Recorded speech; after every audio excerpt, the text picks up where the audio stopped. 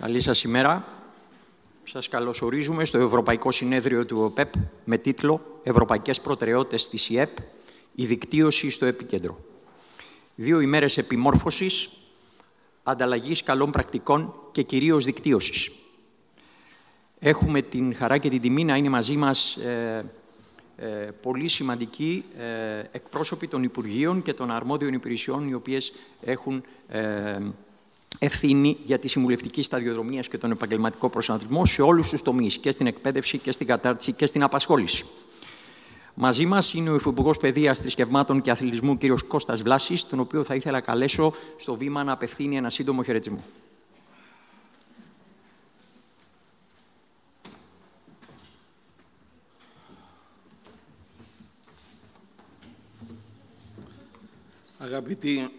Αγαπητή Γενική Γραμματέα, κυρία Διευθύνουσα, αγαπητή Γεωργία, αγαπητέ κύριε Πρόεδρε, κυρία Διοικήτρια, αξιότιμες κυρίες και κύριοι. Νομίζω εδώ πρέπει να είμαστε πιο χαμηλά, δεν ξέρω, είναι περίεργο αυτό το τέτοιο. Λοιπόν, με ιδιαίτερη χαρά βρίσκομαι σήμερα εδώ για αυτή την πολύ αξιόλογη πρωτοβουλία του ΕΟΠΕΠ, σε αυτό το Ευρωπαϊκό Συνέδριο που είναι αφιερωμένο στην συμβουλευτική και στον επαγγελματικό προσανατολισμό, θεσμούς που βρίσκονται στον πυρήνα της εκπαιδευτικής και κοινωνικής πολιτικής, αλλά και στην καρδιά της ανθρώπινης ανάπτυξης. Σε μια εποχή ραγδαίων αλλαγών, όπου η τεχνολογία, κυρίως μέσω της ανάπτυξης της τεχνητής νοημοσύνης, η πράσινη μετάβαση και οι νέες μορφές εργασίας επαναπροσδιορίζουν το τοπίο της απασχόλησης, η ανάγκη για επαγγελματική καθοδήγηση καθίσταται πιο σημαντική από ποτέ. Ο επαγγελματικός προσανατολισμός δεν αφορά μόνο τη στιγμή της πρώτης επιλογής του επαγγέλματος. Είναι μια διαρκής διαδικασία αυτογνωσίας, προσαρμογής και εξέλιξης που συνοδεύει τον άνθρωπο σε όλη τη διάρκεια της ζωής του. Ιδιαίτερη θέση σε αυτό το πλαίσιο κατέχει η επαγγελματική εκπαίδευση και κατάρτιση. Πρόκειται για έναν δυναμικό τομέα που συνδέει την εκπαίδευση με την παραγωγή, την εκμάθηση με την πράξη, τη γνώση με τις πραγματικές ανάγκες της αγοράς εργασίας. Η ΕΕΚ δεν αποτελεί δεύτερη επιλογή, αλλά μια ισότιμη, σύγχρονη και ευέλικτη διαδρομή προς την επαγγελματική επιτυχία, που παρέχει δεξιότητες υψηλής ζήτησης και ανοίγει δρόμους τόσο για την απασχόληση, όσο και για τη συνεχή εξέλιξη. Για τους μαθητές, η επαγγελματική εκπαίδευση αποτελεί τη δυνατότητα να ανακαλύψουν έγκαιρα τις κλίσεις και τα ενδιαφέροντά τους, να αποκτήσουν εμπειρίες και να οικοδομήσουν μια σταθερή βάση για το μέλλον τους. Για τους ενήλικες, αποτελεί ένα πολύτιμο εργαλείο επανεκκίνησης και αναπροσανατολισμού, δίνοντας τη δυνατότητα για αναβάθμιση δεξιοτήτων ή αλλαγή καριέρας μέσα από προγράμματα ευέλικτα, προσαρμοσμένα στις ανάγκες της σύγχρονης εποχής. Ο ρόλος της συμβουλευτικής είναι να εμπνέει, να καθοδηγεί, να ενδυναμώνει κάθε άτομο στο να κάνει συνειδητές επιλογές, να βλέπει τις ευκαιρίες πίσω από τις προκλήσεις και να οικοδομεί τη δική του μοναδική διαδρομή στη ζωή και στην εργασία. Ας συνεχίσουμε λοιπόν να συνεργαζόμαστε, να καινοτομούμε, να ενισχύουμε τις δομές και τις πολιτικές που προωθούν μια κουλτούρα διαβίου επαγγελματικού προσανατολισμού και μάθησης με πυρήνα τον άνθρωπο και το μέλλον του.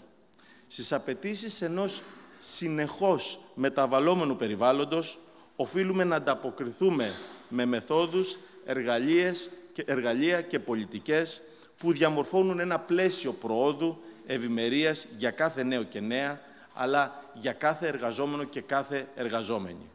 Ως εκ τούτου, είναι επιβεβλημένη η ανάγκη να επενδύουμε στο ανθρώπινο δυναμικό, στους ανθρώπους που καλούνται να φέρουν εις πέρας και να εξελίξουν αυτό το σημαντικό έργο.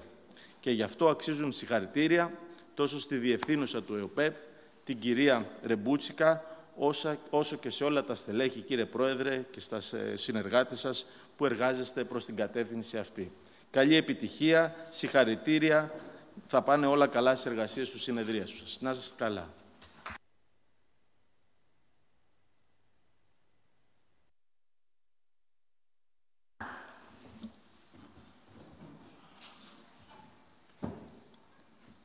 Ευχαριστούμε πολύ τον Υφυπουργό Παιδείας, γιατί έθεσε, νομίζω, την ουσία της συμβουλευτικής θεομοίας, που είναι η διαβίου διάσταση. Ότι δηλαδή καλύπτει όλες τις ηλικίες και τους ρόλους που αναλαμβάνουμε όλοι στη ζωή μας. Σειρά στους χαιρετισμούς έχει η κυρία Όλγα Καφετζοπούλου, Γενική Γραμματέας Επαγγελματικής Εκπαίδευσης και Κατάρτισης και Διαβίου Μάθησης. Σας καλώ στο βήμα, κύριε Καφετζοπούλου, για ένα σύντομο χαιρετισμό. Σας ευχαριστώ.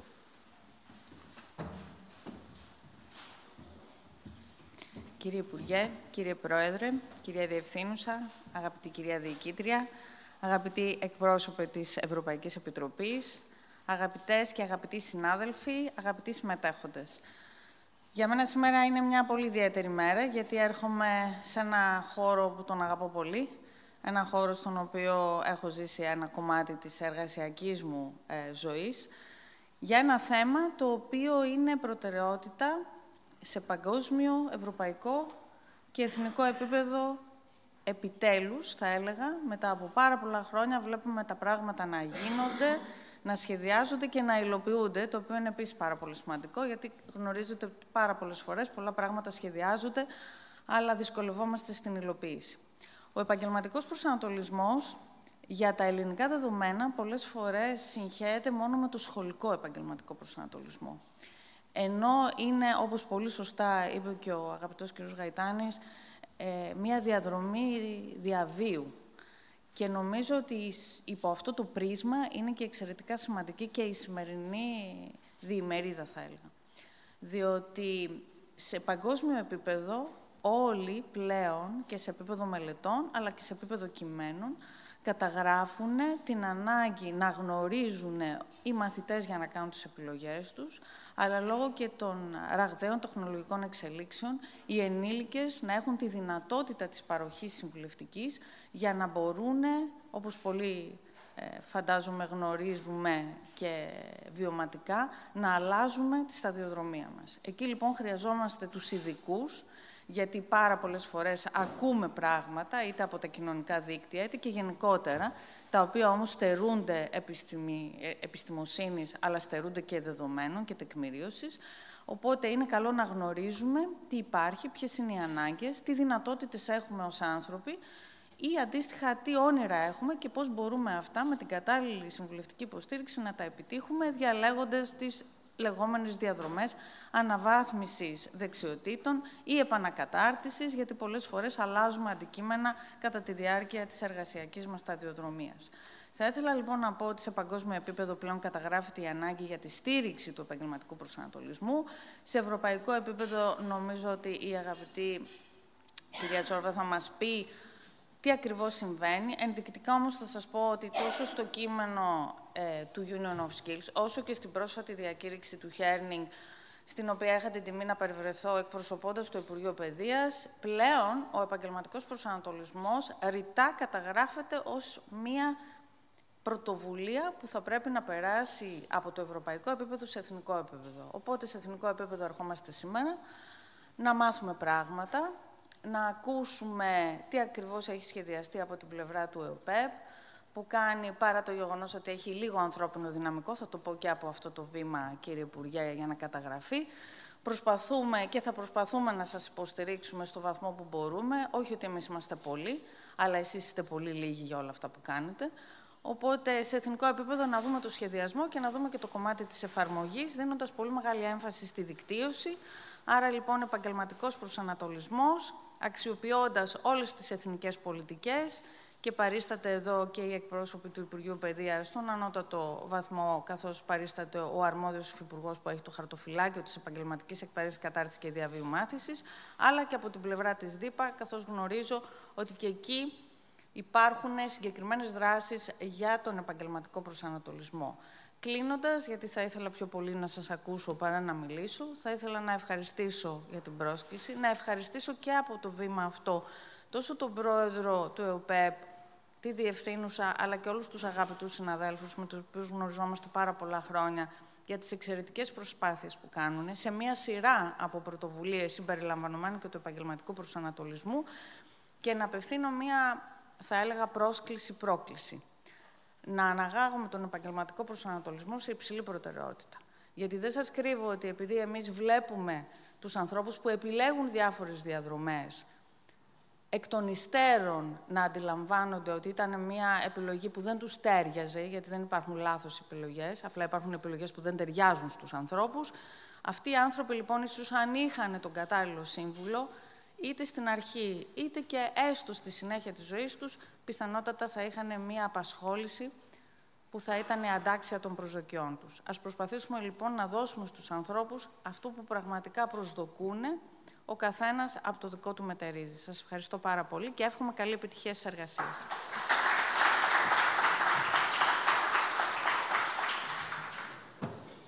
Ευχαριστούμε πολύ, κύριε Καφετζοπούλου. Ήταν πολύ ουσιαστικά όσα μας είπατε. Διαβίου μάθηση και διαβίου ΣΥΕΠ, λοιπόν, δύο παράλληλοι δρόμοι, οι οποίοι όμως συναντώνται και πρέπει να συναντώνται καθ' όλη τη διάρκεια της ζωής μας. Άλλωστε, η επαγγελματική εκπαίδευση και κατάρτιση και η απόφοιτη επαγγελματική εκπαίδευση και κατάρτιση θα έχουν τη μεγαλύτερη ζήτηση, αυτό λένε όλες οι έρευνες και οι στατιστικές της Ευρωπαϊκής Ένωσης τα επόμενα χρόνια. Σειρά για να απευθύνει χαιρετισμό έχει η κυρία Γιάννα Χορμόβα, διοικήτρια της Δημόσιας Υπηρεσίας Απασχόλησης.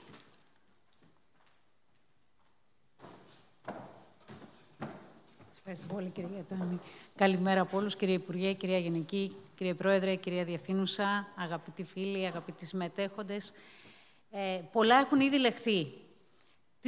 Πού βρισκόμαστε σήμερα και ποιες είναι οι μεγάλες προκλήσεις. Επαγγελματικός προσανατολισμός, συμβουλευτική, να βρει ο καθένας το δρόμο του.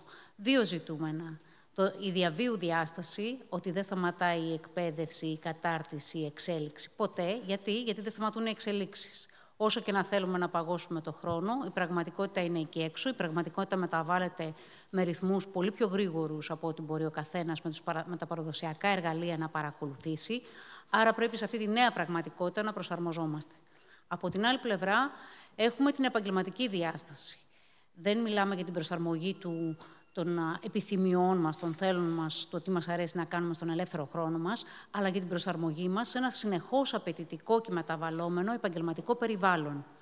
Και αυτό όλο σε σχέση και με την τεχνική επαγγελματική εκπαίδευση, αλλά και σε σχέση με τις νέες τεχνολογίες και με την τεχνητή νοημοσύνη που έρχεται να βάλει ένα νέο κανόνα στη ζωή μας. Ένα κανόνα που λέει ότι η τεχνητή νοημοσύνη μπορεί να μην απειλεί τις δουλειές μας, το επάγγελμά μας, το τι έχουμε μάθει να κάνουμε. Απειλεί όμως σίγουρα όποιον δεν θέλει να ασχοληθεί μαζί της, όποιον δεν θέλει να ασχοληθεί με αυτή τη νέα πραγματικότητα.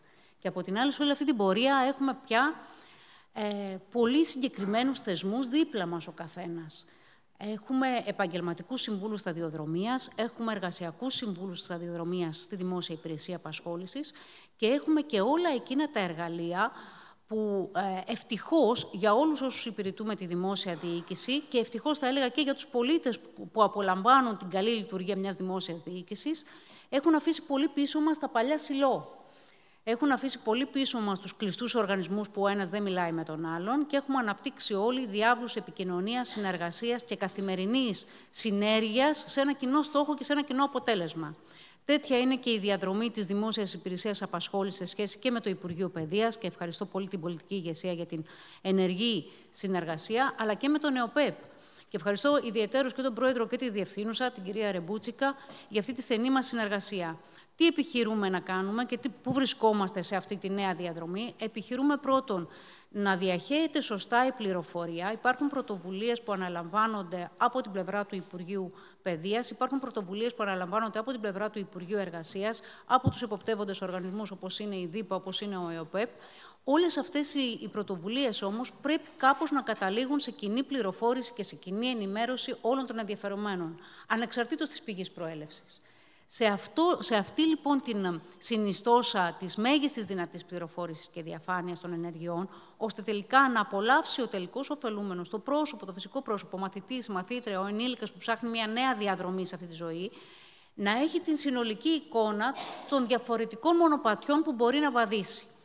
Προφανώς και στη ΣΕΙΠ, στη συμβουλευτική, που είναι ένα φοβερό εργαλείο που συνοδεύει όλους μας στη ζωή μας, Δεν ζητείτε από κανένα να είναι υπεράνθρωπος και να κατέχει το σύνολο της πληροφορίας. Ζητείτε όμως να γνωρίζουμε πού απευθυνόμαστε για να πληροφορηθούμε. Πού συμβουλευόμαστε, ποια εργαλεία χρησιμοποιούμε, ποια εργαλεία είναι εκεί έξω στη διάθεσή μας. Σε αυτό λοιπόν νομίζω ότι εκδηλώσεις όπως η σημερινή διημερίδα και η αυριανή, συνέργειες όπως αυτές που έχουμε αναπτύξει τα τελευταία χρόνια, μόνο θετικά βήματα προσθέτουν και καταλήγουν τελικά στο να μπορέσουμε από αυτούς τους διάβλους συνεργασίας να ξέρουμε τα σωστά σημεία πληροφόρησης, να τροφοδοτούμε τον κόσμο και τα στελέχη μας, αλλά και τους συμβούλους σταδιοδρομίας που βρίσκονται σε όλη τη χώρα με τη σωστή πληροφόρηση, ώστε κατ' επέκταση να μπορούν να συνοδεύουν τον κάθε έναν, ανεξαρτήτως της φάσης της ζωής στην οποία βρίσκεται, ώστε να βρει τη θέση του στην αγορά εργασίας. Γιατί στο τέλος της ημέρας οι παλιές ερωτήσεις του τύπου «Τι επάγγελμα κάνεις» δεν έχουν σχέση με τη σημερινή εποχή. Στη σημερινή εποχή κάποιος δεν παντρεύεται ένα επάγγελμα και το αφήνει στη συνταξιοδότηση. Αλλάζει επαγγελματικές διαδρομές πολλές φορές αυτή τη ζωή και κάθε του νέα διαδρομή έρχεται να του προσθέσει μια νέα δεξιότητα, ένα νέο λιθαράκι σε αυτό που μπορεί να κάνει και να τον εξελίξει σε ένα επόμενο βήμα. Σε αυτή την κατεύθυνση και με τα νέα εργαλεία που έχουμε της κατάρτισης και επανακατάρτισης, το πολύ γνωστό μας reskilling και upskilling σε όλους μας, έρχονται να μας θωρακίσουν για μια καλύτερη επαγγελματική θέση. Όχι να μας θωρακίσουν σε σχέση με κάτι που δεν ξέραμε στον παραδοσιακό μας επάγγελμα και από το οποίο τελικά θα συνταξιοδοτηθούμε, αλλά να μας ανοίξουν αυτό το πλήθος των πολλαπλών διαδρομών και να νιώθουμε δυνατοί να ακολουθήσουμε όποια δυνατή διαδρομή αποφασίσουμε. Επομένως, εγώ με αυτό θα κλείσω, ότι είμαστε εδώ πιο πολύ για να δηλώσουμε ότι θα συνεχίσουμε να στηρίζουμε αυτές τις συμπράξεις και τις συνεργασίες, γιατί μόνο μέσα από τη σύμπραξη, τη συνεργασία και τη συνένωση δυνάμεων μπορούμε να πάμε όλοι πιο κάτω και θα προσπαθήσουμε να είμαστε αρρωγοί σε κάθε έναν, σε κάθε μία που προσπαθεί να βρει τη διαδρομή που της αξίζει περισσότερο. Σας ευχαριστώ πολύ και καλή επιτυχία στις εργασίες.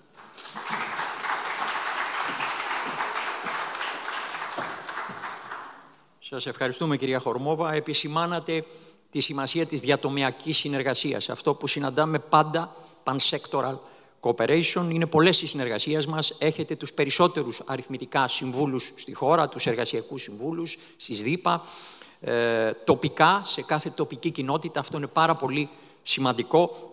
Αλλά και θα δούμε αυτές τις 2 μέρες πώς πραγματικά τα εργαλεία της συμβουλευτικής σταδιοδρομίας στον τομέα της απασχόλησης συνεργάζονται άμεσα με τα εργαλεία συμβουλευτικής σταδιοδρομίας σε άλλους τομείς. Ένα παράδειγμα θα το δούμε EURES και Europass, πώς συνεργάζονται αυτές οι 2 πύλες, αυτά τα 2 εργαλεία.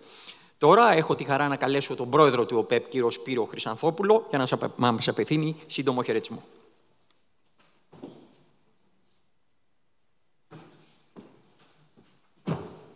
Καλημέρα, κύριε Υπουργέ, κυρία Γενική, κυρία Διοικήτρια. Σας ευχαριστούμε ιδιαίτερα για την παρουσία σας. Αποτελεί μεγάλη χαρά και τιμή να παρευρίσκεστε στο συνέδριο που διοργανώνουμε, στο διήμερο συνέδριο, με τίτλο «Η διασύνδεση στο επίκεντρο, η δικτύωση στο επίκεντρο». Είναι για μας πολύ μεγάλη χαρά και τιμή να αναδεικνύουμε με αυτό το συνέδριο τη σημασία που έχει η συμβουλευτική επαγγελματικού προσανατολισμού. Ακούγοντας τις προηγούμενες τοποθετήσεις, θα μπω και εγώ έτσι στον πειρασμό να κάνω ένα flashback πώς έχει εξελιχθεί η συμβουλευτική τις τελευταίες 2-3 δεκαετίες. Θυμάμαι στα δικά μου σχολικά χρόνια, ήταν μια πολύ περιορισμένη διαδικασία, μια πολύ στενή διαδικασία που τι έκανε, ουσιαστικά σου έδινε μια παράθεση επαγγελματικών επιλογών. Νομίζω 2-3 δεκαετίες αργότερα οι συμβουλευτικοί έχουν όλοι αναγνωρίσει την εξαιρετική σημασία που μπορεί να έχει. Σε πρώιμη ηλικία, πάλι σε πρώιμη σχολική ηλικία, αποτελεί μια συντονισμένη και πρέπει να αποτελεί μια συντονισμένη και συστηματική προσπάθεια για να επιτύχει το παιδί να αποκτήσει την αυτογνωσία του και θα έλεγα και μια θετική αυτοαντίληψη. Σε δεύτερο επίπεδο, πάντα λέμε στα παιδιά να κάνετε τις επιλογές που σας ταιριάζουν. Δεν μπορεί να γίνει αυτό αν δεν ξέρουν τον εαυτό τους, πρώτον, και δεύτερον, αν δεν ξέρουν Πολύ σημαντικό επίσης όλες τις διαθέσιμες επιλογές. Διότι αν διαλέγεις ανάμεσα σε ένα pool περιορισμένο, ανάμεσα σε περιορισμένες επιλογές και δεν έρθει κάποιος σύμβουλος να σου αναδείξει όλες τις επιλογές που έχεις στη διάθεσή σου, είναι πολύ πιθανό να βρεις κάτι που δεν σου είναι ταιριαστό. Και σε ευρύτερο επίπεδο όμως, νομίζω ότι πλέον η συμβουλευτική, ενώ παλιά λέγαμε να πας σε κάποιον σύμβουλο ή να κάνεις μια συνεδρία για να δεις το επάγγελμα που σου ταιριάζει, νομίζω ότι σήμερα, σε κάθε περίπτωση, ακόμη και αν μείνει σταθερό σε έναν επαγγελματικό προσανατολισμό, γιατί πολλοί άνθρωποι που μπαίνουν σήμερα στον εργασιακό βίο θα αλλάξουν πολλά επαγγέλματα. Σίγουρα όμως, αν δεν αλλάξουν πολλά επαγγέλματα, θα αλλάξουν πολλά εργασιακά περιβάλλοντα. Σε κάθε περίπτωση, λοιπόν, η ΣΥΕΠ πρέπει να πηγαίνει χέρι με χέρι με τη διαβίου μάθηση και την συνεχιζόμενη επαγγελματική κατάρτιση. Για να επιτύχουμε δύο στόχους. Γιατί τα κάνουμε όλα αυτά. Για να επιτύχουμε δύο στόχους. Πρώτον, γιατί δεν θα πω μια επιτυχημένη επαγγελματική σταδιοδρομία, θα πω όμως μια ταιριαστή επαγγελματική σταδιοδρομία. Έχει πάρα πολλά σημαντικά ωφέλη για την προσωπική ολοκλήρωση του ατόμου. Για να ολοκληρώσει και μέσω του επαγγέλματός του την προσωπικότητά του. Αλλά και σε ευρύτερο, σε κοινωνικό, σε συλλογικό επίπεδο, δεν υπάρχει άλλος δρόμος για να επιτύχουμε την οικονομική ανάπτυξη, για να επιτύχουμε την πολύ σημαντική σύζευξη στην αγορά εργασίας ανάμεσα στην προσφορά και τη ζήτηση, για να μπορέσουμε να επιτύχουμε ακόμη και την κοινωνική συνοχή. Εμείς εδώ στο ΝΕΟΠΕΠ είμαστε πάρα πολύ περήφανοι που είμαστε το Εθνικό Κέντρο για μια σειρά από ευρωπαϊκά δίκτυα, τα οποία ενισχύουν σημαντικά την επαγγελματική κινητικότητα, τη διαφάνεια στα επαγγελματικά προσόντα, που ενισχύουν τη διασύνδεση στην αγορά εργασίας. Και για να κλείσω έτσι σύντομα, ευελπιστώ ότι και αυτό το διήμερο συνέδριο όχι θα αναδείξει τη σημασία της ΣΥΕΠ, νομίζω ότι αυτό πλέον το έχουμε κατακτήσει, αλλά θα παρουσιάσει βέλτιστες πρακτικές, θα παρουσιάσει δράσεις, θα παρουσιάσει πολιτικές και εργαλεία, τα οποία μπορούμε να τα χρησιμοποιήσουμε, προκειμένου και στην πράξη να μπορέσουμε να ενισχύσουμε τον πολύ σημαντικό ρόλο και τις παρεχόμενες υπηρεσίες ΣΥΕΠ. Με αυτά τα λίγα λόγια σας ευχαριστώ και να καλέσω τη Διευθύνουσα ή θα το κάνεις εσύ, Δημήτρη? Να, Διευθύνουσα.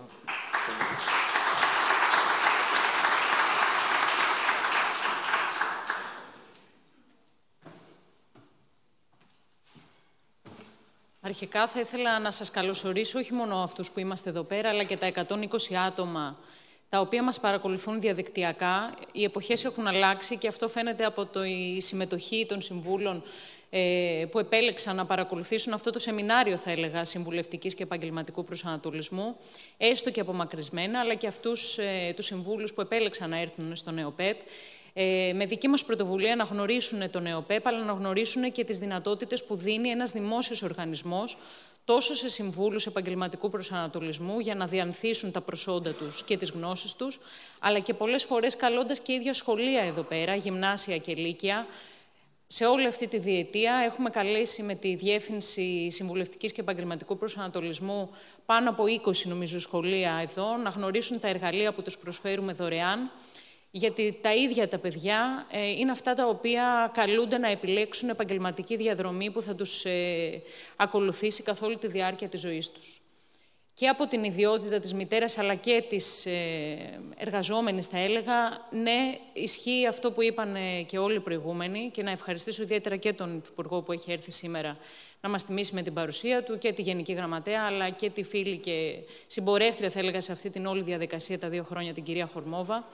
Να πω ότι πολλές φορές, ναι, έχουμε αλλάξει επάγγελμα, αλλά και πολλές φορές και εμείς οι ίδιοι γονείς κοιτάμε πώς θα εμπλουτίσουμε τα παιδιά μας και πώς θα τα υποστηρίξουμε να αποκτήσουν πρόσθετες δεξιότητες. Γιατί για μας δεν είναι το θέμα το τι επάγγελμα θα επιλέξουν, αλλά το τι δεξιότητες θα αναπτύξουν, και η ίδια ως μαμά, έτσι, φροντίζω να βρίσκω τις κλίσεις και τα ταλέντα που μπορεί να έχει το παιδί μου, για να το συμβουλεύσω καθ' όλη τη διάρκεια της ζωής του στο τι επάγγελμα μπορεί να επιλέξει να ξεκινήσει την επαγγελματική του διαδρομή, αλλά και πώς θα συμπορευτεί αργότερα με όλες τις εξελίξεις. Γι' αυτό λοιπόν αυτά τα 2 χρόνια και, θα έλεγα, στο ΝΕΟΠΕΠ, 2,5 πλέον, φροντίσαμε να εστιάσουμε σε αυτή τη διεύθυνση, στη Διεύθυνση Επαγγελματικού Προσανατολισμού, και να τρέξουμε προγράμματα Erasmus+ που έχουμε με τον καλύτερο και πιο επικερδή, θα έλεγα, τρόπο για τους ωφελούμενους. Και ποιοι είναι οι ωφελούμενοι? Είναι όλες οι κατηγορίες ηλικιακές, από μικρά παιδιά μέχρι και ανέργους.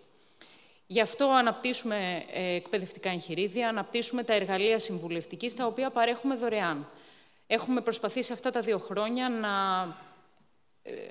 όχι μόνο να φέρουμε έτσι σε ένα πιο ενδιαφέρον επίπεδο τόσο τα site μας, αλλά και τα εργαλεία που παρέχουμε για να τα αξιοποιούν τόσο οι σύμβουλοι, αλλά τόσο και οι ίδιοι γονείς. Δηλαδή, πολλοί γονείς δεν γνωρίζουν ότι μπορούν να μπουν στο site του ΕΟΠΕΠ και να κατεβάσουν δωρεάν τεστ, με τα οποία μπορούν να υποστηρίξουν και οι ίδιοι τα παιδιά τους, αλλά και οι σύμβουλοι στους οποίους μπορούν να απευθυνθούν. Και υποστηρίζω και τονίζω μάλλον για ακόμα μια φορά ότι τα εργαλεία μας αυτά είναι δωρεάν. Και δεν θα πρέπει να ψάχνουμε πολλές φορές, να βρίσκουμε συμβούλους ή εργαλεία, τα οποία μπορεί και οι ίδιοι οι γονείς να τα αξιοποιούμε ακόμα και από το σπίτι μας. Έχουμε όμως καταβάλει μεγάλη προσπάθεια να εμπλουτίσουμε μητρώα συμβούλων και μητρώα συμβούλων απευθείας που έχουν επιστοποιηθεί, όπως το Μητρό Α, το οποίο ξεκίνησε με 50 άτομα και έχει ξεπεράσει πλέον τα 500. Θα κάνουμε εξετάσεις και είμαι πολύ χαρούμενη που μπορώ πλέον να είμαι σίγουρη γι' αυτό, για πάνω από 5-6 χιλιάδες άτομα, από φοιτούς σχολών, οι οποίοι ανέμεναν την πιστοποίησή τους για να ενταχθούν στο Μητρό Α, αλλά προετοιμάζουμε και τράπεζες θεμάτων για να μπορέσουμε να κάνουμε εξετάσεις πιστοποίησης, ένα κομμάτι το οποίο έχει απασχολήσει τον ΕΟΠΕΠ και ένα κομμάτι στο οποίο έχουμε δώσει ιδιαίτερη σημασία. Κλείνοντας και για να μην κουράσω, θα πω ότι αυτές οι 2 μέρες είναι μέρες στις οποίες μπορούμε και οι συνεργάτες, θα έλεγα, εδώ της Διεύθυνσης, να παρουσιάσουν ό,τι έχουμε κάνει αυτά τα 2 χρόνια και γιατί όχι, σε όλη αυτή τη διαδραστική πορεία των 2 ημερών, να ακούσουμε και τις απόψεις των συμβούλων και να έχουμε και ένα feedback στο πώς μπορούμε και εμείς να διορθωθούμε, αλλά και το τι εργαλεία θα ήταν χρήσιμα να αναπτύξουμε μέχρι και το κλείσιμο του Εράσμους, αλλά και πιθανότατα τι εργαλεία μπορούμε να προτείνουμε για τη νέα προγραμματική του 2026. Οπότε θα έλεγα, Δημήτρη, να δίνουμε και το λόγο και στους εξαποστάσεως συμμετέχοντες και στο τέλος να παρουσιάσουμε όλο αυτό το feedback που θα αποκομίσουμε αυτές τις 2 μέρες.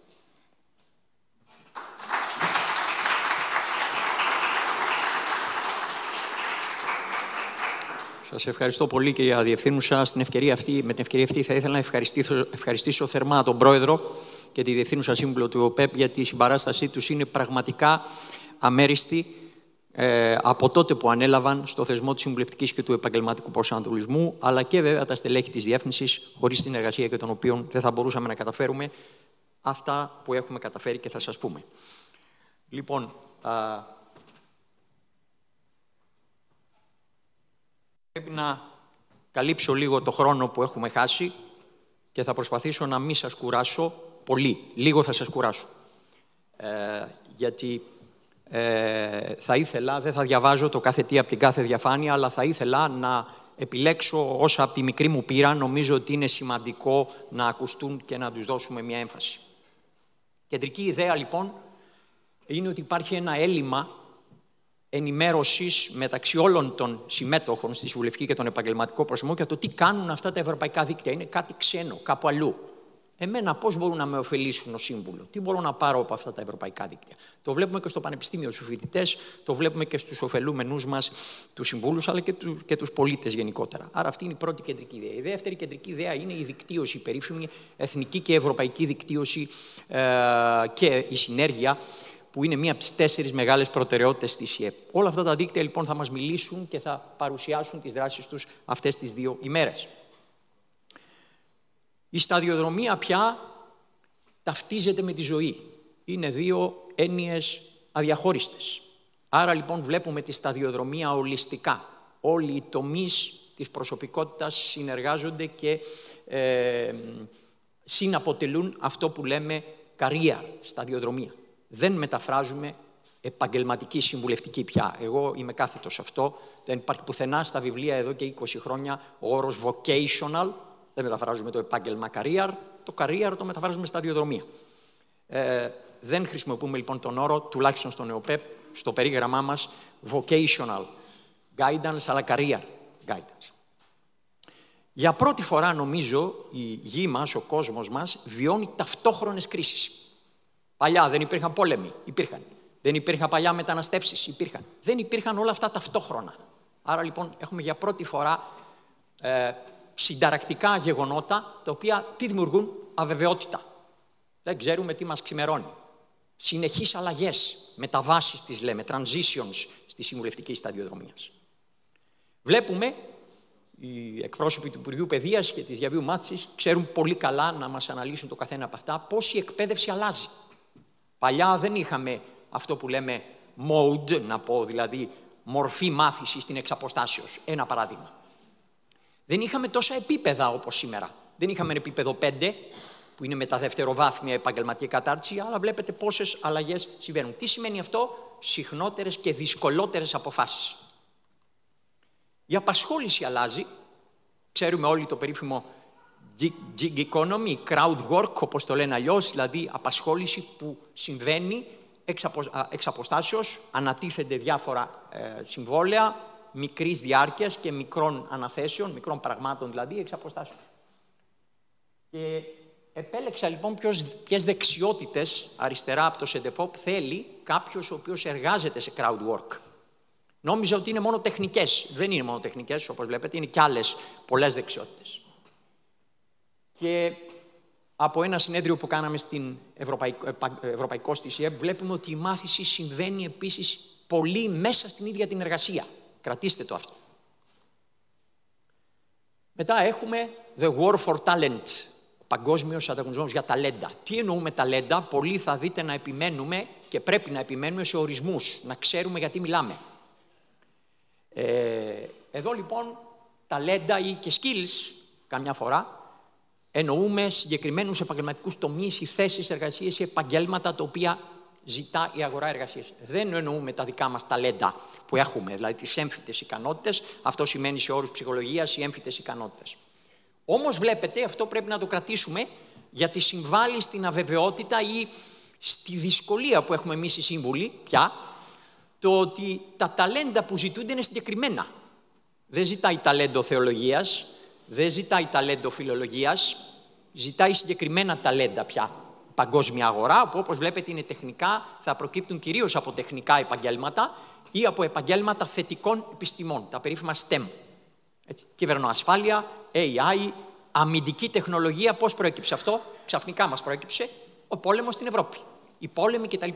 Defense technology, ξαφνικά πάνω. Έτσι φτάνουμε λοιπόν στο περίφημο skills gap, χάσμα δεξιοτήτων. Όλοι ξέρουμε τι είναι, δεν θα το αναλύσω, αλλά θέλω λίγο να μας βάλω σε αυτή τον αναστοχασμό. Πού οφείλεται? Σε μη κατάλληλες δεξιότητες, θα μας τα πει η κυρία Τσούρβα, όλα τα επίπεδα εκπαίδευσης φαίνεται να μην δίνουν τις κατάλληλες δεξιότητες στην αγορά. Όλα. Και η τριτοβάθμια. Μήπως δεν οφείλεται στο ότι τα συστήματα εκπαίδευσης κάπου πάσχουν, αλλά σε μη κατάλληλη συνάντηση. Τι σημαίνει συνάντηση? Πληροφόρηση, συμβουλευτική κτλ. Ή φταίνε άλλα πράγματα, όπως έλεγε ο Σουλτάνα, δομικά προβλήματα της οικονομίας. Δεν μπορεί να απαιτήσει από μια χώρα γεωργική να σου κάνει αμυντική τεχνολογία την άλλη μέρα. Πρέπει λίγο να βλέπεις και την αγορά και την οικονομία, μέσα η οποία εξελίσσει τα επαγγέλματα και επομένως και όλα τα υπόλοιπα. Ακούσαμε πριν από ένα μήνα λιγότερο στην Ολλανδία κάτι που ξέραμε, ότι τα πτυχία θα διαβάζονται από μηχανές και η διαπίστευσή τους, τα περίφημα digital credentials, θα γίνεται από μηχανές, δεν θα περνάει από μάτι, αλλά και ότι το matching θα γίνεται από AI. Θα μας πει, θεωρώ, για το νέο Smart Europass, Smart CV, η κυρία Καμακάρη. Άρα λοιπόν, αντί να κάνουμε αυτό που έκανα παλιά στο γραφείο διασύνδεσης, έπαιρνα το CV και έπαιρνα και τη θέση και με το μάτι προσπαθούσα να δω, θα γίνεται πια από AI. Ποιες είναι οι μεγάλες ομάδες στόχου που αναδύονται κυρίως στη συμβουλευτική? Πρώτα-πρώτα έχουμε τους νέους, γιατί start early, ξεκίνα νωρίς. Οι νέοι λοιπόν εμφανίζουν σχολική διαρροή, ανεξήγητη με διάφορες έννοιες, και εκεί χωράνε περισσότερες μελέτες, όπου βέβαια νέες ομάδες στόχου, ευάλωτες ή αν θέλετε ομάδες που μπορεί να μην χαρακτηρίζονται ευάλωτες με την αυστηρή έννοια, παραδείγματος χάρη άτομα σε αγροτικές περιοχές. Βλέπετε, μέχρι τώρα δεν ήταν η ειδική ομάδα στόχου, τώρα αρχίζει να είναι πια. Τα στερεότυπα δεν είναι τα στερεότυπα της οικογένειας πια, αλλά είναι τα στερεότυπα του ίντερνετ και των μέσων κοινωνικής δικτύωσης, τα οποία έχουν όμως φοβερή δύναμη. Γι' αυτό η περσινή μελέτη που βλέπετε από τις αγγλοσαξονικές χώρες, επιμένουν οι νέοι να επιλέγουν μέχρι τα 13 10 δουλειές. 410 είναι οι δουλειές, λέει το ίσκο, αλλά επιλέγουν 10 περίπου. Και μόνο 51% με βάση την γνωστή σας έρευνα PISA λένε ότι έχουν τη δυνατότητα να αξιολογήσουν την ποιότητα των διαδικτυακών πληροφοριών. Άρα λοιπόν μέσα στον κικαιώνα του ίντερνετ δεν μπορούν να αξιολογήσουν τις πληροφορίες. Έχουμε γυράσκον εργατικό δυναμικό, κυρίως στην Ευρωπαϊκή Ήπειρο, που δεν καταρτίζεται αρκετά. Οι ευάλωτες και ειδικές ομάδες είναι μια πάρα πολύ μεγάλη κατηγορία. Μόνο οι μισοί εργάζονται σε σχέση με τον υπόλοιπο γενικό πληθυσμό που εργάζονται 3 στους 4. Και βέβαια εδώ έχουμε παράλληλες επισφάλειες, δηλαδή είμαι και αμαία, έχω και κοινωνικό αποκλεισμό, είμαι και μητέρα μονογονικής οικογένειας κτλ. Είναι πολλές παράλληλες ομάδες μας. Έτσι λοιπόν φτάνουμε στην περίφημη διαβίου μάθηση, ξέρουμε όλοι τι σημαίνει, είναι όλα τα επίπεδα εκπαίδευσης, αλλά είναι όλο και περισσότερο αυτά που αποκτούμε και αυτά που μαθαίνουμε μέσα στην εργασία πια, και βέβαια για άτομα που βρίσκονται σε ηλικία εργασίας, εργάζονται δεν εργάζονται, το περίφημο up και reskilling που ανέφερε νομίζω η κυρία Χορμόβα. Τι ρόλο λοιπόν έχει εκεί η ΣΥΕΠ μέσα στη διαβίου μάθηση? Και η Ευρωπαϊκή Επιτροπή έχει κάνει διάφορες υποστρατηγικές, βλέπετε τα individual learning accounts, ατομικοί λογαριασμοί, τους οποίους θα μπορεί να χρησιμοποιήσουμε, δεν έχουν να κάνουν με το voucher, είναι κάτι άλλο. Αν γνωρίζετε τι είναι το voucher, είναι κάτι άλλο. Εδώ είναι ένας ατομικός λογαριασμός που πιστώνεται σε μένα και μπορώ να το χρησιμοποιήσω όπου κρίνω και όποτε κρίνω για να εκπαιδευτώ κατά τη διάρκεια της ζωής μου. Μια άλλη μεγάλη ευρωπαϊκή στρατηγική είναι η περίφημη Ευρωπαϊκός Χώρος Εκπαίδευσης, European Education Area και European Tertiary Education Area κτλ. Και βλέπετε, είτε μιλάμε για ένταξη και ισότητα των φύλων, είτε για πράσινη και ψηφιακή μετάβαση, είτε γιατί το βάλαμε εκπαίδευση στο κέντρο, τι είναι η ΣΥΕΠ. Παντού η ΣΥΕΠ πιάνει και διευκολύνει και υποστηρίζει όλες τις υποστρατηγικές που έχουν να κάνουν με εκπαίδευση, κατάρτιση, απασχόληση, κοινωνική συνοχή κτλ. Κρατήστε αυτές τις 2 μέρες τη βασική έννοια που θα μας αναλύσει πολύ καλύτερα από μένα ο κ. Παπαϊωάννου, την έννοια των μαθησιακών αποτελεσμάτων. Μαθησιακά αποτελέσματα βρίσκουμε παντού.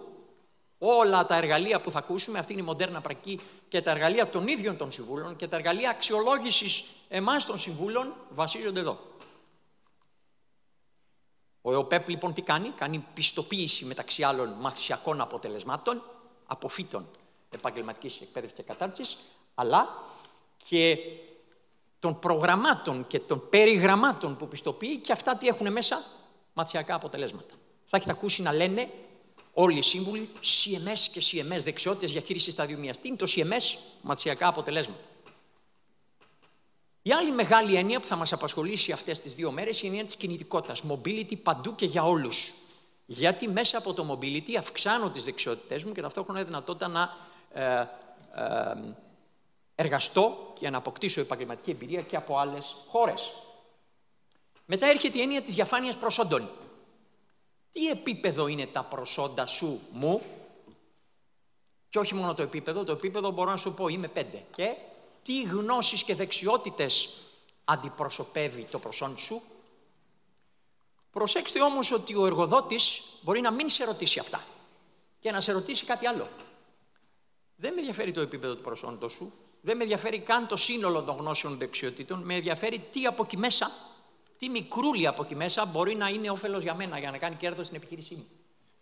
Είδαμε λοιπόν στην Ολλανδία μικροπιστοποιήσεις μέσα στο πτυχίο, και θα μου πει κανείς γιατί το πτυχίο όταν θα του το πας στον Ολλανδό δεν θα καταλάβει. Μπορεί να μην καταλάβει ή μπορεί να μην τον ενδιαφέρει το όλον. Οπότε εκεί μια μικροπιστοποίηση, σας λέω που πάει το μέλλον, μια μικροπιστοποίηση, το ότι ξέρεις και αυτό το ηλεκτρονικό πρόγραμμα, ηλεκτρονικών υπολογιστών, παρότι είσαι γενικά το πτυχίο σου IT specialist, μπορεί να τον ενδιαφέρει περισσότερο. Και αυτό το κομμάτι πρέπει να πιστοποιείται, λέει. Αυτό μου φέρνει στα μυαλό το περίφημα micro-credentials, οι μικροδιαπιστευτήρια, που τι είναι? Διαπιστεύσεις, πιστοποιήσεις μικρών εμπειριών μάθησης. Άρα δεν πιστοποιούμε πια μόνο το προσόν, αλλά και μικρές ολιγοήμερες ενός μήνα μερικών ημερών εμπειρίες μάθησης. Πάμε λοιπόν στο πολύ σημαντικό LMI. Χωρίς αυτό, και εδώ, τι χρειαζόμαστε εδώ? Χρειαζόμαστε αυτούς που παίρνουν την πρωτογενή πληροφόρηση από την εκπαίδευση και την αγορά εργασίας. Κανένα σύμβουλο σταδιοδρομίας, όσο και να διαβάσω, δεν ξέρω τη γνώση του εργοδότη, δεν έχω τη γνώση του εργοδότη και του industry, της βιομηχανίας για τα επαγγέλματα και την αγορά εργασίας. Εκείνοι την έχουν. Τι μου λέει αυτό? Πολύ στενή συνεργασία με τον τομέα της απασχόλησης, πολύ στενή συνεργασία με τους εργοδότες, στα επιμελητήρια και όλους αυτούς τους τομείς. Αλλά αυτό που είναι πληροφορία μπορεί να μην είναι ευκαιρία για σένα. Εκεί λοιπόν πάλι η ΣΥΕΠ για να νοηματοδοτήσει την πληροφορία και να την κάνει προσωπική ευκαιρία για μένα. Το δίκτυο Euroguidance και το δίκτυο Refernet με μια πολύ ωραία συνεργασία κάνανε viral φιδάκι, το αποκαλεί η κυρία Δέδε, γιατί έχει τύχει μια πολύ μεγάλη υποδοχή από τα σχολεία. Με ένα πολύ ωραίο πόστερ εξηγούμε όλες τις διαδρομές και τις δυνατότητες μετάβασης από το ένα εκπαιδευτικό επίπεδο στο άλλο, πάρα πολύ χρήσιμη για τον επαγγελματικό προσανατολισμό. Στοχεύουμε στην άμεση ενοποίηση της παλαιάς Εθνικής Βάσης Εκπαιδευτικών Εφεριών πλοηγώς με το Εθνικό Μητρό Προσόντων, ώστε να αποτελέσουν μια κοινή βάση που θα τροφοδοτεί στο Europass το πεδίο Search for Courses, ψάξε για εκπαιδευτικά προγράμματα, ώστε με ένα σύστημα να παίρνω πληροφορία για το απονεμόμενο προσόν, αλλά και για το πρόγραμμα κατάρτισης. Και βέβαια έχουμε αναπτύξει μια σειρά επαγγελματικών περιγραμμάτων επαγγελματικής εκπαίδευσης και κατάρτισης, ενώ πάνω δεξιά βλέπετε από το Europass μια ειδική σελίδα, όπου μπορεί να δεις τη ζήτηση που έχουν τα 10 πιο ζητούμενα επαγγέλματα σε όλες τις χώρες της Ευρωπαϊκής Ένωσης, ενώ κάτω έχω το μηχανισμό αναζήτησης εργασίας, διάγνωσης αναγκών, του Υπουργείου Εργασίας. Όλα αυτά μεταξύ τους ένα σύμβουλος τα χρησιμοποιεί μαζί, έτσι, δεν χρησιμοποιεί ένα μόνο, όλα μαζί σε συνδυασμό. Ο Ευρωπαϊκός Πυλώνας λοιπόν κοινωνικών δικαιωμάτων μεταξύ των 20 αρχών του λέει ότι κάθε άτομο, προσέξτε, όχι persons, every person, έχει δικαίωμα σε αμερόληπτη ποιοτική διαβίου ΣΥΕΠ. Από αυτό το νεοζηλανδικό πλαίσιο ποιότητας, που το δείχνω γιατί είναι περσινό του 2024, σχολιάζω δύο πράγματα. Πρώτον, αυτοπροσδιοριζόμενη επιτυχία, το ξέραμε. Τι θέλω, εγώ, ας τις άλλους, τι θέλω. Ναι, αλλά κοίτα και σου λέει και ακμάζουσες ταυτότητες. Θέλουμε και συλλογικές ταυτότητες. Η ΣΥΕΠ δεν αγνοεί τη συλλογική ταυτότητα, εντάσσει την ατομική ταυτότητα μέσα στις συλλογικές ταυτότητες. Είδα και κάτι άλλο που μου έκανε εντύπωση. Εγώ ήξερα ότι η sustainability είναι μόνο το future. Είναι και το past. Γιατί αφού ζωή και ΣΥΕΠ είναι μαζί, δεν ενδιαφέρεται η ΣΥΕΠ για την πολιτιστική παράδοση. Δεν ενδιαφέρεται για την ιστορική μνήμη. Άρα και εσύ ΣΥΕΠ πρόσεξε τα παραδοσιακά επαγγέλματα, πρόσεξε την ιστορία σου, πρόσεξε την πολιτιστική σου ταυτότητα. Όλα αυτά ΣΥΕΠ και ζωή μαζί. Και έξω είναι μια νεοζηλανδική συνθήκη που έχουν για την προστασία των δικαιωμάτων των μειονοτήτων, των Μαωρί και ούσο καθεξής, αλλά γιατί είναι έξω? Γιατί χωρίς την ηθική αρχή του έξω δεν γίνονται τα μέσα. Άρα σου λέει, σου τονίζει άλλη μια φορά, ότι οι αξίες είναι στο επίκεντρο. Οφείλουμε πάρα πολλά, βλέπω εδώ τη Φωτεινή τη Βλαχάκη, στο δίκτυο ELGPN, το οποίο ξεκίνησε την πολύ σημαντική δουλειά σε θέματα ποιότητας και προτεραιοτήτων για την οποία δείξαμε. Και νομίζω ότι αργότερα η κυρία Χάρισον θα μας πει πώς το νέο resolution για το career guidance βασίζεται, δεν αγνοεί και στηρίζεται πάνω στις προηγούμενες αρχές που αναπτύξαμε σε αυτό το εγχειρίδιο και συζητήσαμε διαζώσεις στο ELGPN. Πολύπλευρα λοιπόν αποτελέσματα της ΣΥΕΠ. Κοιτάξτε, μαθησιακά, οικονομικά, κοινωνικά, σε πόσους διαφορετικούς τομείς. Και μάλιστα λέμε βραχυπρόθεσμα, μεσοπρόθεσμα, μακροπρόθεσμα. Αλλά για να πετύχουμε αυτά τα αποτελέσματα θέλουμε συγκεκριμένες προτεραιότητες να έχουμε στο μυαλό μας. Θέλουμε access, πολύ καλό access, πρόσβαση σε ΣΥΕΠ. Θέλουμε συνεργασία, συντονισμό, θέλουμε ποιότητα και θέλουμε και να έχουμε τα ματσιακά αποτελέσματα πολύ καλά διακρίνει. Επειδή ένα μόνο στα 4 άτομα χρησιμοποιεί υπηρεσίες ΣΥΕΠ στη ζωή του, συνήθως άτομα με υψηλότερα προσόντα. Ακόμα χειρότερη είναι η συμμετοχή αυτή για ΑΜΕΑ, όπως είπαμε, και για ευάλωτες ομάδες, και μόνο 4 στους 10 ενήλικες έλαβαν ΣΥΕΠ. Ενώ πριν μιλήσαμε για διαβίου ΣΥΕΠ, μόνο 4 στους 10 ενήλικες λένε αυτά τα εγχειρίδια ότι έλαβαν ΣΥΕΠ τα τελευταία 5 χρόνια. Σας βάζω λοιπόν όσο πιο σύντομα μπορώ και στο τι έχουμε κάνει εμείς σαν ΕΟΠΕΠ για αυτά τα πράγματα. Πρώτον, δημιουργήσαμε μια εθνική πύλη διαβίου συμβουλευτικής και επαγγελματικού προσμού, ενοποιώντας τις παλιές πύλες εφήβων και ενηλίκων. Γιατί βλέπουμε ποια ενιαία τη ΣΥΕΠ. Έχει ανακηρυχθεί ως καλή πρακτική στην πύλη Odyssey καλών ψηφιακών πρακτικών για νέους του OECD. Απευθύνεται σε όλες τις ηλικίες και ομάδες τελικών χρηστών. Περιέχει καινοτόμα δωρεάν εργαλεία, όπως είπε η Διευθύνουσα. Έχει 435.000 επισκέψεις από την αρχή της δημιουργίας της και μπορείς να συνδεθείς σε αυτήν και μέσω του gov.gr. Όπως αναφέρατε, Διευθύνουσα, τελευταία, χάρη στην πρωτοβουλία σας, έχουν πάρα πολλοί μαθητές επισκεφθεί, αλλά και εμείς έχουμε επισκεφθεί μια σειρά από εκπαιδευτικά ιδρύματα όλων των επιπέδων και τύπων. Έχουμε πάει και σε ΣΑΕΚ, έχουμε πάει και σε γυμνάσια, έχουμε δεχτεί και γυμνάσια εδώ και ΕΠΑΛ και ΓΕΛ κτλ. Περίπου 1.000 μαθητές μόνο το 2020, από τα μέσα του 24 ως και τα μέσα του 25 περίπου, ενημερώθηκαν για αυτά τα εργαλεία του ΟΠΕΠ, ενώ με επιστολή που εστάλει από το Υπουργείο Παιδείας ενημερώθηκαν για όλα τα εργαλεία του ΕΟΠΕΠ οι διευθυντές όλων των σχολικών μονάδων δευτεροβάθμιας εκπαίδευσης της χώρας. Άρα έφτασε αυτή η πληροφόρηση σε όλους τους διευθυντές των σχολείων δευτεροβάθμιας εκπαίδευσης της χώρας. Σε αυτό το πολύ ωραίο σχήμα που έχει κάνει το NICE, το δίκτυο NICE, μας λέει ότι δείτε δύο απέναντι κυκλάκια, δύο απέναντι κύκλους, είναι οι 5 ρόλοι του ενιαίου θεσμού της ΣΥΕΠ.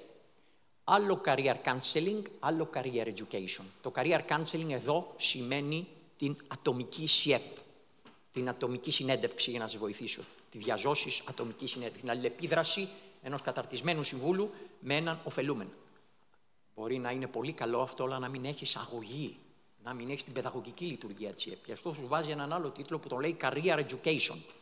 Και αύριο το πρώτο εργαστήριό μας θα είναι σε αυτό το career education. Τι είναι αυτή η αγωγή σταδιοδρομίας, σε τι διαφέρει από το career counseling και τους άλλους 5-4 ρόλους της ΣΥΕΠ και γιατί είναι αναγκαίο να ξεκινάει νωρίς και να γίνεται σε όλους τους μαθητές.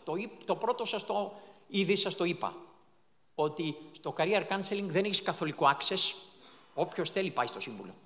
Ενώ στο career education, ειδικά όταν είναι μέσα στο ορολόγιο πρόγραμμα, όλοι οι μαθητές θα περάσουν career education. Εδώ λοιπόν κάναμε, γιατί από τα δίκτυα αντλούμε καλές πρακτικές. Δεν λέμε ότι επειδή είναι ευρωπαϊκή χώρα, δεν αντιμετωπίζουμε τις άλλες χώρες ούτε υποτιμητικά ούτε υπερτιμητικά, ούτε λέμε ότι είναι Ευρώπη, τα πάντα θα πάρουμε. Όχι, παίρνουμε από αυτά τα δίκτυα ό,τι είναι χρήσιμο για μας και ό,τι θεωρούμε ότι πρέπει να πάρουμε. Ένα πράγμα που πήραμε ότι οι χώρες είχαν φτιάξει πρότυπο πρόγραμμα αγωγής σταδιοδρομίας. Και ο ΟΠΕΠ λοιπόν έφτιαξε ένα πρότυπο πρόγραμμα αγωγής σταδιοδρομίας. Θα εκπαιδευτείτε οι σύμβουλοι σε αυτό αύριο και θυμάστε τι σας είπα πριν, μαθησιακά αποτελέσματα. Αυτή είναι η διαφορά με ό,τι μπορεί να κάνει τυχαία ένας σύμβουλος στο σχολείο, ότι εδώ σου δίνω με ποια μαθησιακά αποτελέσματα θα αξιολογήσεις το μαθητή. Και σου δίνω και σενάρια. Τι μπορείς να κάνεις. Δεν σε περιορίζω, κάνε ό,τι θέλεις, αλλά σου δίνω τα κριτήρια ποιότητας και τα μαθησιακά αποτελέσματα με τα οποία θα κρίνεις την πρόοδο των μαθητών σου αναπτυξιακά μέσα στο μάθημα. Δεν θα σας κουράσω με αυτό. Αύριο θα πούμε ποια είναι τα κριτήρια της καλής ΣΥΕΠ στο σχολείο και με ποιους τρόπους ενσωματώνεται το career education μέσα στο σχολείο. Δεξιότητες και ικανότητες. Πάρα πολλές, κοιτάξτε πόσο διαφορετικές είναι. Δεν είναι ένα πράγμα οι δεξιότητες και ικανότητες και κυρίως εμείς οι σύμβουλοι ξέρουμε ότι δεν είναι οι δεξιότητες και ικανότητες το μοναδικό κριτήριο με το οποίο λαμβάνει απόφαση ο μαθητής. Δεν είναι πανάκια, έτσι, δεν είναι το παν η δεξιότητα. Είναι μία από τις, αυτό ήθελα να δείξω με αυτό το σχέδιο, μονοπάτια σταδιοδρομίας βασισμένα και σε δεξιότητες, όχι μόνο σε δεξιότητες. Αλλά δεν είναι το ερώτημα. Πώς τις αξιολογώ, πώς τις αναπτύσσω και πώς τις διατηρώ, πώς βρίσκω αυτές που θέλει η αγορά, πώς τις περιγράφω. Τα εργαλεία λοιπόν όλα αυτά, έτσι όπως θα τα αποκτάτε μαζί τους στην επαφή και την εμπειρία, σας βοηθούν να πετύχετε, να απαντήσετε σε αυτά τα ερωτήματα και κυρίως το εθνικό πλαίσιο δεξιοτήτων του ΟΠΕΠ, το οποίο φτιάξαμε πριν από 2 χρόνια, πάλι είναι για πρώτη φορά, είναι το πρώτο εθνικό πλαίσιο δεξιοτήτων στη χώρα και με 5 διαδικτυακά εργαλεία μπορεί ο μαθητής να αυτοαξιολογήσει με τη βοήθεια του. Αυτό είναι μέρος του career education. Δεν το παίρνει σπίτι του. Μαζί με τον εκπαιδευτικό υποστηρίζεται στο να αξιολογήσει, γιατί συνδέεται και με το πρώτο πρόγραμμα, να αξιολογήσει τις δεξιότητες του. Περνώντας την ποιότητα της συμβουλευτικής σταδιοδρομίας, βλέπετε ότι αυτή έχει 5 γρανάζια μιας μηχανής. Δεν είναι κύκλοι, είναι γρανάζια. Γιατί το ένα επηρεάζει το άλλο. Άρα λοιπόν, το καθένα από αυτά έχει τη σημασία του. Θα ήθελα πολλές ώρες να σας τα αναλύσω, αλλά θέλω να σταθώ στο πράσινο, που είναι το λεγόμενο practitioner competence, επαγγελματική επάρκεια των συμβούλων. Πάρα πολύ σημαντικό, από εκεί περνάνε όλα διενεργούνται από το σύμβουλο. Κάθε ένα, και κυρίως το practitioner competence, πρέπει να αξιολογείται με όρους εισρώων, διαδικασιών και εκρών μέσα από ένα κύκλο ποιότητας. Η ένταξη στο Μητρό Συμβούλων που ανέφερε η Διευθύνουσα είναι μια εκροή μιας διαδικασίας, είναι αποτέλεσμα μιας διαδικασίας. Το επαγγελματικό περίγραμμα του Συμβούλου Σταδιοδρομίας που φτιάξαμε είναι μια εισρωή αυτού του. Είναι ένα κριτήριο εισρωής που φτιάξαμε. Άρα λοιπόν δουλεύουμε τρισδιάστατα επάνω σε αυτά τις εισρωές, διαδικασίες και εκροές για να μπορέσουμε να αυξήσουμε την επαγγελματική επάρκεια των Συμβούλων Σταδιοδρομίας. Αυτό κάνει και το δίκτυο Euroguidance, για το οποίο θα σας μιλήσει με περισσότερες λεπτομέρειες η κυρία Τετραδάκου στη συνέχεια. Απλώς εγώ να πω ότι είναι πάρα πολύ σημαντικό δίκτυο. Μου κάνει εντύπωση γιατί και οι φοιτητές μου στο πανεπιστήμιο τους ρωτάω πού αντλείς καλές πρακτικές. Καλά, δεν ξέρεις ότι υπάρχει μια τεράστια βάση, σας ευχαριστώ θερμά, μια τεράστια βάση καλών πρακτικών στο Euroguidance. Μπες βρε παιδί μου στη βάση καλών πρακτικών του Euroguidance και πάρε καλές πρακτικές. Και αν δεν θες του Euroguidance, μπες στη βάση καλών πρακτικών του ICCDPP ή του ILO. Υπάρχουν καλές πρακτικές. Δεν είναι όλα στα βιβλία του Πανεπιστημίου που μάθαμε με τις εξαίρετες επαγγελματικές θεωρίες. Τι να κάνεις θεωρίες όταν δεν ανταλλάσσεις καλές πρακτικές. Θα σας τα πει και η κυρία Τετραδάκου και η κυρία Ντοριάν Γκραβίνα στη συνέχεια. Στην επαγγελματική επάρκεια, λοιπόν, όπως είπατε, Διευθύνουσα, έχουμε πιστοποιήσει ένα νέο επαγγελματικό περίγραμμα. Σε συνεργασία με τα Υπουργεία και συνεργασία με τους κοινωνικούς εταίρους. Άρα, λάβαμε το input όλων αυτών των σημαντικών συμμέτοχων στη ΣΥΕΠ. Ολοκληρώσαμε μόλις πρόσφατα την Τράπεζα Θεμάτων Εξετάσεων Προσομοίωσης επίπεδου Α, 150 σενάρια προσομοίωσης, για να μπορέσουμε να πραγματοποιήσουμε τις πολυπόθετες εξετάσεις για το επίπεδο Α, ενώ αυξήσαμε το μητρό επίπεδου Α σε 522 συμβούλους. Παρήχαμε έγκριση σε φορείς για την απασχόληση 140 μη πιστοποιημένων συμβούλων και σε συνεργασία με τη ΔΥΠΑ θα συζητάμε και θα αποφασίσουμε τον τρόπο με τον οποίο θα πιστοποιηθούν οι εργασιακοί σύμβουλοι, ώστε να έχουν τη σφραγίδα της πιστοποίησης του ΕΟΠΕΠ. Όμως η συνεχής παρακολούθηση και αξιολόγηση είναι πάρα πολύ σημαντική. Βρίσκομαι στο τέλος της παρουσίασής μου. Έρευνες του Euroguidance και επιμέρους έρευνες πανεπιστημιακών και επιστημόνων έχουν δείξει ότι δυστυχώς η ΣΥΕΠ δεν αξιολογεί τα αποτελέσματά της. Αξιολογεί, για να χρησιμοποιήσω την προηγούμενη διαφάνεια, με όρους εισρωής. Τι έκανα, τι έδωσα. Τα ίδια τα αποτελέσματα στους ωφελούμενους και στους συμβούλους σταδιοδρομίας δεν αξιολογούν. Λίγες μέρες πριν στην Δανία παρουσιάσαμε ακριβώς συντονίσαμε μάλλον ένα εργαστήριο με θέμα την επαγγελματική επάρκεια ως αποτέλεσμα, πώς αξιολογούνται τα αποτελέσματα της επαγγελματικής επάρκειας. Ένα άλλο πολύ σημαντικό δίκτυο για το οποίο θα μιλήσουμε αυτές τις 2 μέρες είναι το δίκτυο Europass. Ένα δίκτυο το οποίο δεν σου βρίσκει μεν εργασία όπως το EURES, συμβάλλει όμως τα μέγιστα με τα εργαλεία που έχει στην διαφάνεια των προσόντων σου στην αγορά εργασίας, στη δικτύωσή σου στην αγορά εργασίας, στην πληροφόρησή σου για εκπαιδευτικά προγράμματα και θέσεις εργασίας και επομένως κάνει ένα πολύ μεγάλο κομμάτι της δουλειάς για σένα, για τη διασύνδεσή σου με την αγορά εργασίας και για την τεκμηρίωση και φορητότητα των προσόντων σου. Να μπορεί να δείξεις στους άλλους, είτε μέσα είτε εκτός της χώρας, τι είναι αυτά τα προσόντα σου.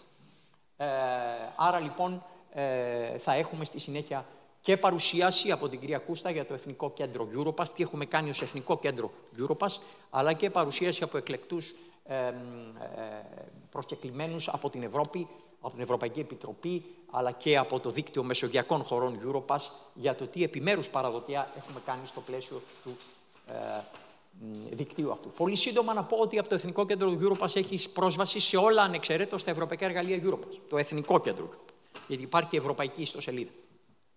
Έχουμε φτιάξει 220 συμπληρώματα πιστοποιητικού Europass για ειδικότητες ΣΑΕΚ και επαγγελματίας. Μια εξαίρετη ευκαιρία να συνεργαστούμε, κυρία Καφετζοπούλου, σε αυτό, στα συμπληρώματα, γιατί ακριβώς περιγράφουν τα μαθησιακά αποτελέσματα των αποφύτων επαγγελματικής εκπαίδευσης και κατάρτισης και βλέπουμε πώς μετά τα χρησιμοποιεί το EURES για να κάνει διασυνδέσεις επάνω στο Europass Profile κτλ. Πρόσβαση στην εφαρμογή κινητικότητας Europass. Μόνο το 2024 εκδώσαμε 5.789 έντυπα κινητικότητας Europass. Ένα ημερολόγιο ζωής και σταδιοδρομίας για τους μαθητές, αλλά για καθέναν που θέλει να αρχίσει να σκέφτεται πώς θα τεκμηριώνει, αλλά και πώς θα σχεδιάζει τη σταδιοδρομία του μέσω ενός τέτοιου εργαλείου. Η κυρία Καμακάρη, στη συνέχεια, που είναι εδώ, από την Ευρωπαϊκή Επιτροπή, θα μας πει και τις τεχνικές αλλά και ουσιαστικές διασυνδέσεις όλων των δικτύων μεταξύ τους στο Europass Profile και γενικά στην διασύνδεση της απασχόλησης και της εκπαίδευσης. Και έχουμε και εργαστήριο σε αυτό αύριο. Το ΕΣΚΟ είναι βασικό εδώ και επομένως θα αναδειχθεί και αυτό στη διάρκεια αυτών των ημερών. Κλείνοντας, αυτή είναι η τελευταία διαφάνεια. Χρειαζόμαστε μεγαλύτερη αποδοχή του Europass από την αγορά εργασίας, είναι αλήθεια. Και εδώ υπάρχουν πάρα πολλές ιδέες που συζητάμε στην Ευρωπαϊκή Επιτροπή. Να δημιουργήσουμε Europass προφίλ για ειδικούς τομείς και να το χρησιμοποιήσουμε συμβουλευτικά αυτό. Θέλεις να γίνεις μηχανικός περιβάλλοντος, δες ένα ιδανικό Europass προφίλ πώς θα ήταν, διάβασέ το. Δεν σου λέω να το αντιγράψεις, αλλά διάβασέ το και θα πάρεις ιδέες από εκεί για να φτιάξεις και το δικό σου προφίλ. Όταν λαμβάνεις το πτυχίο σου, επαγγελματική εκπαίδευση και κατάρτιση και το δίπλωμά σου στο πανεπιστήμιο, θέλεις δεν θέλεις, θα παίρνεις από πίσω και το προσάρτημα. Γιατί δεν το παίρνεις δυστυχώς. Τώρα εγώ θα σε βάζω με μια έξυπνη ιδέα, την ώρα που σου δίνω το δίπλωμα ή την ώρα που σου δίνω το πιστικό, από πίσω να σου έχω το προσάρτημα και έτσι θα σε βοηθήσω να στοχαστείς επάνω στον τίτλο σου και να τον κάνεις καλύτερο.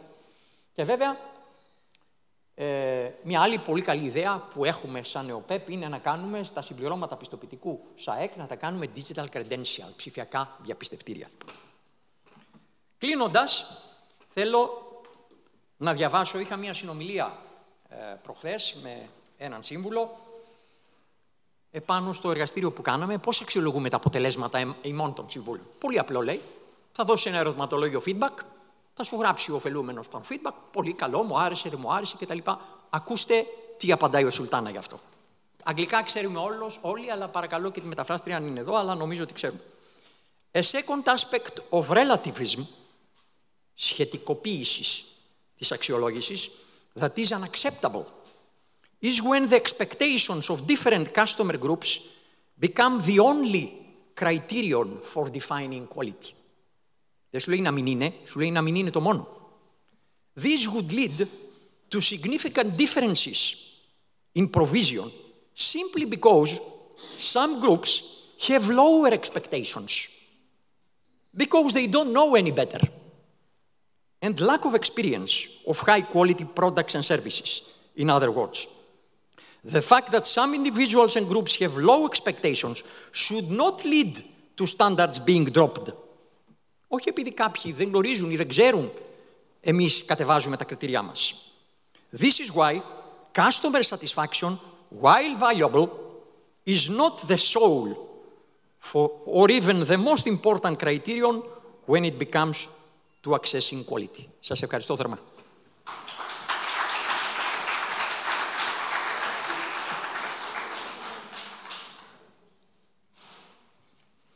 Και τώρα έχω την τιμή να καλέσω, παρακαλώ, διάλειμμα. Διάλειμμα. Έχουμε την κυρία Τσούρβα. Ναι, όχι. Λοιπόν, θα προχωρήσουμε στην επόμενη παρουσίαση από την κυρία Όλγα Τσιούρβα, Policy Officer στην Ευρωπαϊκή Επιτροπή, Διεύθυνση Απασχόλησης Κοινωνικών Θεμάτων και Κοινωνικής Συνοχής, η οποία θα μας αναλύσει μια πάρα πολύ σημαντική νέα στρατηγική, ευρωπαϊκή στρατηγική, που κάνει πράξη και συνενώνει όλα αυτά που είπαμε, όλες αυτές τις προτεραιότητες και στρατηγικές. Την στρατηγική Union of Skills. Σας καλώ στο βήμα, κυρία Τσούρβα. Ευχαριστώ πολύ.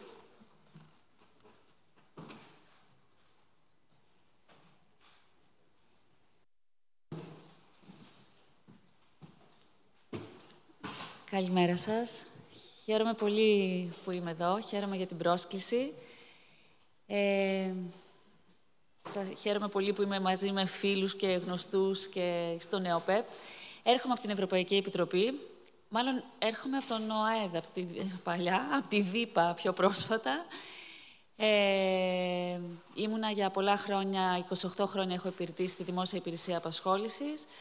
Από τη Λάρισα. Τα τελευταία 13 χρόνια ήμουν περιφερειακή διευθύντρια στη ΔΥΠΑ Θεσσαλίας. Και να που έκανα και εγώ αλλαγή στην καριέρα, επαγγελματικός προσανατολισμός, μέσα από τα δίκτυα. Και βρέθηκα στην Ευρωπαϊκή Επιτροπή ως Εθνική Εμπειρογνώμονας, στη Γενική Διεύθυνση Απασχόλησης και πιο συγκεκριμένα στο τμήμα που τώρα ονομάζεται Union of Skills, τώρα μετονομάστηκε πρόσφατα και πριν λεγόταν Skills Agenda. Και δείχνει πόσο μεγάλη έμφαση δίνει η Ευρωπαϊκή Επιτροπή στις δεξιότητες. Έχουμε τμήμα που λέγεται Union of Skills τώρα, σύμφωνα με αυτή τη νέα πρωτοβουλία της Ευρωπαϊκής Επιτροπής. Έχω πρόσφατα αναλάβει το file για το Career Guidance και μαζί με τη συνάδελφό μου, την Αριστεία Πολίτη, είμαστε δύο Ελληνίδες που είμαστε εκεί, τυχαίο, αλλά έτσι είναι, μου μετέφερε τον ενθουσιασμό που έχει ο κύριος Γαϊτάνης για το Career Guidance, γιατί ήσασταν μαζί την προηγούμενη εβδομάδα στην Κοπενχάγη, στη Δανία. Και το επιβεβαιώνω και εγώ εδώ σήμερα. Λοιπόν, σήμερα θα σας μιλήσω, όπως ανέφερε και ο κύριος Γαϊτάνης, για το Union of Skills. Τι είναι το Union of Skills και πόσο σημαντικό είναι για τις χώρες της Ευρώπης αυτό. Θα πούμε λοιπόν για το Union of Skills και για τις βασικές δεξιότητες και θα πούμε και κάποιες σκέψεις για το πόσο ο επαγγελματικός προσανατολισμός εντάσσεται σε το Union of Skills, ένωση δεξιοτήτων, ας πούμε ότι είναι στα ελληνικά. Union of Skills θα το αναφέρουμε γιατί νομίζω ότι έτσι θα το μάθουμε, έτσι το λέει η Επιτροπή και έτσι θα είναι ο κοινός μας λόγος μεταξύ. Λοιπόν, ας ξεκινήσουμε με μια κοινή αλήθεια, ότι οι δεξιότητες είναι απαραίτητες. Χωρίς τις κατάλληλες δεξιότητες δεν μπορούμε να ανταγωνιστούμε σε παγκόσμιο επίπεδο, δεν μπορούμε να καινοτομήσουμε, δεν μπορούμε να οικοδομήσουμε δίκαιες και συμπεριληπτικές κοινωνίες. Κι όμως, αυτή τη στιγμή αντιμετωπίζουμε σοβαρά κενά. Πάρα πολλοί ενήλικες συνεχίζουν να αντιμετωπίζουν δυσκολίες σε βασικές δεξιότητες, όπως η ανάγνωση, ο αριθμητισμός και η ψηφιακή ικανότητα. Και πάρα πολλές επιχειρήσεις, επίσης, δυσκολεύονται να βρουν άτομα με τις δεξιότητες που χρειάζονται. Και τα συστήματα εκπαίδευσης και κατάρτισης βρίσκονται υπό αυξανόμενη πίεση να συμβαδίσουν με τις τεχνολογικές, τις δημογραφικές και τις οικονομικές αλλαγές. Γι' αυτό χρειαζόμαστε το Union of Skills, μια κοινή ευρωπαϊκή προσπάθεια που θα ενισχύσει τις επενδύσεις, θα βελτιώσει τη διακυβέρνηση και θα κάνει τη διαβίου μάθηση πραγματικότητα για όλους. Η Ένωση αυτή δεξιοτήτων του Union of Skills αποτελεί μία από τις 3 μεγάλες εμβληματικές πρωτοβουλίες της παρούσας Επιτροπής, που έγινε γνωστή κατά τις πρώτες 100 μέρες. Το άλλο είναι το Competitiveness Compass και το Clean Industrial Deal. Το τρίτο είναι το Union of Skills. Και μαζί όλες αυτές οι πρωτοβουλίες στέλνουν ένα ξεκάθαρο μήνυμα. Οι δεξιότητες είναι κρίσιμες, όχι μόνο για την ανταγωνιστικότητα και την ανθεκτικότητα της Ευρώπης, αλλά και για την προσωπική ευημερία και την κοινωνική συνοχή. Επενδύοντας στις δεξιότητες των ανθρώπων, συμβάλλουμε στην αντιμετώπιση των άμεσων ελλείψεων εργατικού δυναμικού και δεξιοτήτων, ενώ ταυτόχρονα ενδυναμώνουμε τους πολίτες να προσαρμόζονται, να εξελίσσονται και να προοδεύουν σε έναν κόσμο εργασίας που αλλάζει συνεχώς. Η ανακοίνωση για το Union of Skills παρουσιάζει ένα ολιστικό και μελλοντικά προσανατολισμένο σχέδιο. Προωθεί μια ένωση όλων των δεξιοτήτων, σε όλα τα επίπεδα, σε όλες τις ηλικιακές ομάδες, ανεξάρτητα από τον τρόπο και τον χώρο απόκτησής τους, χωρίς σύνορα. Και πολύ σημαντικό, στοχεύει να διασφαλίσει ότι η Ευρώπη θα παραμείνει ένας τόπος που μπορεί τόσο να διατηρεί, αλλά και να προσελκύει ταλέντα που χρειάζεται για να ευημερήσει. Για να δούμε λίγο πιο κοντά που στοχεύει το Union of Skill. Διαθέτει 3 κύριους στόχους, οι οποίοι συνδέονται άμεσα με όσα πολλοί από εσάς ήδη ξέρετε από τη χώρα μας. Πρώτον, υποστηρίζει όλους τους ανθρώπους στην Ευρώπη να αναπτύξουν ισχυρές δεξιότητες, ξεκινώντας από τις βασικές δεξιότητες, όπως είναι η ανάγνωση, τα μαθηματικά και η χρήση ψηφιακών εργαλείων, και συνεχίζοντας καθ' όλη τη διάρκεια της ζωής. Οι άνθρωποι πρέπει να μπορούν να αναβαθμίζουν και να επανακαταρτίζουν τις δεξιότητές τους, όποτε το χρειάζονται, ανεξαρτήτως ηλικίας ή υπόβαθρου. Δεύτερον, υποστηρίζει τις επιχειρήσεις, ιδίως τις μικρές και μεσαίες, να βρίσκουν άτομα με τις κατάλληλες δεξιότητες. Παράλληλα, ενθαρρύνει τους εργοδότες να επενδύσουν στο προσωπικό τους, ώστε οι εργαζόμενοι να μπορούν να ανταποκρίνονται στις νέες απαιτήσεις και τις αλλαγές στο χώρο εργασίας. Και τρίτο, επιδιώκει να διευκολύνει την κατανόηση και την αναγνώριση των δεξιοτήτων και των προσόντων μεταξύ των χωρών, ανεξάρτητα από το αν οι δεξιότητες αποκτήθηκαν στο σχολείο, στην εργασία ή διαδικτυακά, πρέπει να είναι αξιόπιστες και να επιτρέπουν στους ανθρώπους να προχωρούν ακόμη και πέρα από τα σύνορα. Το Union of Skills έχει 4 άξονες, βασίζεται σε 4 κυρίους άξονες δράσης. Κάθε άξονας περιλαμβάνει ενέργειες που είτε αξιοποιούν όσα ήδη εργαλεία υπάρχουν στην Ευρωπαϊκή Επιτροπή ή εισάγουν νέες ιδέες εκεί όπου χρειάζονται περισσότερα πράγματα. Ο πρώτος άξονας εστιάζει την ανάπτυξη δεξιοτήτων για ποιοτικές θέσεις εργασίας και ποιοτική ζωή. Αυτό σημαίνει εκκίνηση με ισχυρά θεμέλια, όπως βασικές ψηφιακές και οριζόντιες δεξιότητες, και διασφάλιση ότι η μάθηση είναι ανοιχτή και συμπεριληπτική για όλους σε όλες τις φάσεις της ζωής. Ο δεύτερος άξονας αφορά στην αναβάθμιση και επανακατάρτιση των ανθρώπων, ιδίως όσων διαθέτουν χαμηλότερες ή μεσαίες δεξιότητες, ώστε να είναι έτοιμοι για τις αλλαγές που επιφέρει η ψηφιακή και πράσινη μετάβαση. Ο τρίτος άξονας υποστηρίζει την κυκλοφορία των δεξιοτήτων σε ολόκληρη την Ευρωπαϊκή Ένωση. Η ιδέα εδώ είναι απλή. Εφόσον οι άνθρωποι μπορούν να μετακινούνται, πρέπει να μπορούν να μετακινούνται και οι δεξιότητές τους. Αυτό ωφελεί τόσο τα άτομα όσο και την ενιαία ευρωπαϊκή αγορά συνολικά. Και ο τέταρτος άξονας επικεντρώνεται στο πώς η Ευρώπη μπορεί να γίνει ένας τόπος να προσελκύει, να αναπτύσσει και να διατηρεί ταλέντα, συμπεριλαμβανομένων και αυτών που προέρχονται εκτός της Ευρωπαϊκής Ένωσης, σε τομείς όπου υπάρχουν μεγάλες ελλείψεις. Και οι 4 άξονες που σας ανέφερα συνοδεύονται από συγκεκριμένες δράσεις και πρωτοβουλίες. Εδώ μια σύντομη επισκόπηση του περιεχομένου κάθε άξονα. Το Union of Skill έχει περίπου 40 δράσεις. Δεν θα τις πούμε τώρα όλες εδώ και τις 40 δράσεις, αλλά θέλω λίγο να σταθούμε στον πρώτο άξονα, που είναι Building Skills for Life, δηλαδή ανάπτυξη δεξιοτήτων για όλη τη ζωή. Εδώ σας έχω μερικές πρωτοβουλίες που αφορούν αυτό τον άξονα του Union of Skills. Ο άξονας αυτός εστιάζει στο να βοηθήσει τους ανθρώπους όλων των ηλικιών και υποβάθρων να αποκτήσουν ισχυρά θεμέλια που θα τους επιτρέψουν να συνεχίσουν να μαθαίνουν, να βρίσκουν καλές θέσεις εργασίας, να συμμετέχουν ενεργά στην κοινωνία. Παρόλο που σημαντικό μέρος αυτής της εργασίας αφορά τη σχολική και την ανώτατη εκπαίδευση, περιλαμβάνει επίσης βασικές δράσεις για τη μάθηση ενηλίκων, όπως τα σχέδια δράσης για τις βασικές δεξιότητες, το οποίο υποστηρίζει τα κράτη-μέλη μέσω αμοιβαίας μάθησης για καινοτόμους κοινοτικούς χώρους μάθησης, ώστε να βελτιωθούν ο αλφαβητισμός, ο αριθμητισμός και οι ψηφιακές δεξιότητες των ελληνίκων. Την Ευρωπαϊκή Στρατηγική για την Επαγγελματική Εκπαίδευση και Κατάρτιση, που ενισχύει την ελκυστικότητα, την ποιότητα και τη σύνδεση της επαγγελματικής εκπαίδευσης και κατάρτισης με την αγορά εργασίας, ιδίως για ενήλικες που θέλουν να επανακαταρτιστούν ή να αναβαθμίσουν τις δεξιότητές τους.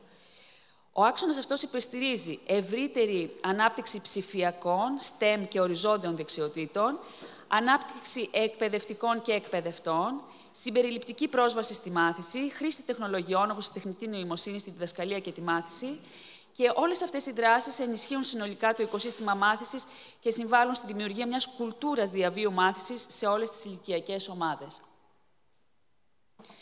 Στο δεύτερο άξονα, που είναι για το upskilling και reskilling, που το είπε και η κυρία Χορμόβα, καθώς προερχόμαστε και οι δυο από τη ΔΥΠΑ, ο δεύτερος άξονας, λοιπόν, αυτός αφορά στην αναβάθμιση και επανακατάρτιση των ανθρώπων, ιδίως των ενηλίκων, σε μια αγορά εργασίας που αλλάζει συνεχώς και σε επαγγέλματα που σχετίζονται με την πράσινη και ψηφιακή μετάβαση.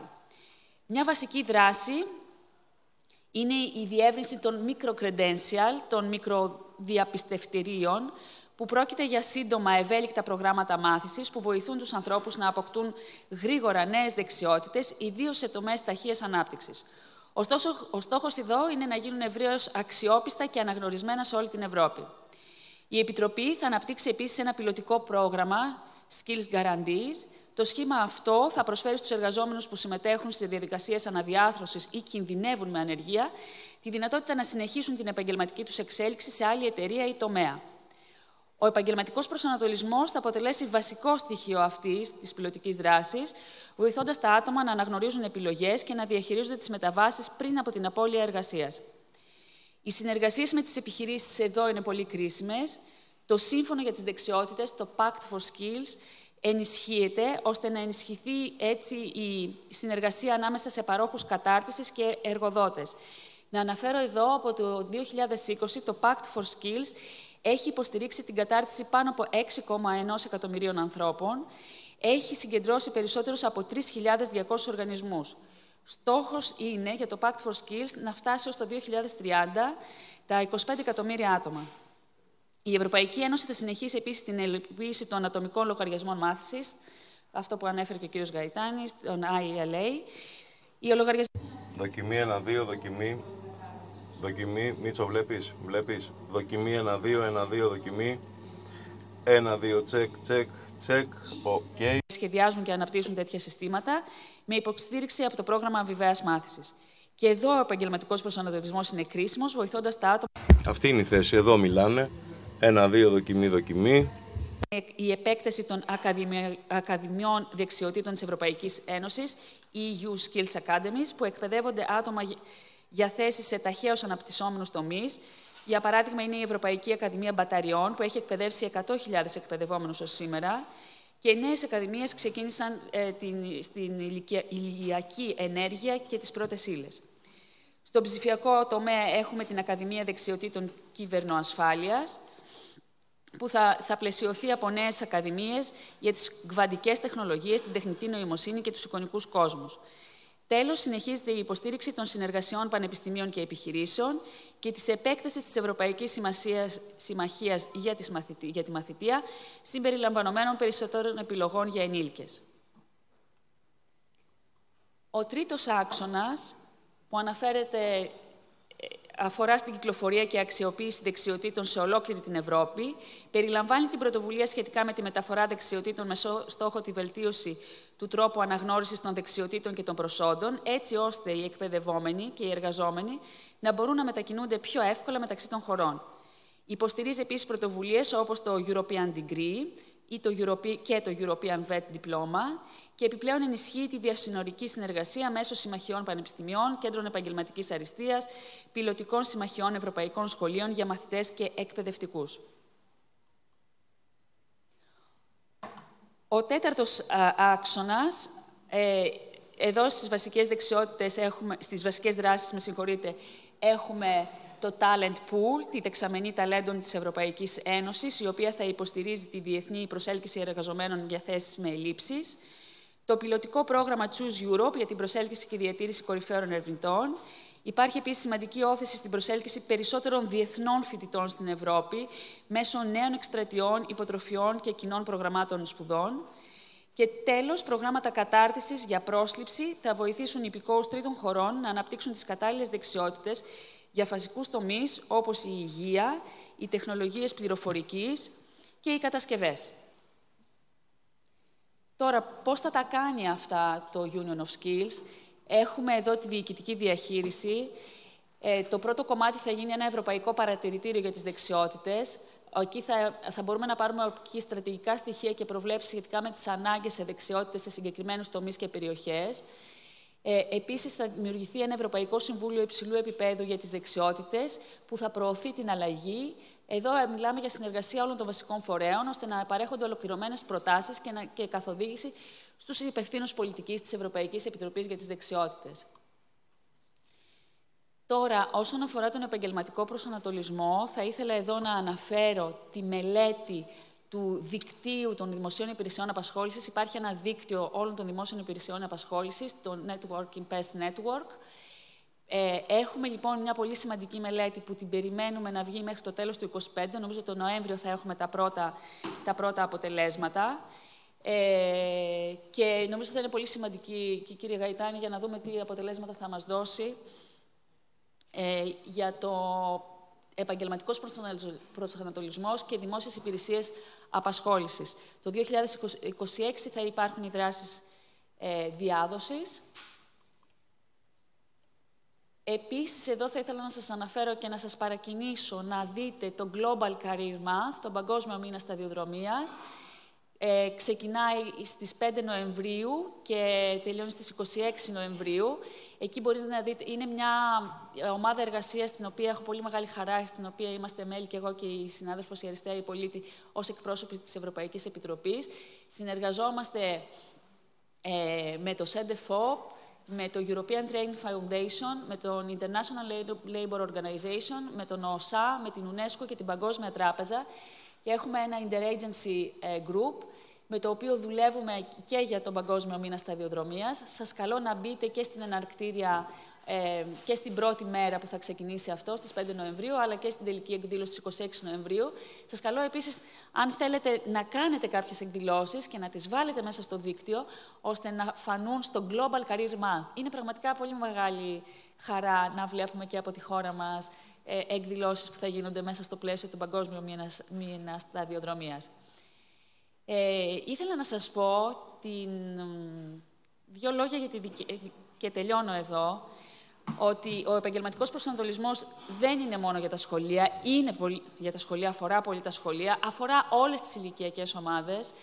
Δεν περίμενα ποτέ ότι θα βρεθώ από τη Λάρισα στην Ευρωπαϊκή Επιτροπή, να δουλεύω και να είμαι σήμερα στο ΝΕΟΠΕΠ εδώ ως εκπρόσωπος της Ευρωπαϊκής Επιτροπής και να βλέπω φίλους και γνωστούς με τους οποίους έχουμε συνεργαστεί όλα αυτά τα χρόνια. Έγινε μέσα από ένα δίκτυο και η δικιά μου στροφή να πάω και κάπου αλλού. Τα δίκτυα έχουν πολύ μεγάλη σημασία για τους ανθρώπους και εδώ μαζί με το ΝΕΟΠΕΠ είμαστε ένα δίκτυο που υποστηρίζουμε τις αλλαγές. Σας ευχαριστώ πάρα πολύ.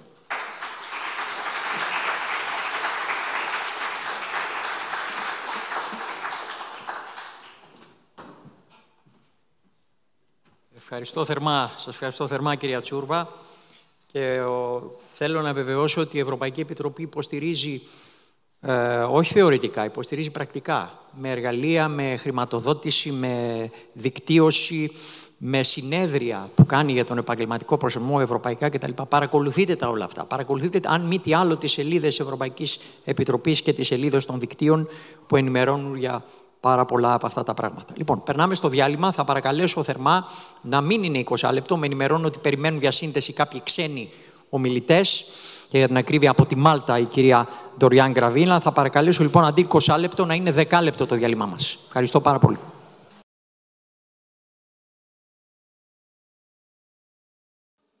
Λοιπόν, θα ήθελα να κάνω δύο ανακοινώσεις. A couple of announcements. Those who have taken headsets for the simultaneous interpretation, please remember to return your headsets to the Secretariat of the conference, as to your certificates for today and tomorrow will be received, will be handed out at the end of the day, today and tomorrow as well. So, CEP and strengthening tools, and we have Mrs. Dorian Gravina from Malta, who coordinates the working group for career advisors from the Ministry of Education of Malta, and she's going to talk to us about the role of the Euro Guidance Network in the career guidance counselors. We are very eager to hear you from Athens. Thank you so much. Good morning, everyone. It is very interesting for you to participate in a conference focusing on professional competences for career guidance. Kalimera, please excuse me, but that is all my Greek can go further. Yes, I am here speaking on behalf of the Euro Guidance Network. I am the leader of one of the main task groups of Euro Guidance Network. I am also the education officer focusing on career guidance provision within our secondary schools. And I am the leader of Main Task Group 2 Competence Development. I will share with you now my presentation.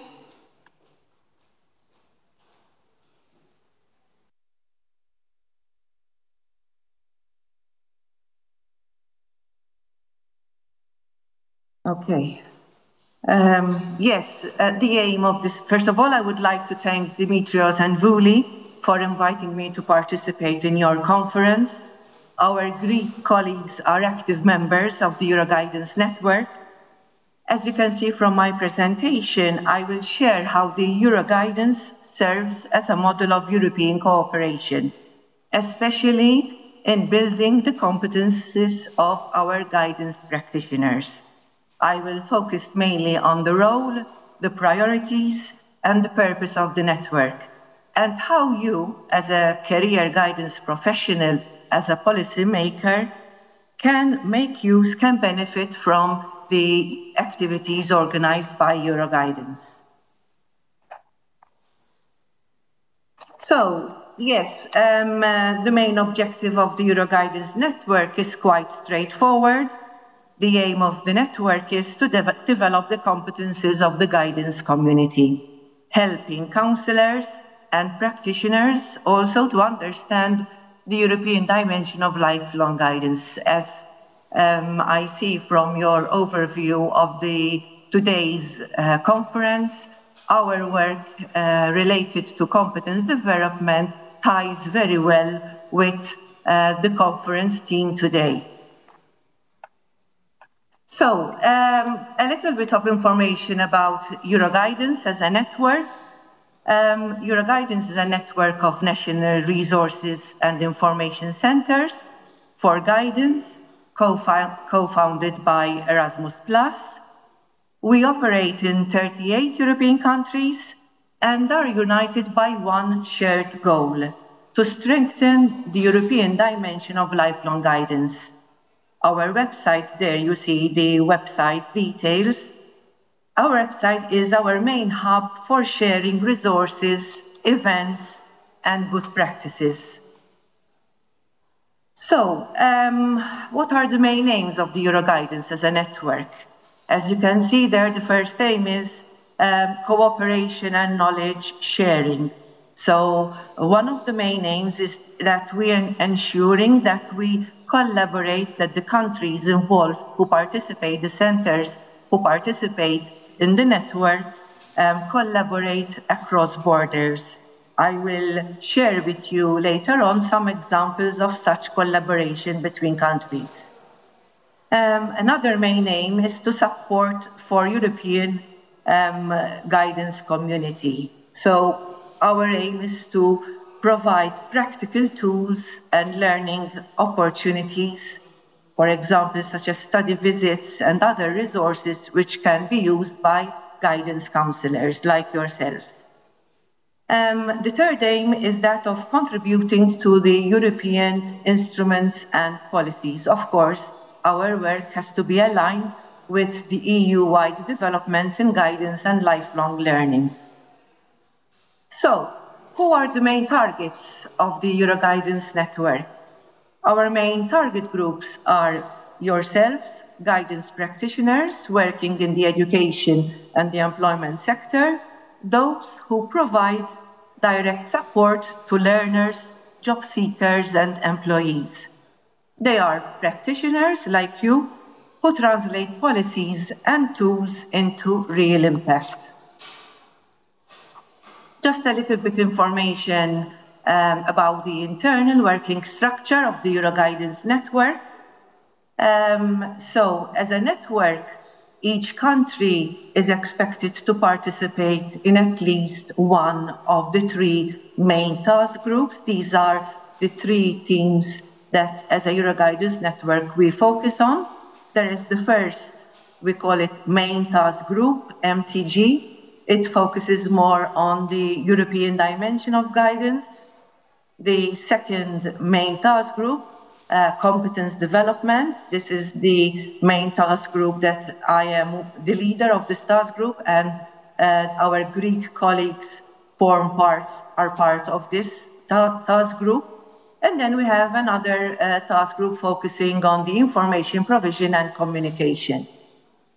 We meet twice every year, and usually we meet in the country who hold the EU presidency. For example, just a few days ago, we were in Copenhagen for the last Euroguidance Network meeting.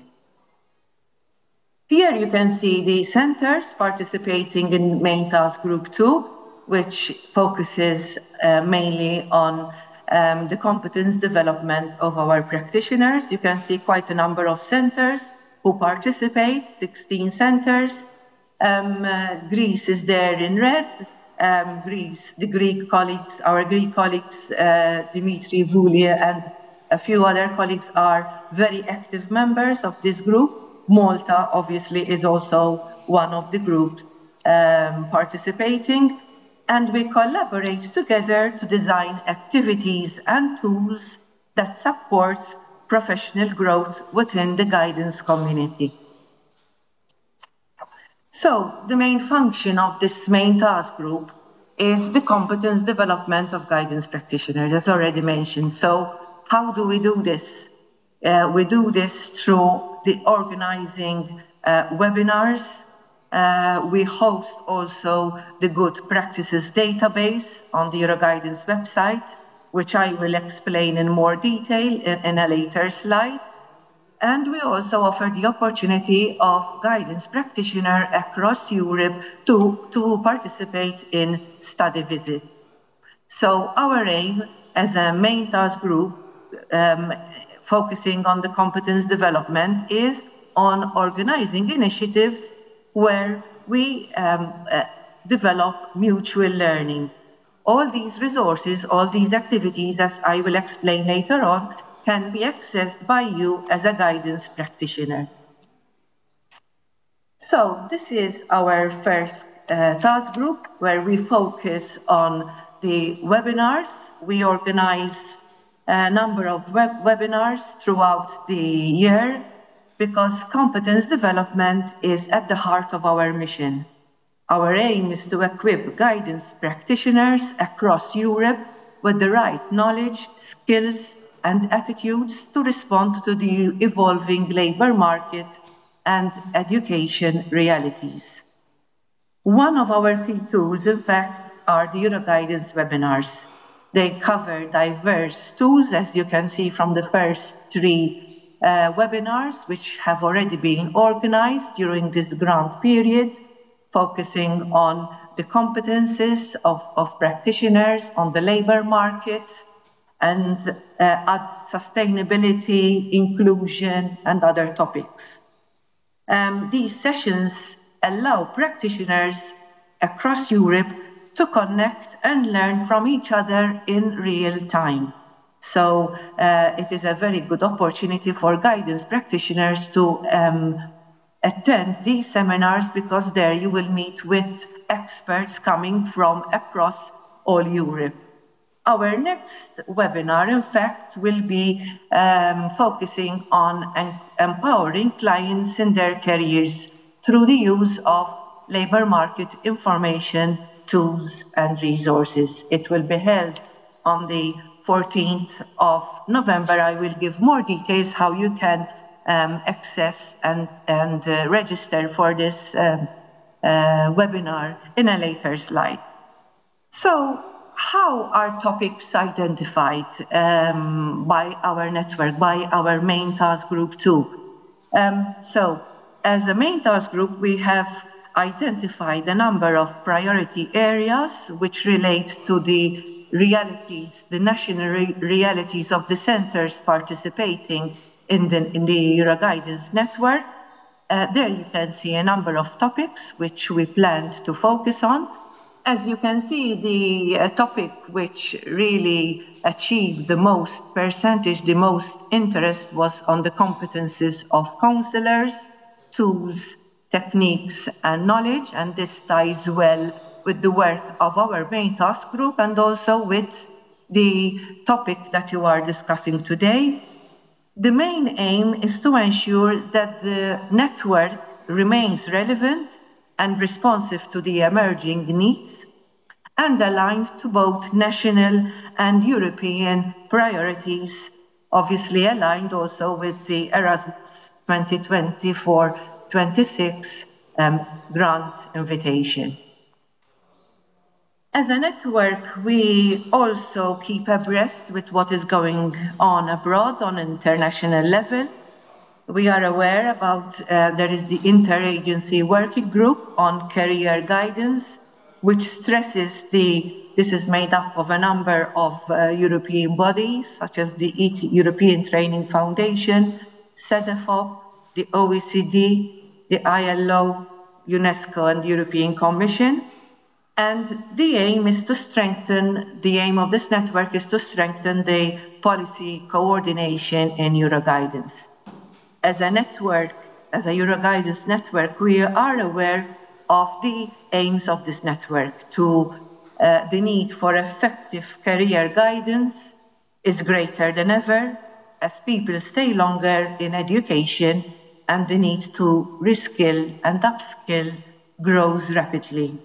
Hence, it is our task as a Euroguidance network that we create opportunities to career counselors like yourself to strengthen your competences so you are prepared to support your clients. Here you can see a promo slide of our upcoming Euroguidance network, which will be held on the 14th of November between 11:30 and 1300 CET. And you can register your participation on our website. You can just go on our website, click on the event section, and you can participate live with the expert speakers from CEDEFOP and other networks who will share their expertise on the topic in question. Another cornerstone of the Euroguidance MTG2 work is the collection and sharing of good practices. Each Euroguidance Center shares practices that they collect from national stakeholders. The aim is to showcase innovative approaches in guidance from across Europe. There you can see a number of practices, but I will give you some examples later on. This is the website, the web page from the Euroguidance website, euroguidance.eu, where you can find the database showcasing the diverse number of practices that we have relating to interesting practices which are going on in the different European countries.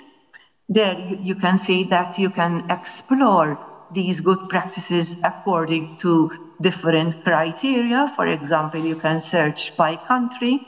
Maybe you are interested in a country, like yourself, in the Mediterranean area. So you can have a look at the country. You can also have other opportunities to narrow your search using different criteria. For example, in my next slide, I will demonstrate one example. You can search by target group. There you can see, for example, that we have good practices relating to the primary school sector, to the secondary school sector, post-secondary, vocational education, university students, parents, employees, job seekers, disadvantaged groups, and teachers. So you will find many interesting practices where you can focus on any criteria that is important to yourself, which perhaps relates to your interest. So just to give you a few examples to entice you to have a look at our database. This is one example of a good practice coming from Germany. It is a card-based reflection tool on the use of AI in guidance.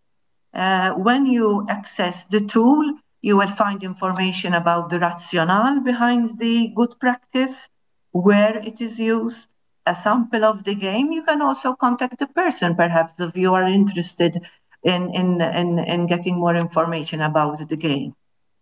Another example is, for example, an online career guidance curriculum on sustainability and environmental protection coming from Hungary, shared by Hungary. I would also like to share with you a good practice coming from Malta. In Malta, we are trying to strengthen career guidance in the primary sector, as we are aware of the importance of starting early. This is an example of workshops that we have organized in our schools. Last year, we had a number, 30 primary schools who participated in activities relating to a workshop relating to exploration and with regards to career education in our primary schools. And we have shared this practice on the Euroguidance website. Have a look at the good practices. So how can you, as a guidance practitioner, benefit from this database? Of course, one of the advantage is that you will have access to strategies which have been used in other countries, strategies which have been successful and tested in real-world scenarios. And in this way, you will have insight into strategies that will most likely yield positive outcomes. Of course, you will also be able to make informed decisions based on research. It allows for peer learning and networking. It allows you to connect with other professionals in your field and to exchange ideas and practices in a collaborative environment. In fact, I encourage you, perhaps if you would like to share any good practice from your organization, it can be a school, a primary, a secondary school, a PES, share it with the Euroguidance Center in Greece, and this can be then shared on the Euroguidance network to be seen by all European countries. It will also provide you with diverse learning opportunities. It will help you to access education resources and stay up to date with developments that are going on in Europe with regards to different practices being undertaken in European countries.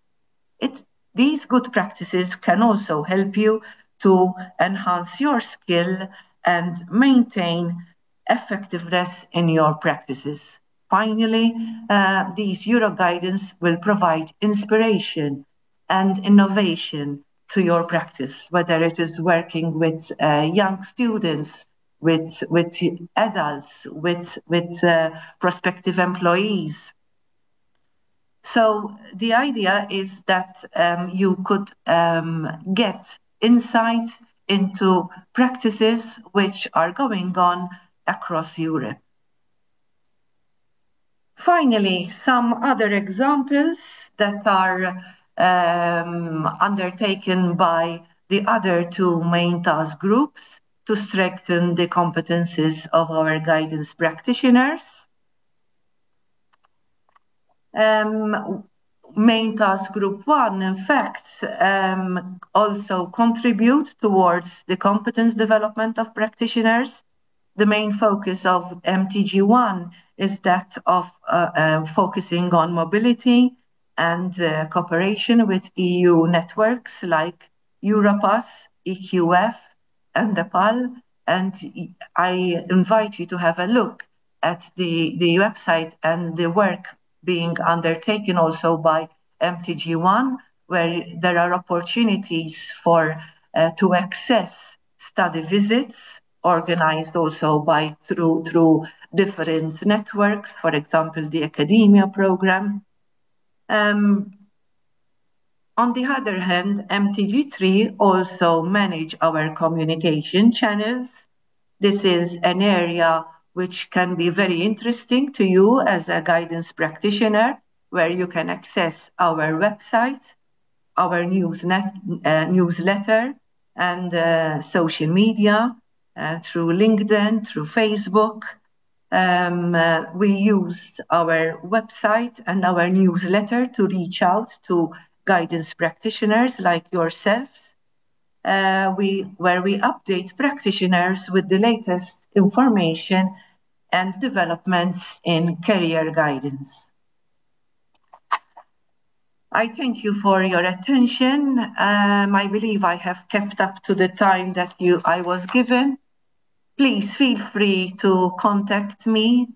Obviously, you have your Euroguidance Center representatives. You can contact the Euroguidance representatives, Vuli and Dimitrios. But if you need any other information about the Euroguidance network in general, you have my email address there, and feel free to contact me. I once again thank Vuli and Dimitrios for giving me this opportunity to share the work that we do on behalf of the Euroguidance network. Thank you.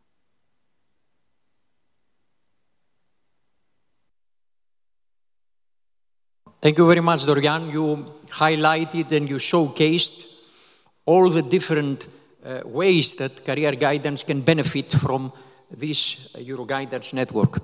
And you mentioned target groups we don't often care about. You mentioned career guidance in the primary, because they ask me, career guidance in the primary education, is it possible? You heard it is. Yes. All the specific micro areas of competence. So there is a micro area of competence in mobility.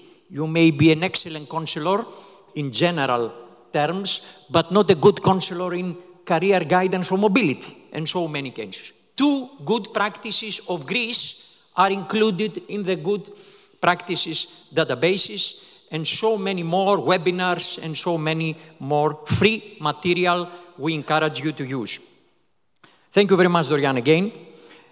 Τώρα προσκαλώ στο βήμα την κυρία Βούλη Τετραδάκου.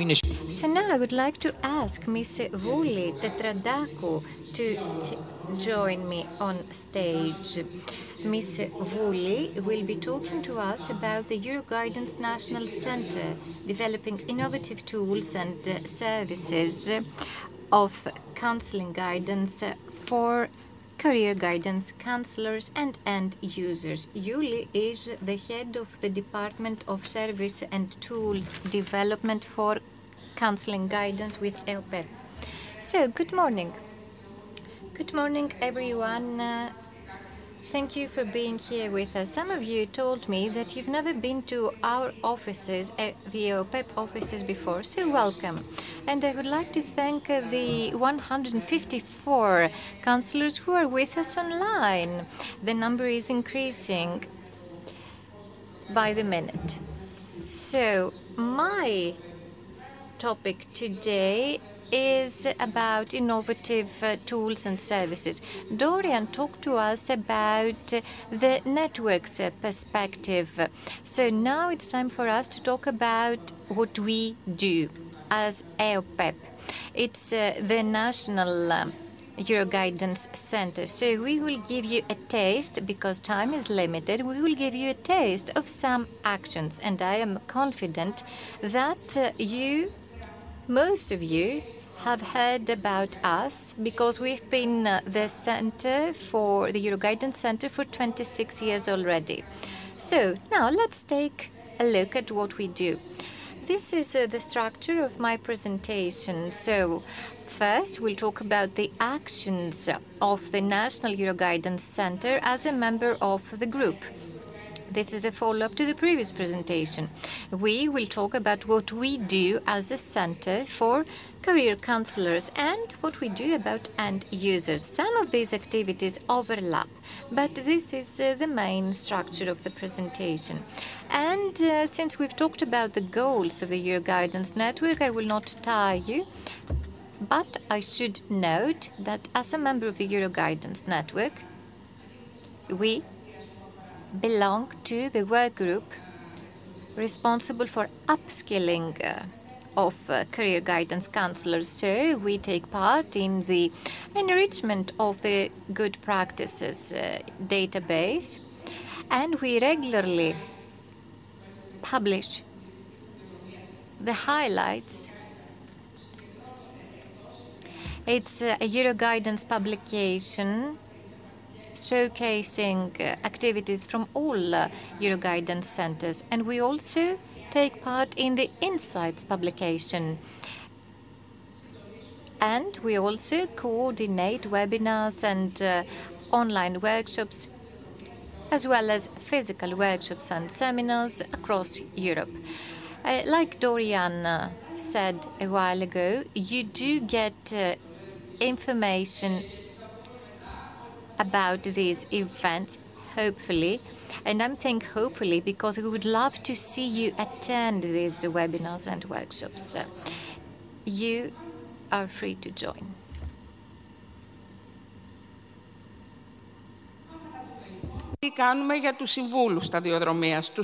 So let's take a look at what we do with the career guidance counselors, because this is our goal.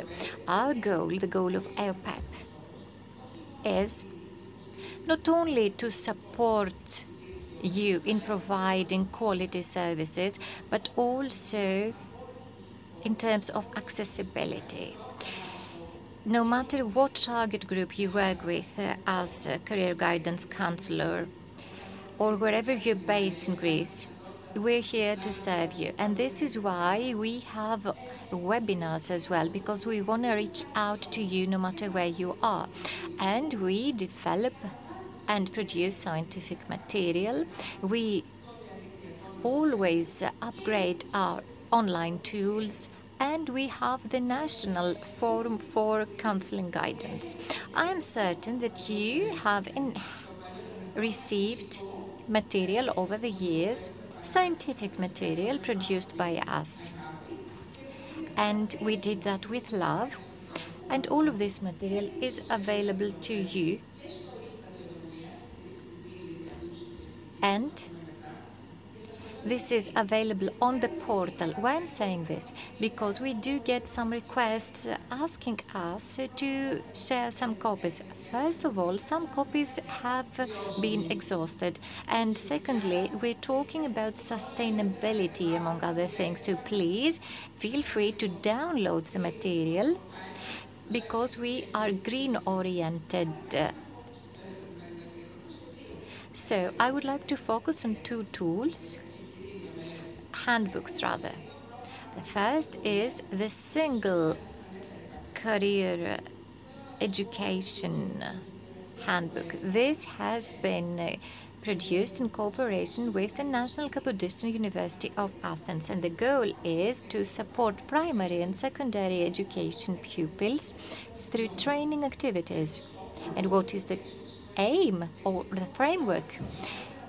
Since some of you are taking notes, I should say that our presentations will be available on the conference's website. So the aim is to support pupils so that they become self-aware and understand their strengths, weaknesses, and plan their own actions career-wise. What's the important thing here? We do have some expected learning outcomes that are described. And why is that helpful?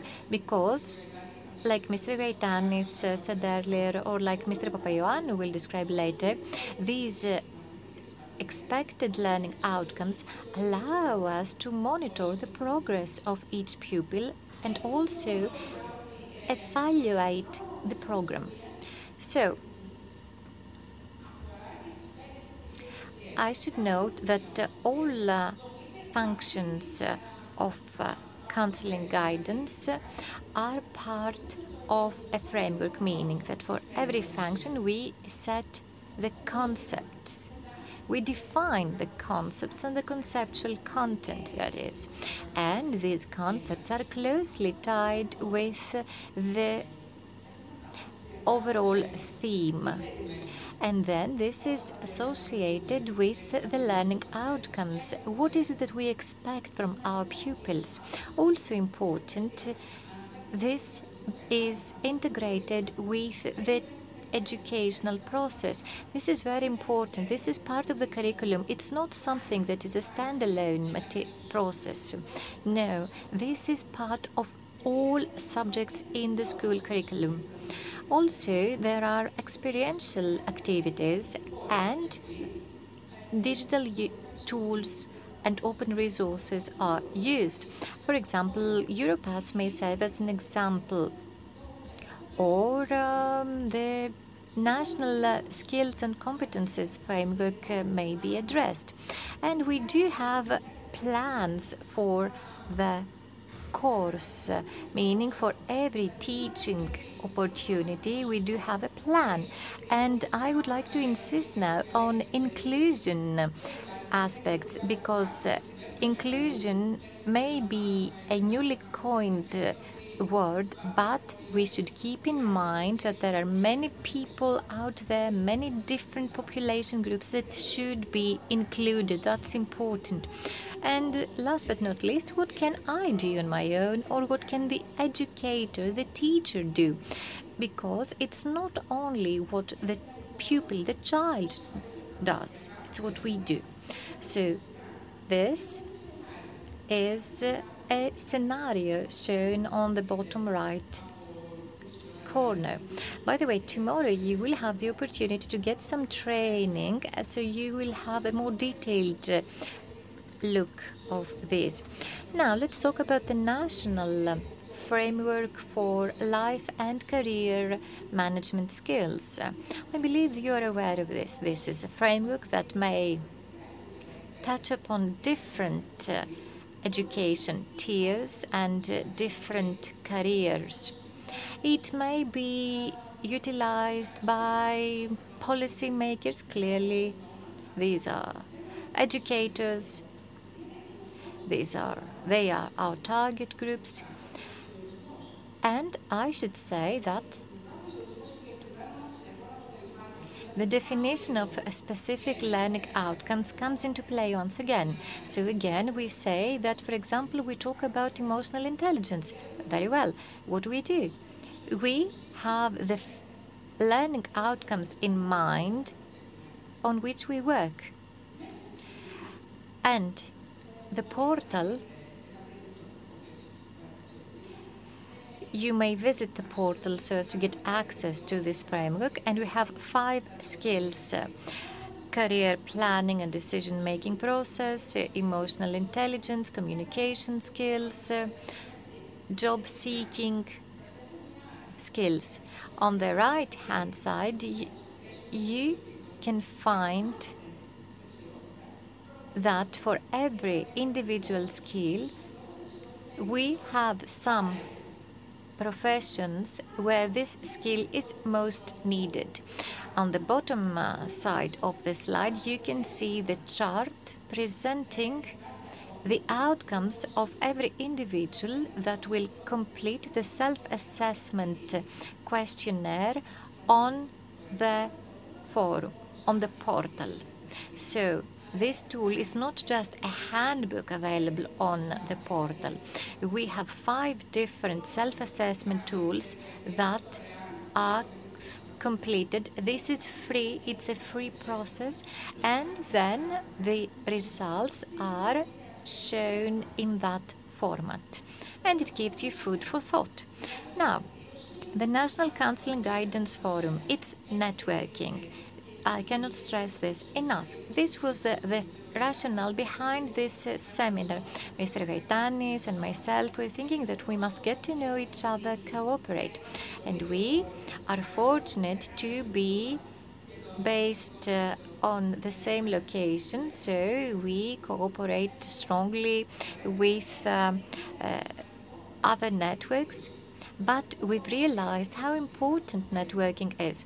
Now, the National Counseling Guidance Forum is also available through a Facebook link. And we have many tools available, but we would love it if you visited it. We do not want to click on like.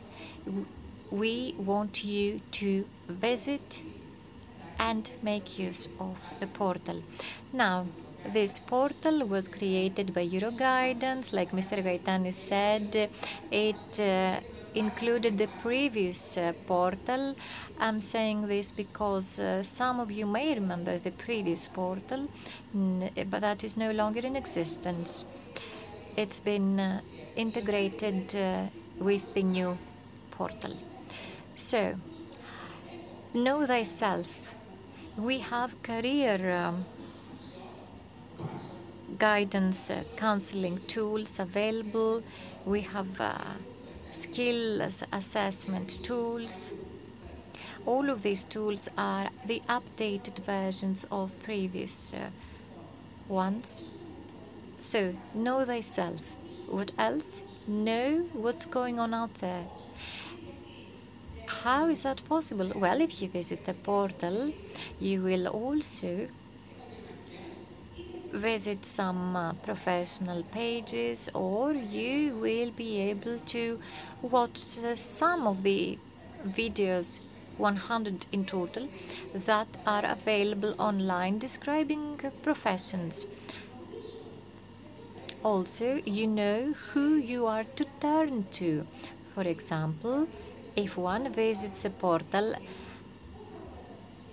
and parents usually ask us this question, you will find, for example, the contact details for a school, a vocational training school in Florina, in the city of Florina. That's just an example. So, this portal is addressed to all. This is why I say that this is not only available for career guidance counselors, but also for end users, and it is continuously updated. As to pupils, we have the tools that are available to pupils, and also the role of the career guidance counselor cannot be replaced. It's not like a pupil can do everything on their own. No, the counselor is essential, but these are tools that are helpful. And, you know, in the pre-COVID era, we would be visiting schools, we would be going on site. Things changed after the pandemic. So now we have many online awareness-raising activities. This was kicked off in the COVID era. But we also have physical events. So in 2024, we had 7 physical events targeting 448 pupils who came here. So I'm not saying that we are only present online. We've had pupils here. Now, this is a snapshot. Please pay attention to this, because it's the information available on the portal for vulnerable population groups. This is a very special thing. It's persons with disabilities, it's the financially disadvantaged populations, the Roma community, among others. And you will find many different support tools, so this is invaluable information. Now, let's take a look at figures. The visitability of the national portal for lifelong counseling guidance amounts to 276,636 views this year alone. And you can find the interest tests, 27,000, the values tests, 8,600, the professional decisions test, 10,000. The skills self-assessment, 9,600. Information about professions in the labor market, 2,700. Comment off the microphone. The speaker says, yes, there are videos. Yes. And you know, just yesterday I checked the Google Analytics. You know what? We have 765 visits on the section titled, Am I Charismatic? And last but not least, studies and employment in Europe. And mobility is one of the goals of Euroguidance. This is linked to Europass network. No. Okay, so the new career guidance questionnaire. The questions, the items were built based on the ESCO classification for professions, and it is also linked with the Europass skills. We will see this in detail tomorrow. We will have access to a number of updated professions that was missing in the past. Now, future activities. We will be continuing our activities, meaning that we will be part of the Euroguidance network. We will be hosting webinars. We will be welcoming pupils here. The building will become more lively, but we do accommodate pupils from time to time. And we will be publishing the interpretation guide for the updated professions career questionnaire. And we will be developing this tool for objectively assessing skills, numeracy, for example, because we cannot afford to overlook competences. It's not only about skills, it's also about competences, and we value your feedback. So please, this is the email guidance@eopep.gr, and you all know who I am, I believe. Myself and Mr. Gaitanis are part of the seniors group, so you all know who we are. Please feel free to contact us. And I'm available for questions either from the audience or from remote participants. Thank you. Ευχαριστούμε πάρα πολύ την κυρία Τετραδάκου. Thank you, Mrs. Petradakou. Euroguidance is at the core of today's and tomorrow's educational seminar or training. Many very important tools and know-how that we are acquiring. There is another tool underway for counseling of people already in a job, in a profession, employees. So this is on the cards. The next presentation concerns another network which is also connected remotely. It is the well-known network of CEDEFOP set up by the European Commission in Thessaloniki. Mrs. Cynthia Harrison, a policy officer at CEDEFOP, will now talk to us about it, and then we shall hear Mrs. Vlachaki on behalf of Greece, head of the Department of Documentation, Evaluation, Support and Specialization. Strategy and all the important things that these sometimes career counselors are neglecting, I think. Sometimes they are not giving so much emphasis on these mainly broader policy issues. Thank you again. Okay, thank you very much. I'll just say hello before I try to share my slides. I don't know if you introduce CEDEFOP or those of you here are familiar with what we do. Quickly, we're a decentralized European agency. We provide evidence, promote cooperation with different stakeholders, and we support policy in the area of vet skills and qualifications as well, in a nutshell, let's say. And we work with various stakeholders, we work with governments, we work with social partners, we work closely with the European Commission and other institutions, as well as Euro guidance. I'm glad to see some familiar faces here. Olga, who we work with from the European Commission, and Dorian from Euro Guidance. And some of the Euro Guidance members are also involved in our network of independent experts, which I'll introduce in a minute. I think the previous speakers setup provided a perfect setup, as now we move to, let's say, a different space, as you said, closer to policy analysis and evidence building research and related activities. Now I'm going to I could say I'm from the Department of Vet and Skills, but which is one of our departments at the agency, but I'm speaking to you from the lifelong guidance strand within the overall supporting policies area. So I work together with a team of experts in financing lifelong guidance, in statistics, in validation of non-formal and informal learning, and I myself on lifelong guidance. So thank you very much for the invitation, and I'm honored to be here today. I think this cooperation is really essential in the area of lifelong guidance, especially to promote career development in life, learning, and work very broadly, so holistically.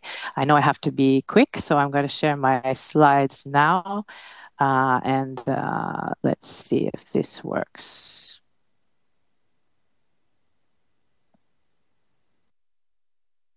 Okay.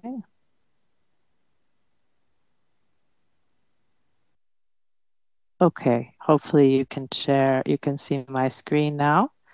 I seem to be okay. Can you see the slides okay?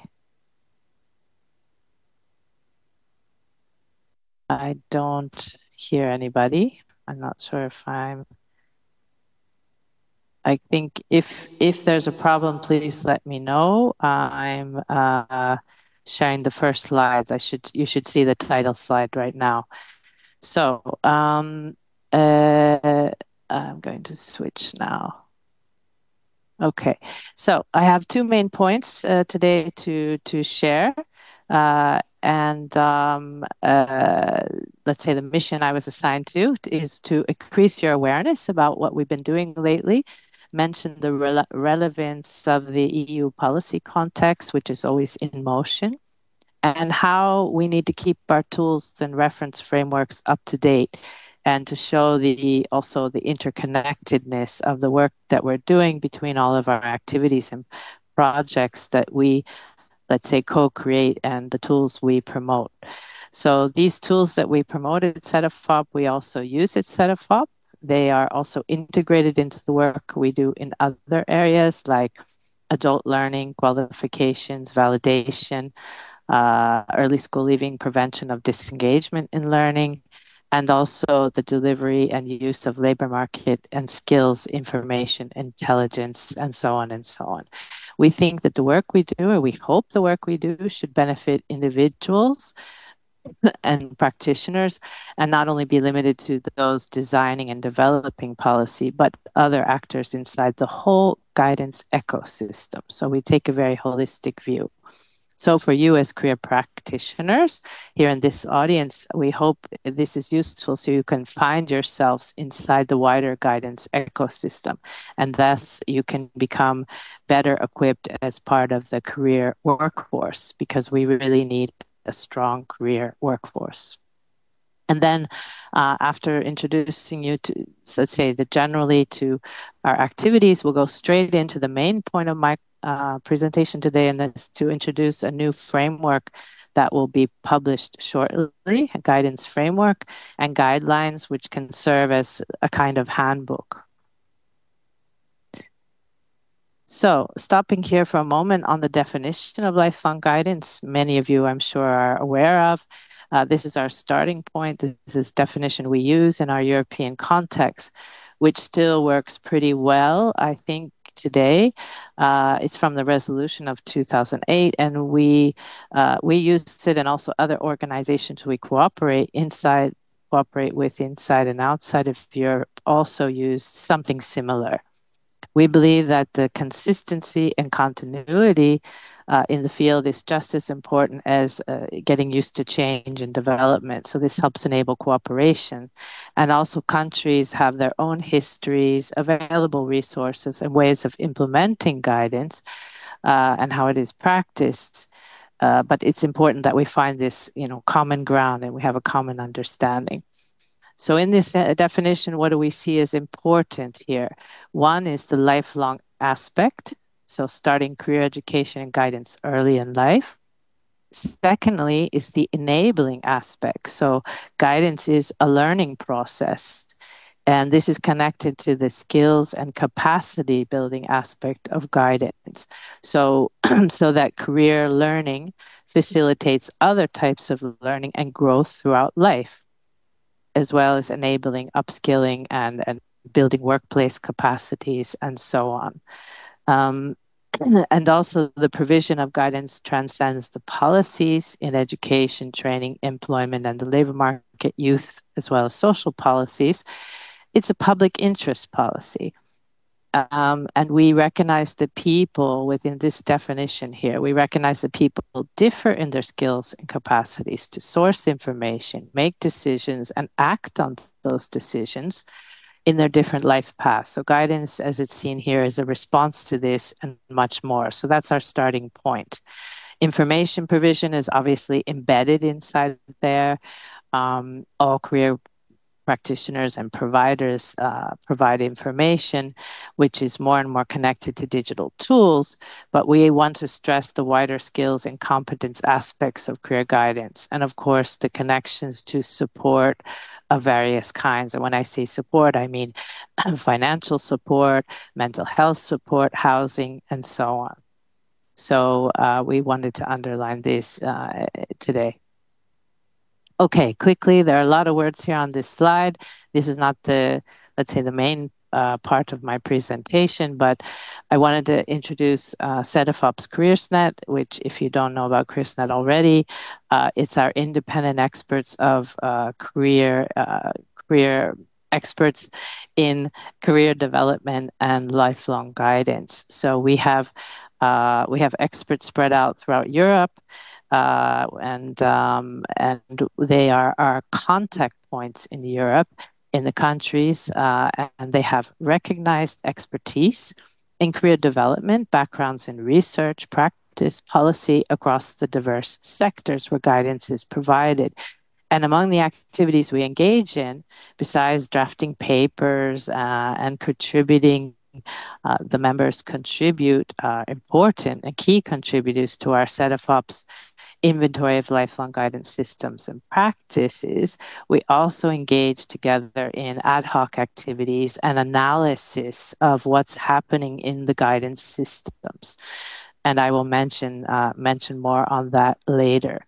But I wanted to introduce the network to you.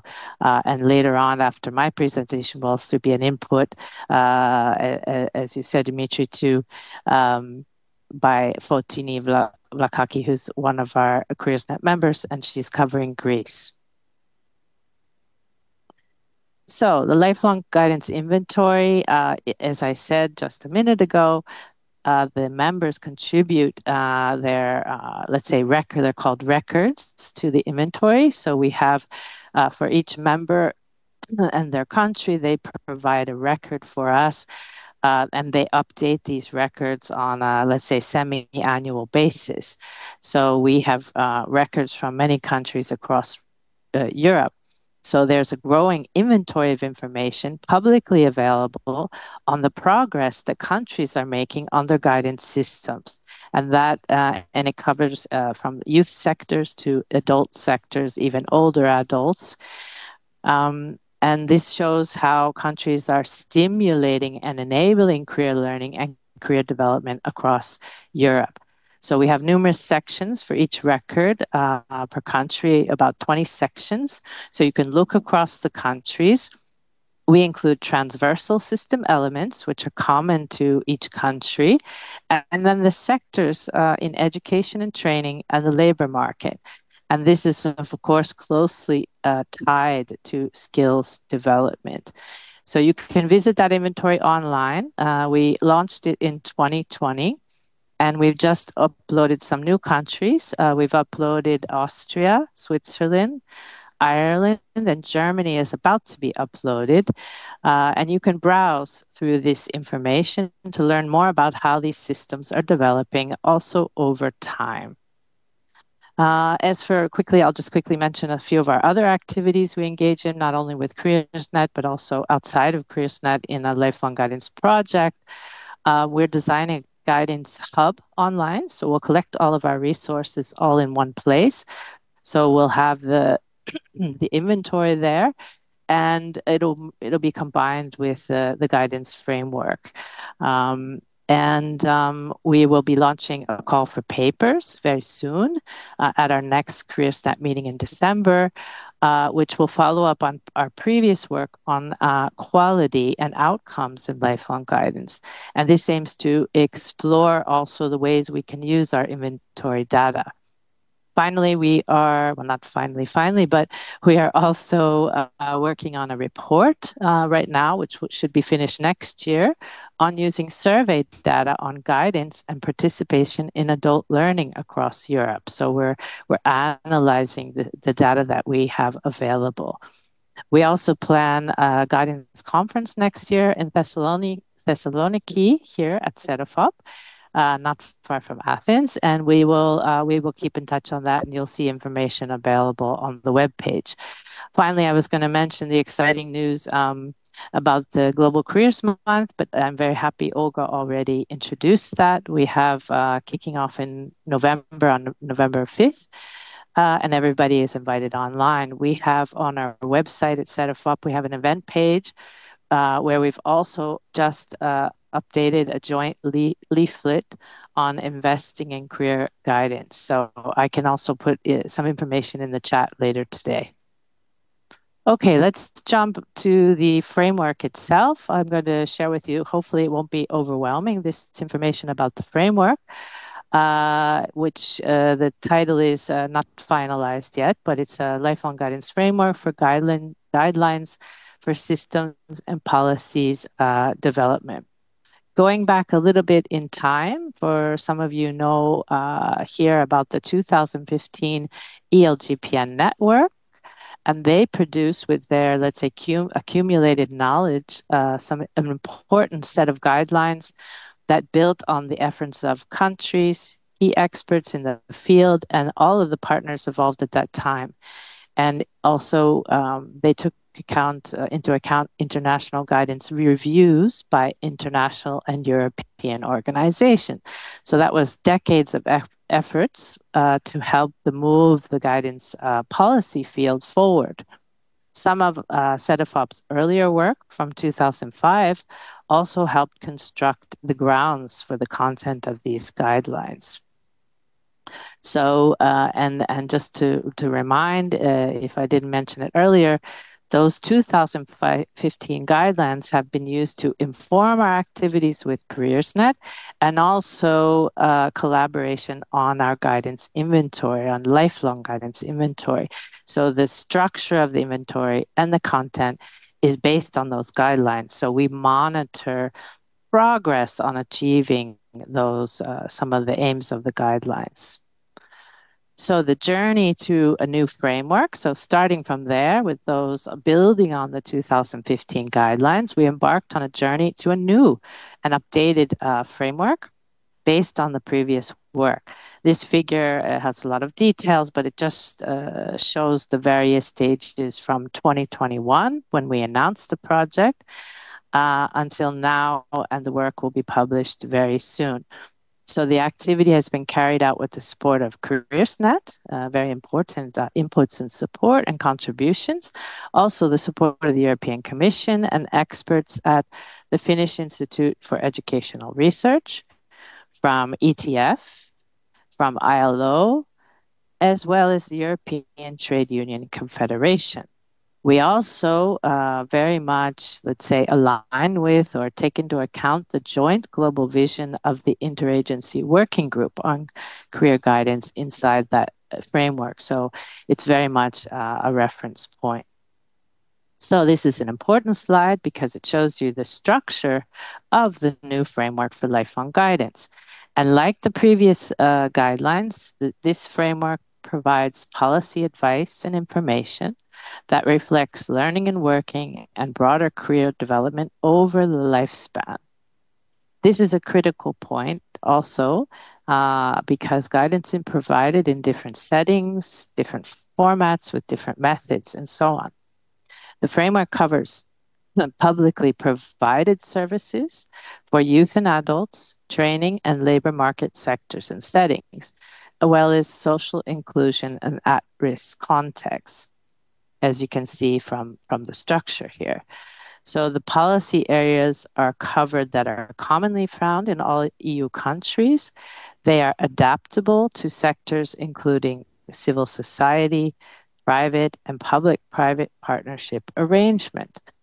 And the framework's contexts are applicable regardless of the mode of provision. So online delivery, in-person distance services, and so on. This is all covered. As you can see from the slide, on the left side, or my left side in any case, the transversal guidelines, there are 9, which are common to all policy fields in each country or system, as I mentioned also before in relation to our guidance inventory. The sectoral guidelines, we have 6 for guidance provisions in education, training, and the labor market. And finally, there at the bottom, we have a third, what we call is a dimensional section containing 2 guidelines specifically focused on exclusion and inclusion-exclusion contexts, implying targeted policies. But we wanted to underline very much that these are part of the other guidelines as well. So inclusion, exclusion are not separated, but they're really integral to all the other policies as well. So you see in the bottom, we have young people at risk, and the second is targeted to individuals who may be particularly vulnerable due to their circumstances. So in red, I highlighted, if you can see the red, maybe not, guideline 7 on professionalism. And this one is very relevant to you as practitioners because it refers to the professional competencies required, including knowledge, skills, attitudes, values, and qualifications to enhance the quality of guidance provision by those who carry out guidance activities. So this includes not only career practitioners, which is the reality, but also others who provide guidance need to be prepared and equipped to do so. This includes key support staff across settings and contexts in which guidance is provided. So the whole framework, when you see it published, it'll be coming out, we hope, in December. We will have an introduction where the latest and the most relevant EU policy context is defined, as well as the overarching operational principles. So those underlying concepts which, let's say, tie together all the guidelines, and they're consistent also with the 2015 guidelines. Each guideline, there are 18 guidelines, and they're structured in the same way with a definition, information on why that guideline is important, and then some example elements of good or, let's say, ideal models, systems, and policies. And then we also have lots of footnotes, references for, let's say, resources for policymakers. And we have a glossary of technical terms, which is only for used for the framework. So stopping here just one more minute, we just to underline why we need such an updated framework now.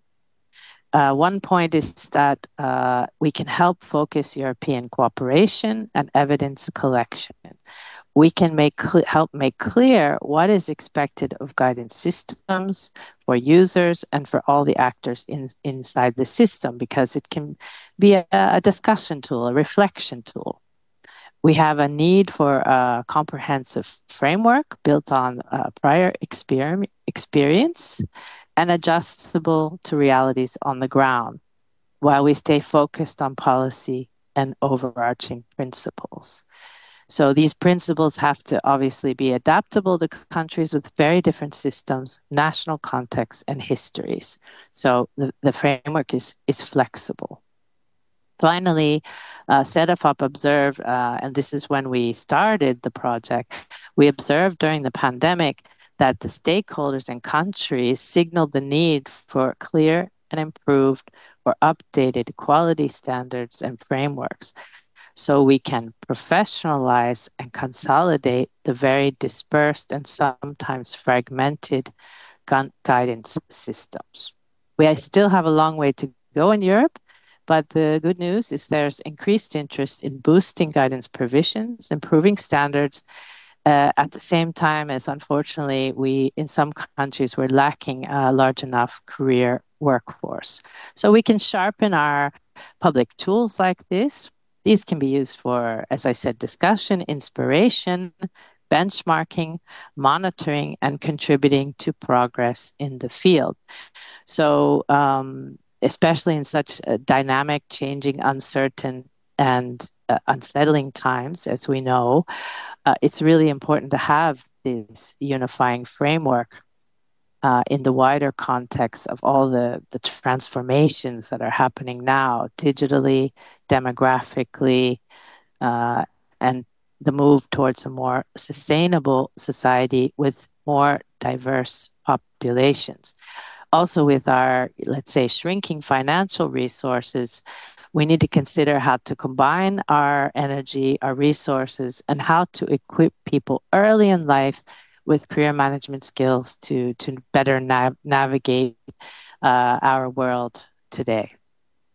I'm going to skip over. We have, since we don't have much time, we have the framework, as I mentioned, has overarching operational principles, and these are underlying all of the guidelines. You can read about this in the introduction to the guidelines when they are published. So let's see. The users of the guidelines, they're intended for policymaking across education, training, and the labor market, youth, social sectors, and fields. But they're also useful for, obviously, service providers, social partners, civil society actors, and the general public at large. So we hope that these guidelines will be also useful for career practitioners and career education developers. I wanted to mention, in addition to the Global Careers Month, which Olga already mentioned, we had a webinar held in April where we previewed the framework and had some discussions with stakeholders and members of the guidance community. So the link is still online. You can visit our website. I'll share some links in the chat and watch the video. So please don't forget to check our website and social media for Global Careers Month and other resources that we have. I will now stop here and I will give the floor to Fotini, one of our independent network members, to share some views and information stemming from her activities in the network. So thank you very much from my side, and I'll pass the floor now to Fotini. Thank you, Cynthia. Before giving the floor, so many important issues you raised, and sometimes counselors think that these themes are not influencing their everyday practice. They say, this is policy. What I have to do with policy? This is for policy makers. No. You see, you must have a policy in your own career service. We ask, what is the policy of your career service? What is your policy as a person? So we have to understand that policy and strategy and leadership affect us all, and we are the ones who make them a reality. Thank you so much. Now we give the floor to Mrs. Fotini Vlachaki. Fotini comes from EOPEP, actually, and she was heading the Career Guidance Directory before me. and now she is an independent expert in the same network, the Careers Network. Fotini, you have the floor. Ευχαριστώ πάρα πολύ. Thank you, Cynthia. I will talk to Greek. Είναι πολύ σημαντικό που It is very important that I'm here today, and I'm happy to be among colleagues. We could spend hours talking about how we got to where we stand today, starting with 2002. That sounds so long ago, doesn't it? We were there, and now here we are talking about all of these European networks and organizations that support career guidance and provide visibility to this important institution. So now, for us to get a better understanding of what these networks are and what they do, at their core is the cooperation of many different stakeholders from many different countries, and they're a forum of exchanging data, good practices. It's a collective effort. So SEDEFOP has essentially supported career guidance at European level together with other networks. But SEDEFOP is a European organization, so we understand that its weight has been highlighted, and in recent years, through the development of the CareersNet network and with the help of the independent experts from different countries, we've succeeded in having an objective mapping of individual systems. This enabled us to identify the best practices from different countries, as well as have the capability to assess different policies pursued in a variety of countries. So we identify similarities, we identify strengths, weaknesses. Now, I will not talk about what Cynthia has already described, because essentially the CareersNet members provide feedback on different activities. I will mostly talk about the inventory, because there are so many actions carried out, so I will insist on the inventory. This is a dedicated form that allows us to reflect data for every country. I'm responsible for doing that for Greece. The latest update was in 2023, and currently the new update is underway. There are few countries that have completed the update this year. So it's a highly demanding task, and I would like to stress that it requires cooperation from different fields: employment, education, social partners, vulnerable group service providers. So it's like a reference network for cooperation and access to resources. And all activities are found in the country's record. And in that respect, it is helpful because we have a complete, objective, unbiased mapping, inventory,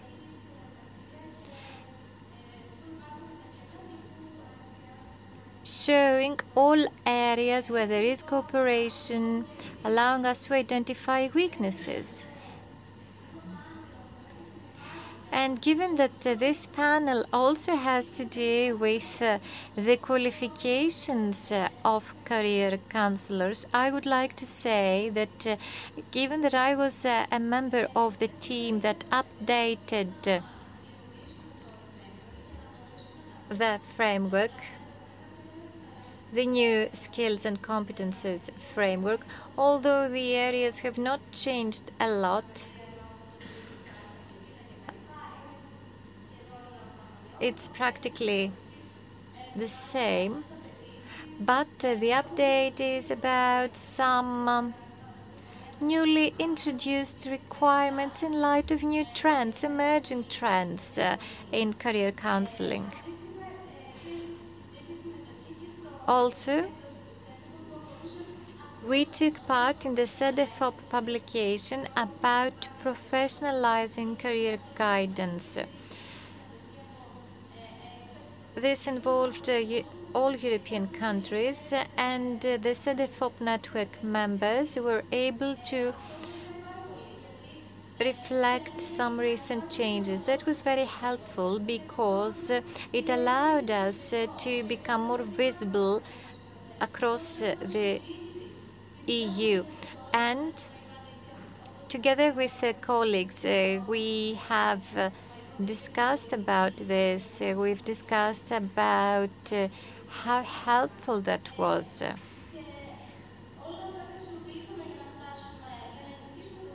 So we've strengthened the institution at national level,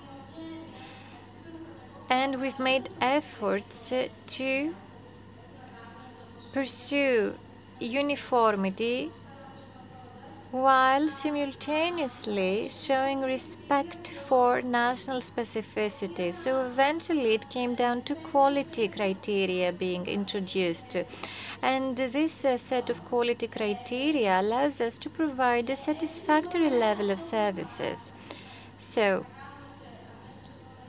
what we will be doing in the imminent future is we will be updating the practices section.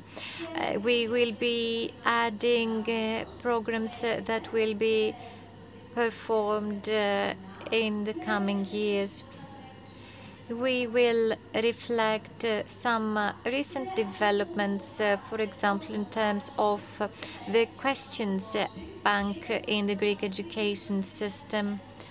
And it is important to note that we are also in cooperation with the Greek Trade and Entrepreneurship Development Center of the Hellenic Confederation of Commerce and Entrepreneurship and the Labour Institute of the Greek General Confederation of Labour. So there are different stakeholders that are joining forces, both individuals and businesses, and the goal is to identify changes. So, building on the different job descriptions, we are launching this new project that is the roadmap for adapting career guidance profession to upcoming changes. And in closing, I would like to talk about the professional standards in EU, because we do have a role as experts. We are to promote these standards. So in terms of the qualifications of career guidance counselors, I've identified some common characteristics. I would like to note that we see that in several countries there is no specific requirement for license to practice the profession of career guidance counselor.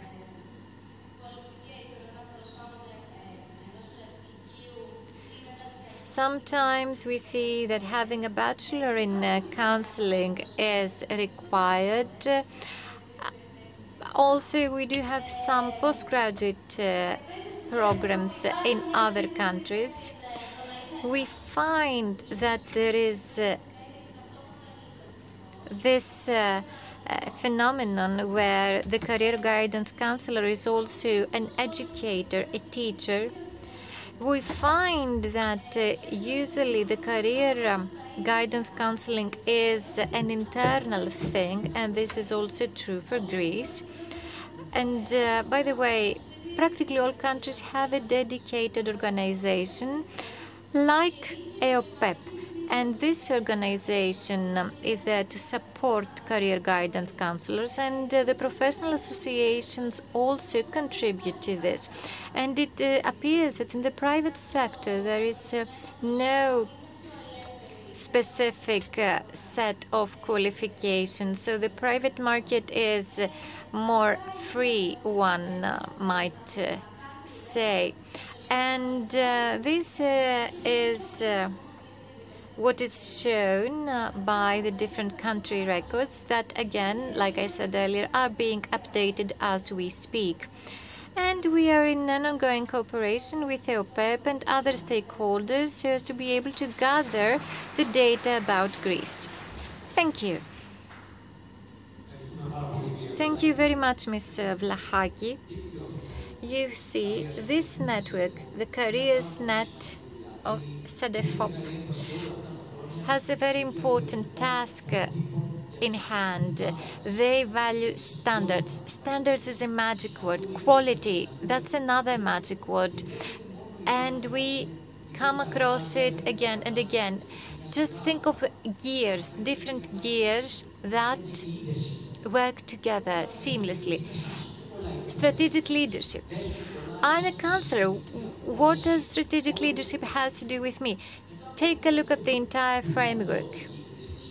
Others might question, where can I find information about what's going on in France? Well, you have the answer. Check the tools, check the country profiles. Also, there is an improvement work that's been carried out. So for the first time, we actually set the criteria for internship for career guidance counselors. So we improved this because we were lacking in that area. But now I would like to ask Ms. Maria Kamakari to take the floor. She also represents the European Commission. She is a senior business analyst with Europass.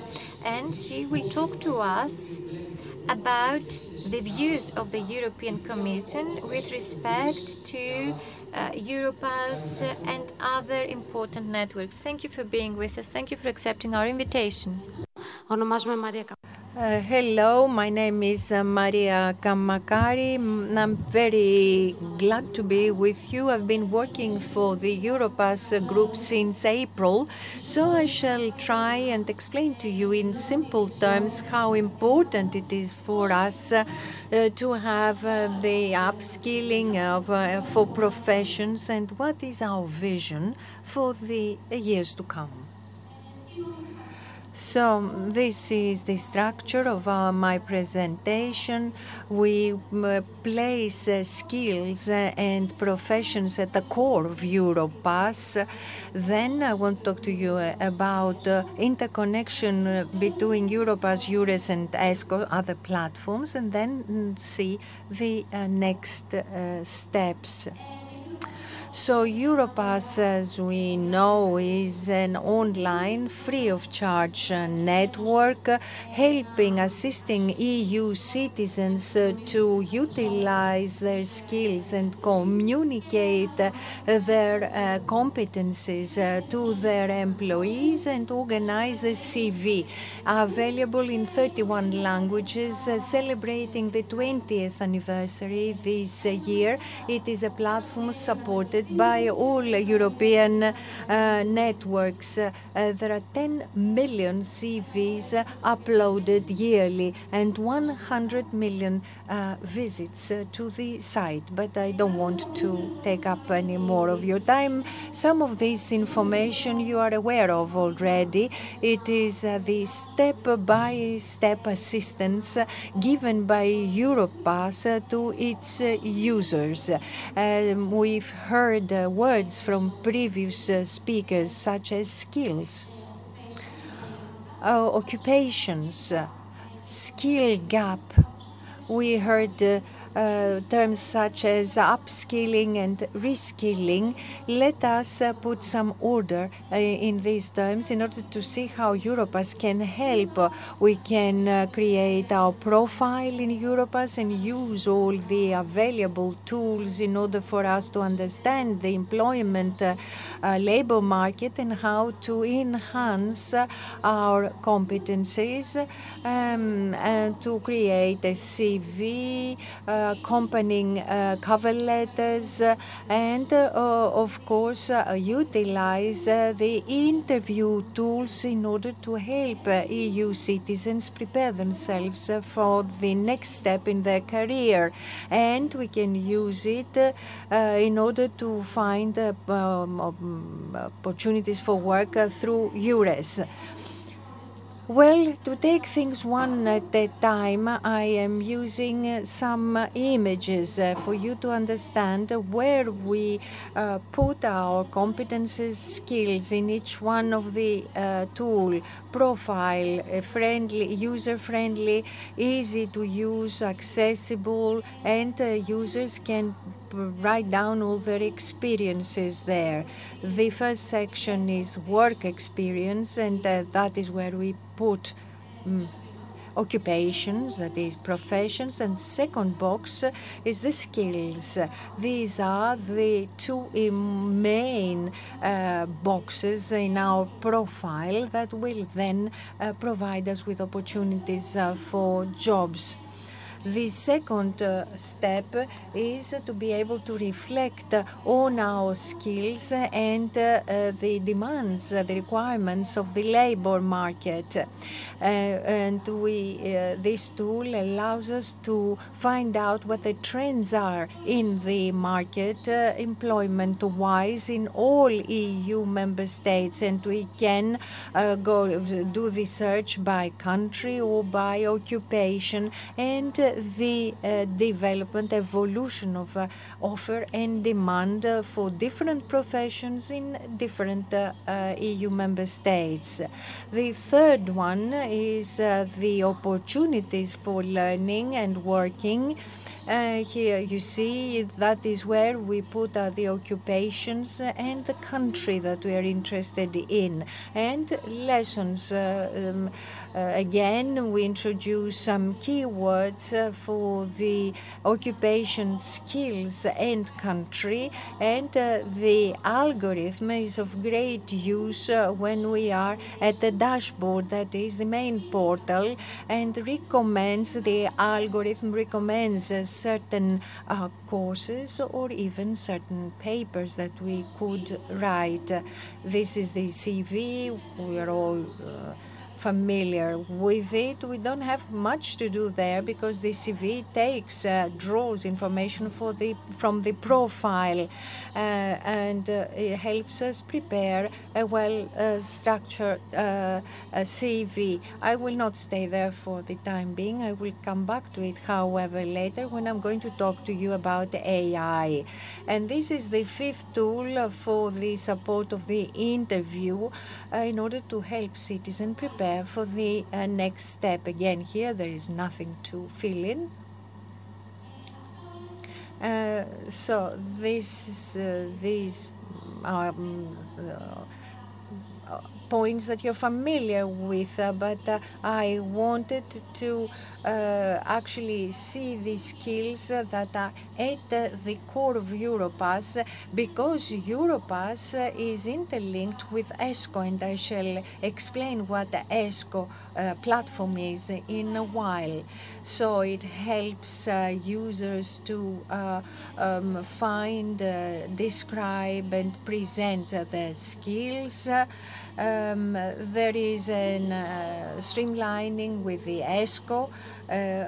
All our skills are then shared on the profile and other sectors of the platform for interoperability with other platforms. I'm not an expert, a specialist on ESCO or EURES. Just a few words in order to see the interoperability. Europass cannot work on its own. It is linked to ESCO, where we have European skills, competencies, and occupations. ESCO actually provides the common European language for occupations, and Europass is also connected with EURES. Users can find working opportunities based on their profile, and employers can also find candidates that will respond to the profiles that they are looking for, and there is also opportunity for further learning and training. Now, ESCO is like a dictionary, a lexicon that actually contains all the occupations and skills. It is available in 28 languages, and it makes a correspondence between skills and occupations. It is the access to it is free, and it contains at least 3,000 occupations in its structure, and the skills, corresponding skills to the number of 13,900 skills in ESCO. Why is it ESCO important? Why is ESCO important for Europass? Because it is user-friendly and understood in all member states and all languages. ESCO is the foundation, if you will. It allows for smart correspondence between occupations, skills, and competencies, and promotes job finding. The users can export their profile from ESCO to EURES, and the announcements are corresponding.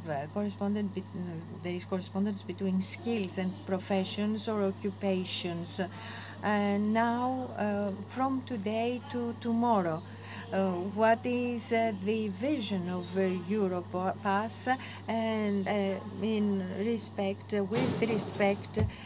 to the needs that we have assessed in the European Union for upskilling and reskilling, namely. We have been working in order to personalize Europass fully. What do I mean by that? When users fill in the different fields properly, then we can work on the taxonomy of ESCO using algorithms and AI in order to see where are the gaps in the skills of a given user, and we can propose to him or to her possibilities to enhance the skills that he or she already possesses. So the first idea was to locate the skill gap.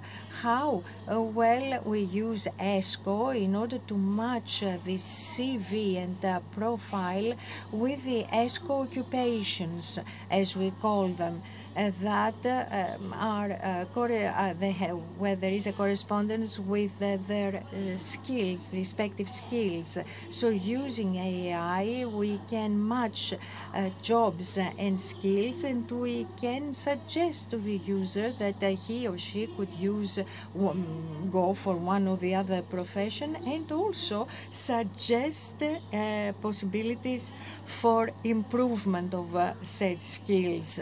And also personalized CV. If somebody wants to go for a business analyst job, he can ask AI to create a profile CV as a template for him or her to use in order to construct their own CV.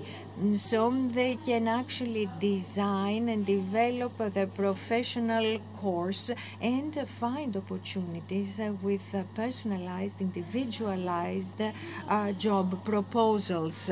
So the next steps, it is true that ESCO allows for this common language or terminology, and it is not only skills that we have to think of, but also occupations and correspondence between the two. Europass does not work on its own. It belongs to a European system comprised of occupations and corresponding skills. The next step is to personalize Europass in order to enable the user to see his/her weaknesses and receive help, assistance in order to enhance said skills. This is all from me. Thank you very much. Ευχαριστούμε πάρα πολύ, κυρία Καμακάρη. Thank you, Mrs. Kamakari. You gave us new information about Europass's next steps and how Europass, EURES and ESCO will interoperate. A couple of comments.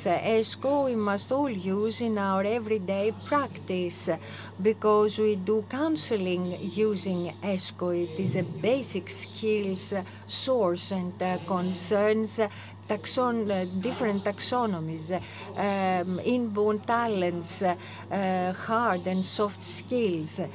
And how do we use AI? AI will propose a smart CV. Do we just copy-paste it? Do we use AI in order for it to substitute our own intelligence, or do we use it in a complementary way? The latter is what we propose. AI should be used in a complementary manner and not as a replacement of our own intelligence. So this is the end of our second session. Please make this break a 10-minute break because we have a delay of 50 minutes so far, 5-0. Στην αίθουσα γιατί μας περιμένουν από την Ισπανία και την Πορτογαλία ομιλητές. Please step back into the room because we do have speakers waiting for us. They're from Spain. And we're already lagging behind.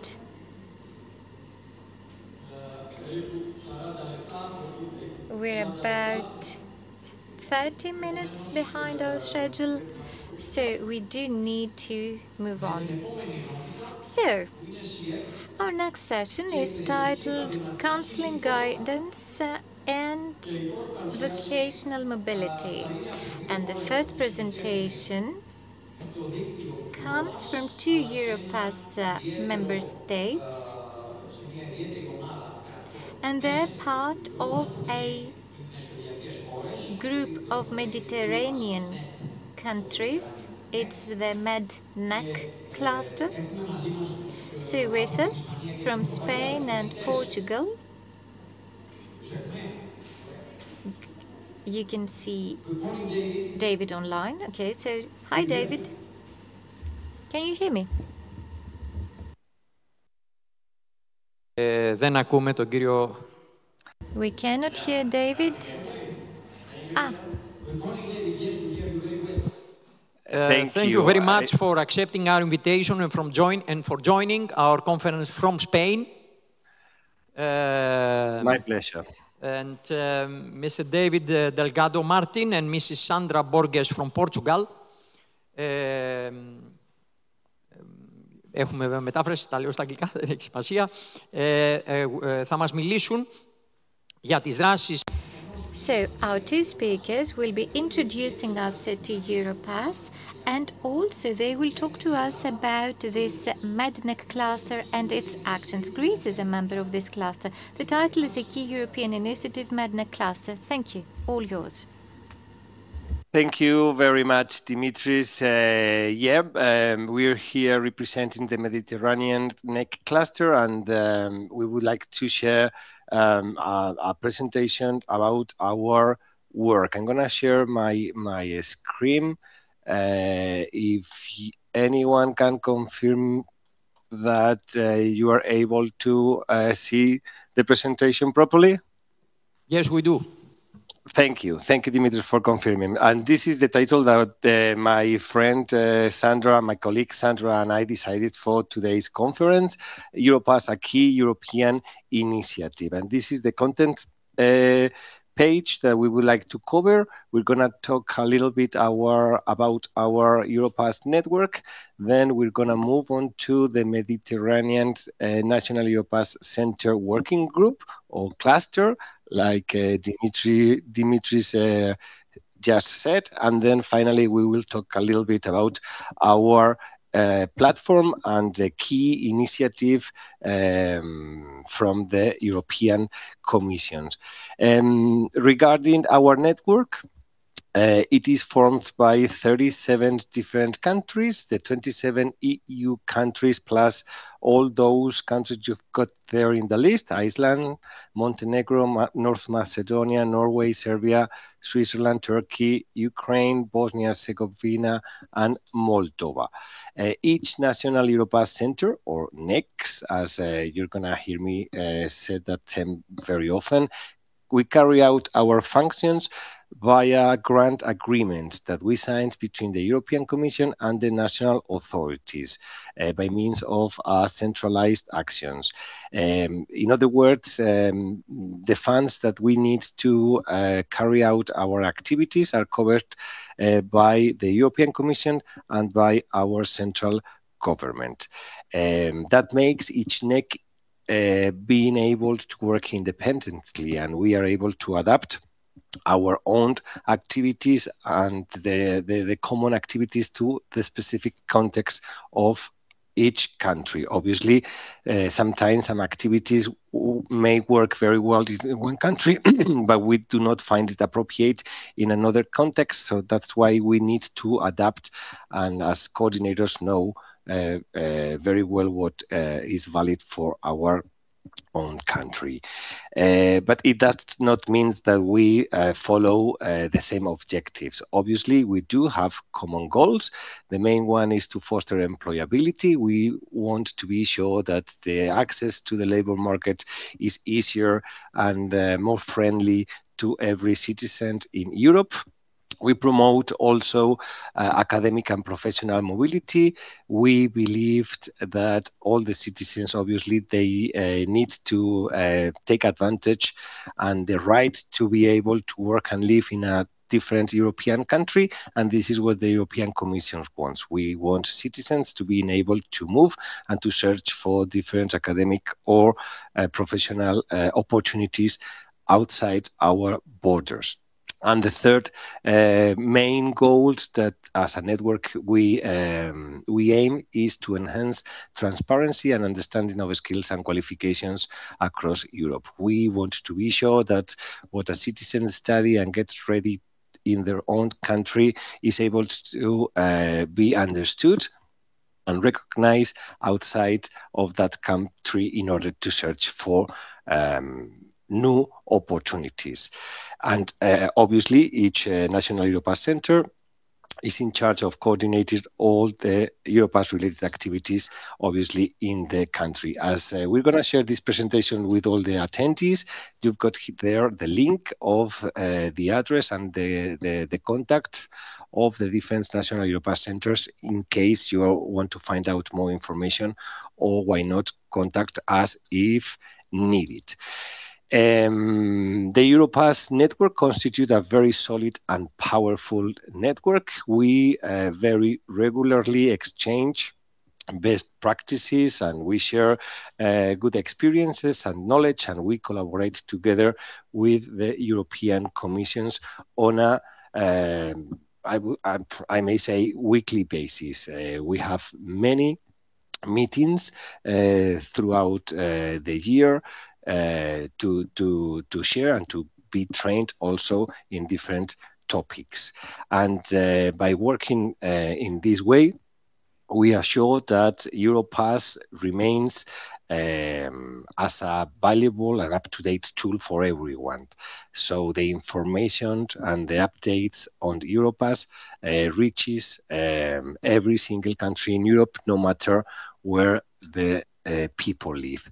I said that our network is formed by 37 different countries. Obviously, the 37 different coordinators cannot participate in the different meetings that we are celebrating. So that's why we believe that a very good way of organizing ourselves is by working groups. Working groups related to certain topics or themes. We've got the Communication and Promotion Working Group, the European Digital Credential Working Group, and all the lists that you've got there. Each working group is led by one or two chairs that are responsible of hosting the meeting and suggesting fields of interest related to this topic. Actually, I'm the current chair of the European Digital Credentials Working Group. And what else I wanted to say? As coordinators, we do not need to be involved in all the different working groups. We won't have enough agenda to do so. So each coordinator decides the working groups they want to belong to. And another working groups that also we celebrate is by regional clusters. So each country decides the cluster they would like to participate and get involved in. Obviously, the meaning of today's participation is the Mediterranean cluster that we are going to talk in a minute about that working group.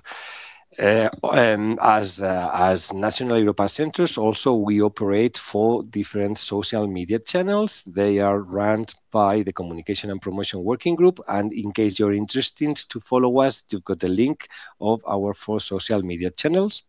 And now I'm going to move on to the Mediterranean NEC cluster. It is the second oldest cluster of the network. Portugal, our colleague Sandra, I mean, not her, but her predecessors has always been the chair of this cluster. And there are 6 Mediterranean countries involved: Portugal, Spain, Greece, France, Italy, and Cyprus. Our national Europass centers, these are the list of the organizations they belong to. I'm not going to read them all. Many of our national Europass centers belong to the National Erasmus Plus agency, but some others they act independently of the National Erasmus Plus agency, like the case of Italy or Greece or Cyprus. And which one is the purpose of our cluster? Which one is the engine that make us work? Well, we have always been focused on employment and job providers. We believe that this is the most difficult stakeholder group to reach. That's why it's very easy just to promote Europass and get to the end users, because they are going to use the different digital tools to foster its employability. However, it's difficult to reach the companies and job providers as a whole. That's why we always focus on them. You've got here a conclusion of the last Europass evaluation carried out in March 2024, where it says that there is a scope for further cooperation and engagement with national players in the field of employment. And NECs could play a key role in reaching out to labour market stakeholders. The labour market stakeholders need to be aware of the benefit of using also Europass. And a way to reach them is by creating promotional materials. And this is what we normally do. You're going to see in a minute the different promotional materials that we have created in order to reach this stakeholder group. Oh, yeah.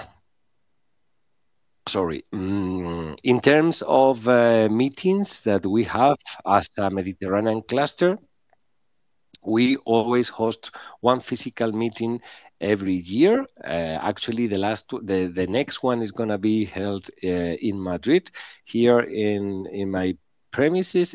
By the end of November 2025, I'm just looking forward to receiving my colleagues from the Mediterranean countries in my city, and we also celebrate very frequent online meetings to discuss about our working plan and about the creation of materials. And we stay in touch by team channels and also via an informal WhatsApp group. You can see here some pictures of the last meetings that we celebrated. In October 2023, we met in Lisbon. And in October 24 last year, we met in Athens. Our colleague Strabrula very nicely organized the meeting in your beautiful city.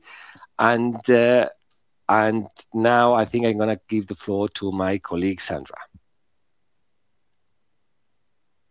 Sandra?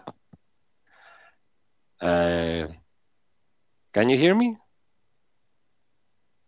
Oh, maybe Sandra is not.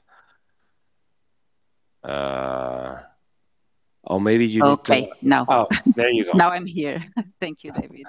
That's okay. I wasn't able to unmute my microphone, but now I'm here. Thank you. Thank you. So, as David has mentioned, the Mediterranean cluster has been focusing on building closer ties with the labor market by producing promotional materials aimed at job seekers and employers. We have some examples of these promotional materials to show you, but I'm not seeing the presentation. David, are you still sharing? Yeah, I am still sharing it. Okay. So you cannot follow the presentation? I cannot follow the presentation. Oh. But it's okay. It's okay. Maybe I can share my screen. Your screen, yeah. So I'm gonna stop sharing. I think it makes sense. I'm gonna. Sorry for that. I'm gonna. No, it's okay. Okay, I just stopped sharing. So I think you're free to go and share your own screen now. Okay. Thank you. So let's go to. Can you see my screen now? Yeah. Okay. So we have. Sorry, David. it's not in presentation mode. No. Not yet. No, we can see the list of all the slides.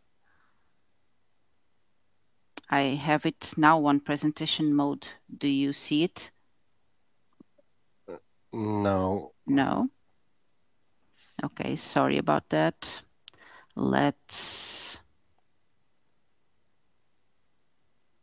We see the slide previous deliverables, Sandra. Previous deliverables, but it's not in presentation mode? You've got on the... It's talking about the brochures in 21 and 23, about the brochures. Yeah. Yeah, this is the slide, yeah. Yeah, but it's not in presentation mode, is it? No, it's not. Okay. So let me try and share another way. Sorry about this There's delay. an icon at the bottom edge of the screen to click like the full presentation mode. Yeah, I did that, but you cannot see it. No, let's try. Me... We have a very nice video to share with all the audience. Yeah, that's true. Okay, how about now? We are on slide 12, and you've got on the left margin all the list of the different... But that's okay. I mean, I think you could go... Let me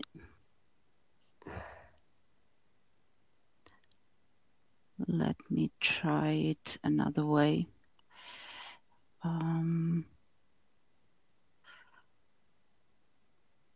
Okay.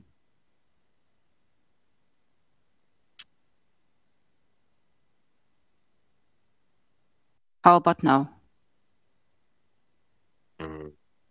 Please look at the chat, Sandra.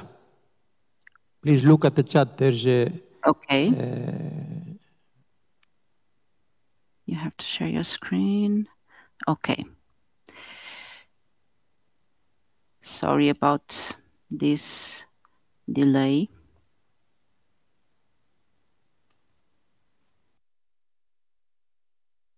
How about now? Now it is. Oh, thank you. Sorry. That's so okay. let's continue. So we have a sample of our previous deliverables. So in the 2018 to 2020 call, a survey was conducted on the importance of the Europass CV on the recruiting processes across the countries that constitute the Mediterranean cluster. On the call of 2021 to 2023, we produced some informative brochures, dedicated brochures for job seekers and for employers. And also, as David was mentioning, a video dedicated to job seekers that I'm going to play for you. Europass is an initiative supported by the European Commission to boost employability and mobility in Europe. The Europass digital platform and web-based tools, including all its content and functionalities, is available in 30 European languages. It's secure, free, and user-friendly. In just a few clicks, you can register and access its numerous functionalities. On your profile, an online personal space, you can register your skills, qualifications, and experiences, and create multiple professional CVs in record time with our CV editor.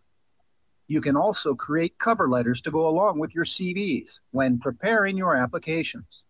You'll have access to a large database of both learning and job opportunities across Europe.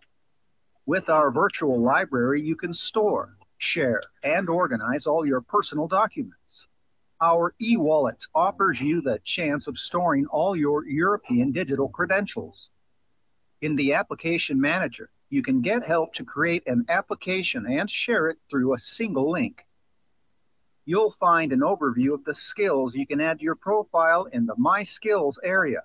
And you'll also find a space to reflect and identify your interests in terms of professional career or learning pathways in the My Interests area. With just a click on our Job and Skill Trends tool, you can discover relevant skills of a certain occupation and find out which jobs are in high demand across Europe. Plus, you can take the test to learn more about your digital skills and discover your level of knowledge on our self-assessment digital tool. By logging on to the Europass platform, you'll be able to document and describe personal information, including learning and professional achievements, in a variety of formats, including curriculum vitae templates and cover letters. You'll be able to display skills and qualifications achieved through work and learning experiences, including mobility and volunteering activities, in a more clear and transparent way. On the Europass platform, you can document learning outcomes of any achieved qualification and use your credentials to register on other compatible digital platforms, such as the European Cooperation Network of Employment Services, EURES.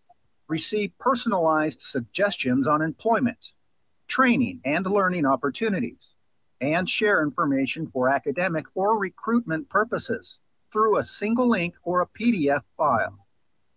If you want to find thousands of jobs and courses across Europe, the Europass is the platform for you. Europass, your free personal tool for learning and working in Europe. Find out more at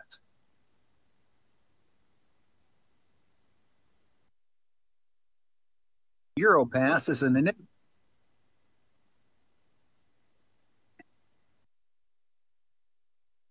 So this is a very nice and a very informative video And although since its completion, the Europass platform has been improved and suffered some updates, the main tools remain the same. So this is still a very valid promotional tool for job seekers.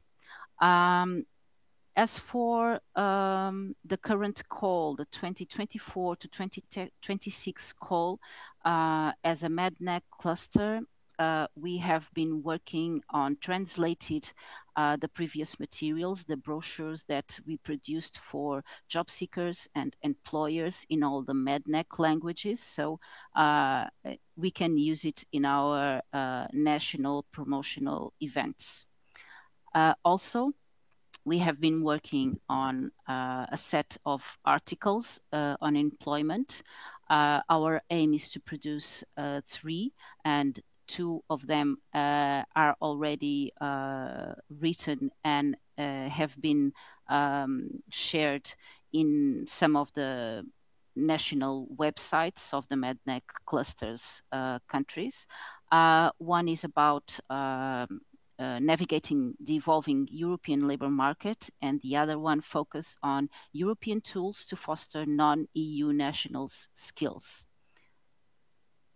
We are currently working on producing a video that explains the advantages of the Europass tools for employers, and we expect to have it ready by the end of 2025. But despite all this activity on our cluster and all the promotional materials that we produce, we still face some challenges, and we have been reflecting on them, and an array of questions have emerged, and we bring some of them to you. I'm going to show you, although I'm not going to read them all. These are the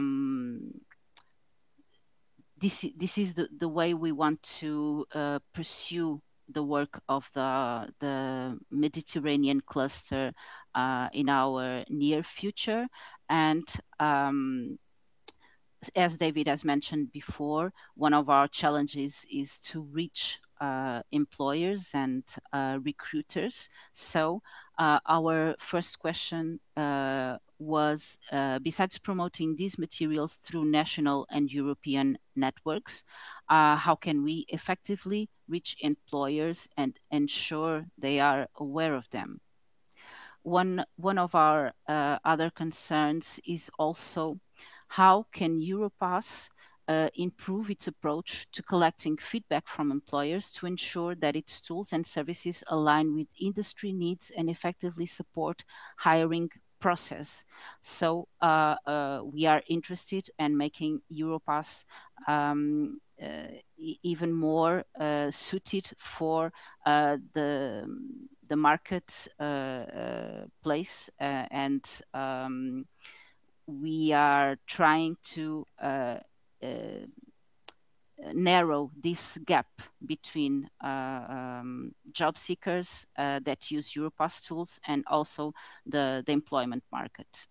And since we are here discussing lifelong career guidance, I would also like to highlight our last question to reflect. Can career guidance associations, chambers of commerce, and other stakeholders play a facilitating role in making Europass tools better known and more widely used by employers? So we don't have all the answers yet. But as a cluster, one thing is sure, we will continue to work on solutions to address these challenges.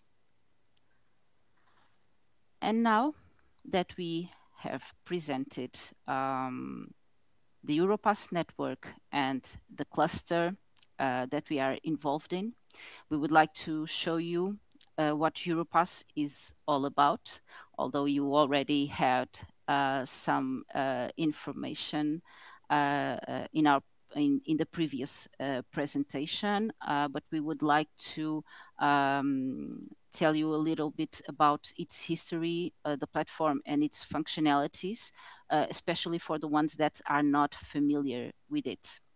So the Europass platform was established in 2005, following the European Parliament and the Council's decision of December 2024.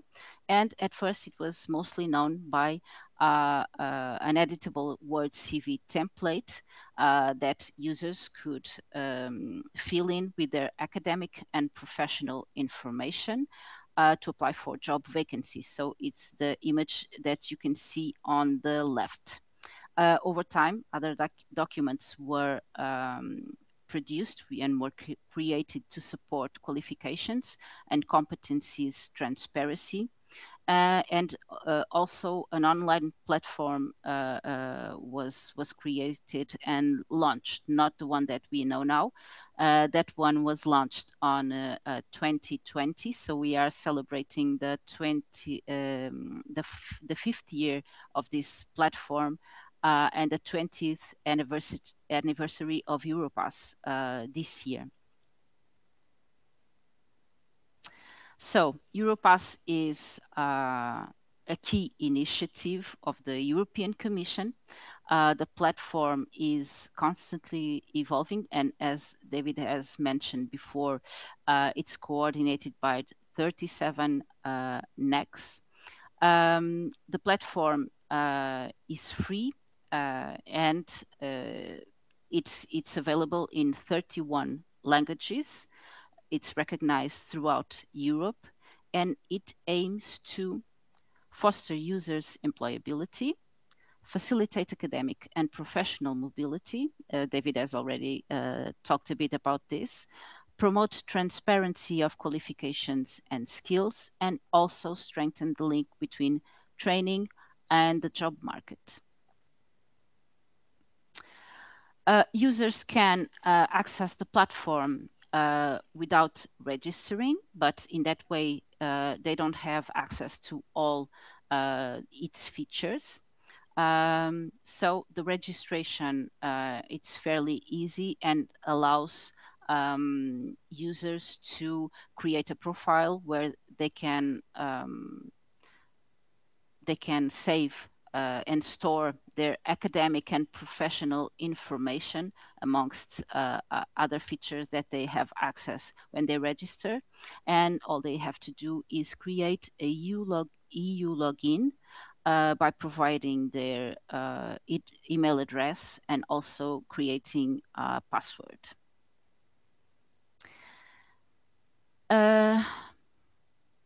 Now we are giving you an overview of the main tools and functionalities of Europass.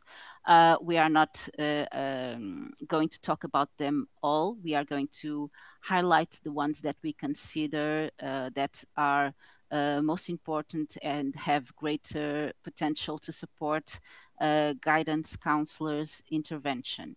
So to start with, we have the My Profile feature, the self-assessment of skills and interests, and also the digital skills self-assessment that foster self-awareness. We also have the job and skill trends, the general information on learning and working in Europe, and the Learning and Job Opportunity Finder that help users to explore possibilities and gain a greater knowledge of the job market and its requirements. And finally, we would like to highlight the My Applications feature that helps users to prepare their job applications and also prepare themselves for interviews. We have brought to you some statistical data, although we can't measure impact on numbers alone. They are important and they play a big role, especially when we are celebrating 20 years of Europass. So since its launch, this new Europass platform. On July 1st, 2020, we have registered more than 126 million visits in total. That means around 50,000 visits a day. And since 2020, we have more than 8.6 million registered users. And last year alone, more than 9.2 million CVs were downloaded. This year, we have already 6.5 million downloaded CVs. And as you can see through this board, registration and access is made to the platform from all over the world. We have a significant number of users from, for example, United States or India or Pakistan. So although it's an European tool, it's used all over the world. And also, as you can see, our Mednex country are very well positioned in the top 10 of countries with the most users of the Europass platform. We would like to conclude our presentation highlighting some of the advantages we consider that Europass constitutes for guidance counselor. So, first of all, this platform provides free access to vocational and career development tools.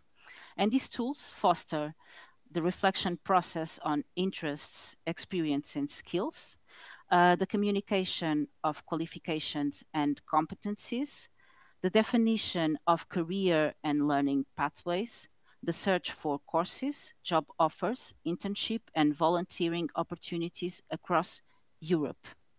So at this point, we would like to invite all of you to, if you haven't done it already, to enter the Europass platform, register, create your profile, explore all these features to get to know them, to get to know how they can help in your own pathways, as well as your intervention as career guidance counselors. So thank you for your time, for your interest, and sorry for the delay in sharing my presentation with you. Thank you very much, David, Sandra, for joining the conference. And you highlighted the work of the Mednec, the deliverables. I have here in front of me some of the printed leaflets, brochure for employers, and in Greek, brochure for job seekers. And then you mentioned the challenges.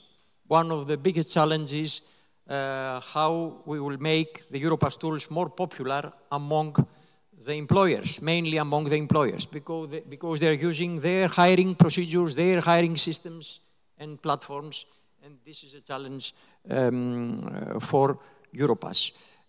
Finally, you mentioned the role of career counselors for us concerning the Europass tools, because these are tools. How we are using them in the guidance practice is the most important thing.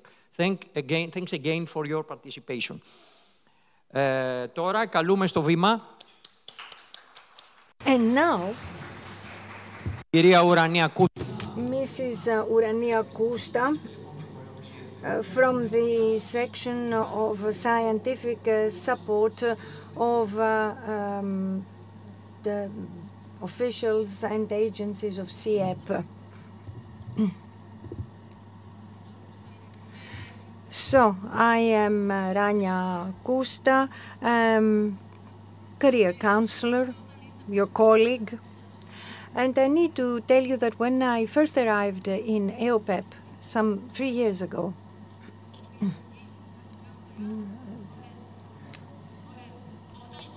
So when I first arrived in EOPEP, in this direction, the first thing that came to my mind when I heard the word Europass was a CV.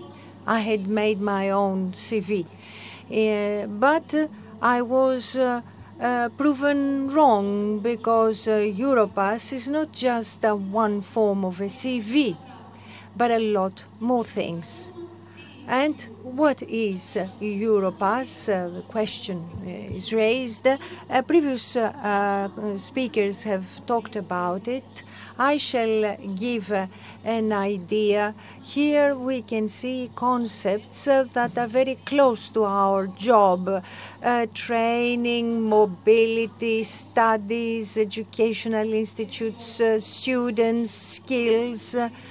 But the eye meets the word that interests us more depending on where we are in life. So Europass promotes and defends all these concepts. So we can use 4 words to say that Europass is a tool for lifelong learning and career development that helps us manage in an effective manner all the steps in our respective careers.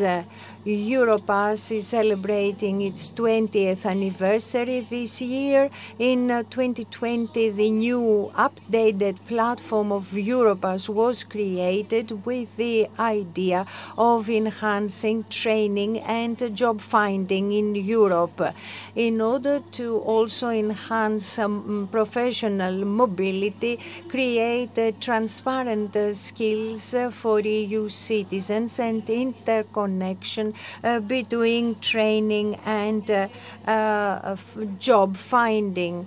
I will not repeat what the previous speakers said. I just want to say that based on these very impressive figures, we can safely say that this is a very popular platform, and both employers and institutions, educational institutes, are very familiar with Europass. So who are these 8,600,000 users? All of us here, those following this conference remotely, all those implicated in lifelong learning and employment market.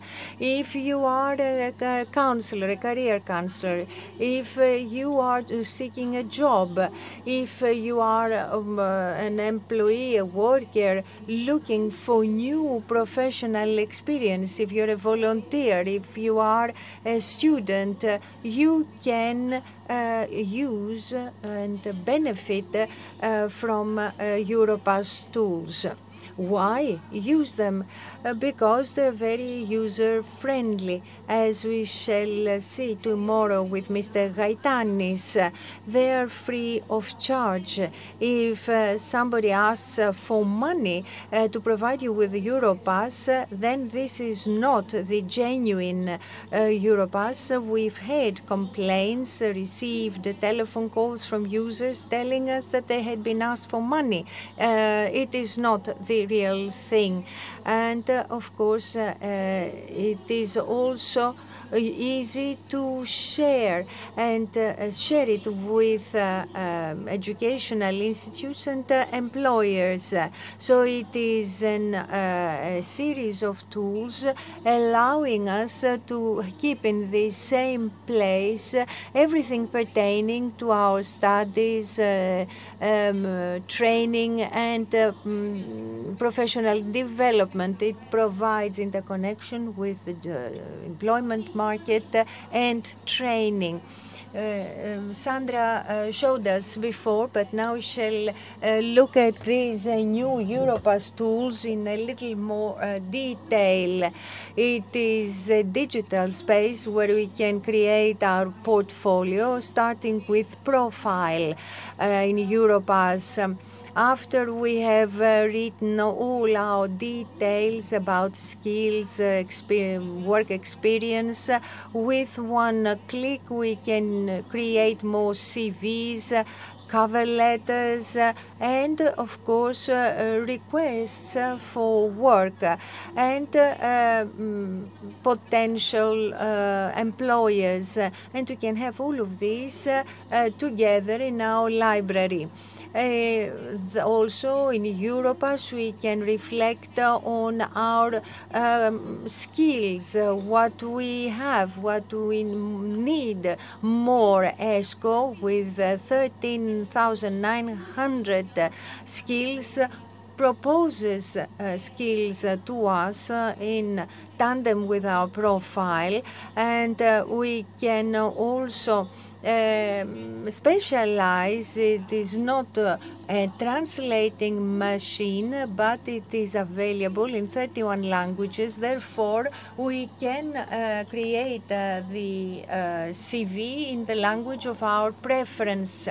And tomorrow we shall see a test that we can take in order to see what is the status of our skills, with the idea of pinpointing weaknesses in order to then work for their enhancement. In the field of interest, we can express our professional goals, mobility goals, and other general interests.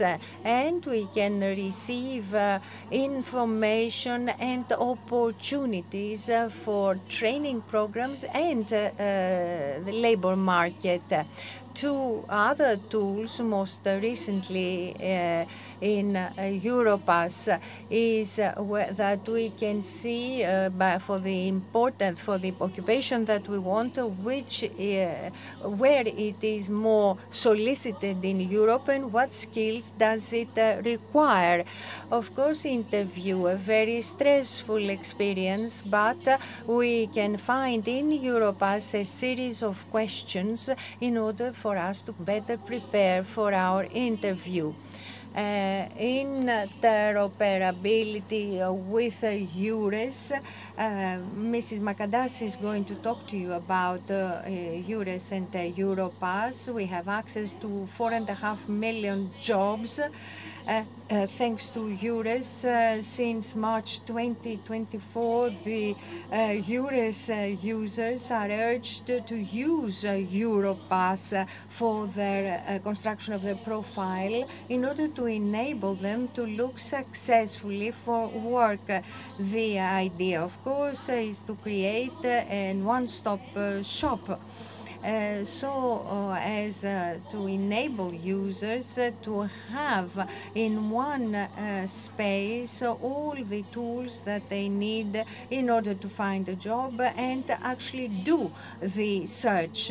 Here is europass.eopep.gr. This is our site. If you visit it, you will find information, and you can be redirected by using the button on the right-hand side of the screen in order to create your own CV.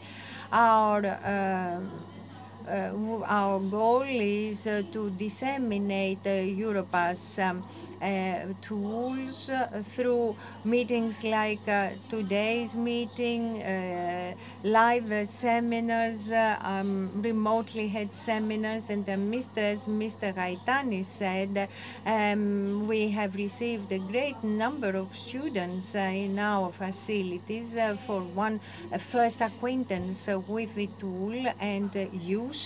We also support parents for the use of tools and Europass documents. 3 are issued via EOPEP. One is for mobility and the other one is the complement certificate, complementary document that we shall see a little later.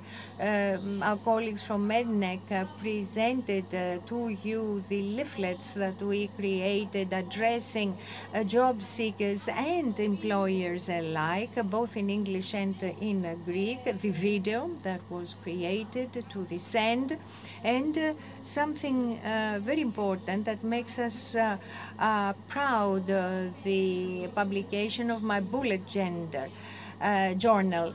This is included among the best practices in all European networks. It's like a calendar where you can find information about how to use Europass and its tools. The second part is more fun, where we can actually record our daily life, and this is going to be distributed in printed form tomorrow to the participants. The others can download it from Europass, and you see the QR code, and it will also be we will be able to process it in its final form. Let me come back to this complement of a certificate which is issued by EOPEP and which is available for more than 300 specialties. What is this? It is the document you see on the right-hand side of the screen, depicting all the knowledge and skills acquired during training, professional training. It actually accompanies the main certificate. And I want to ask all the graduates of EPAL to print it out, to issue it. Why? Because it enhances, it reinforces their candidatures, the candidacies. And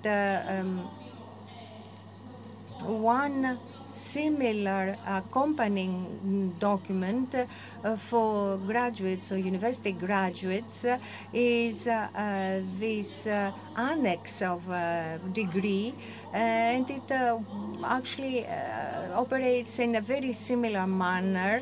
Information about degree and scores obtained, grades, in order to make our skills more recognizable. This is the Mobility Europass. This is issued by OPEP. It is our bestseller for movement from Greece towards other countries. As Mr. Gaetanis, in 2024, we issued more than 6,000 such documents, mobility documents. This is the form that you see. Right now, the European Commission is updating it. It is a common, unique document for the whole of the European Union.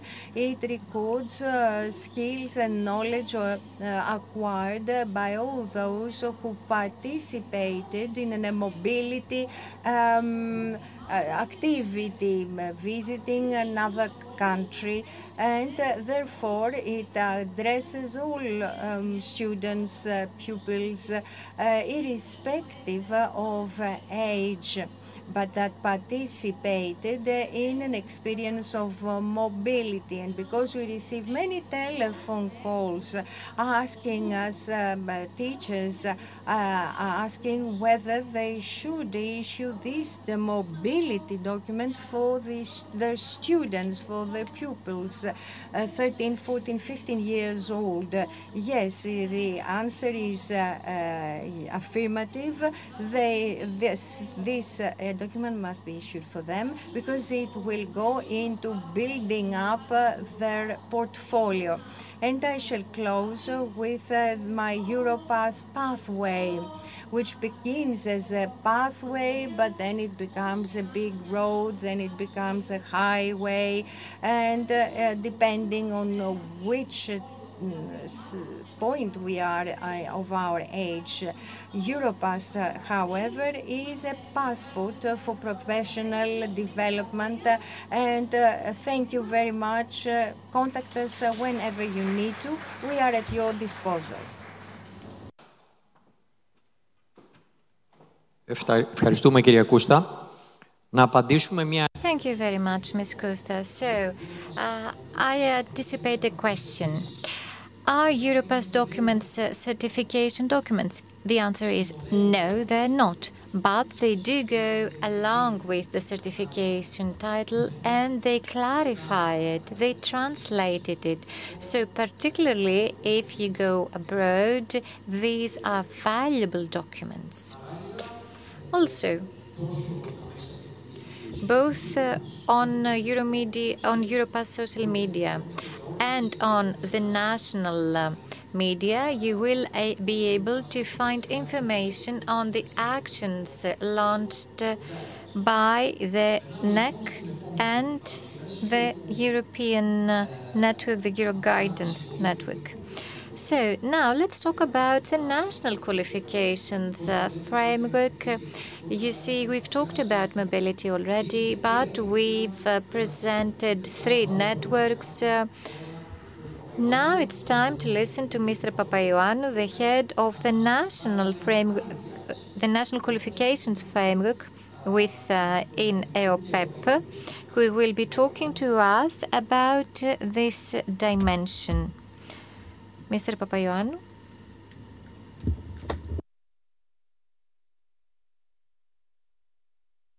Ευχαριστώ πολύ, κύριε Γαϊτάνη.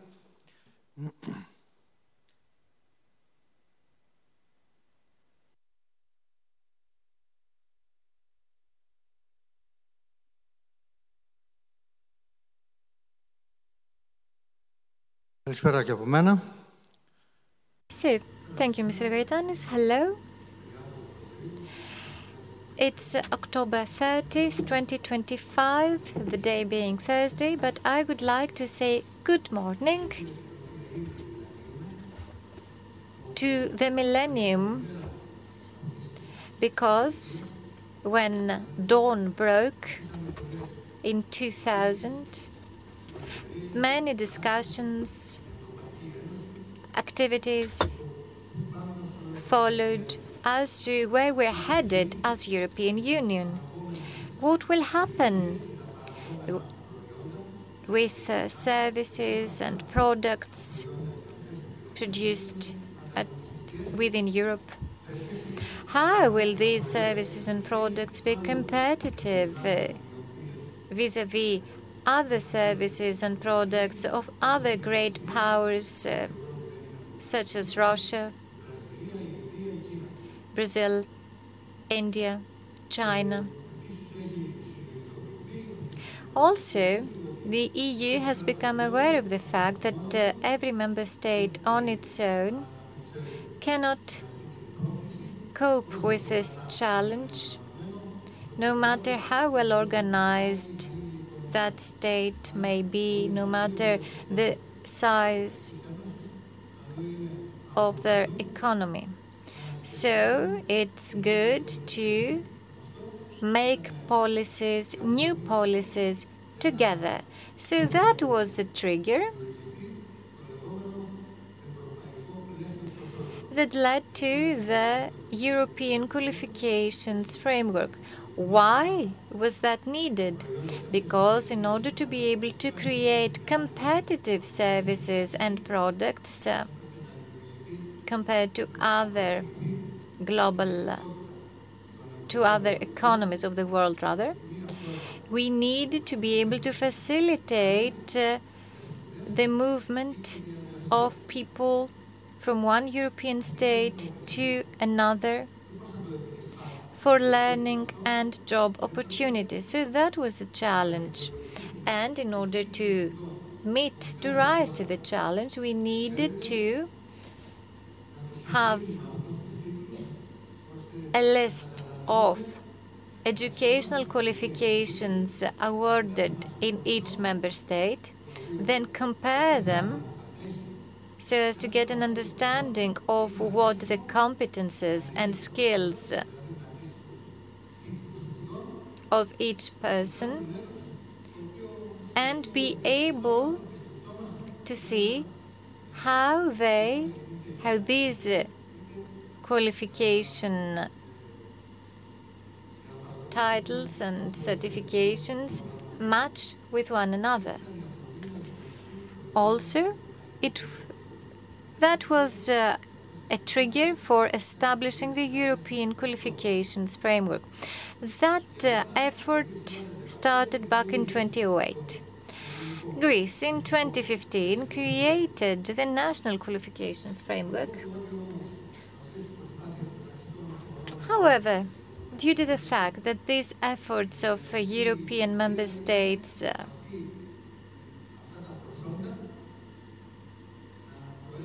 were resulting from the desire to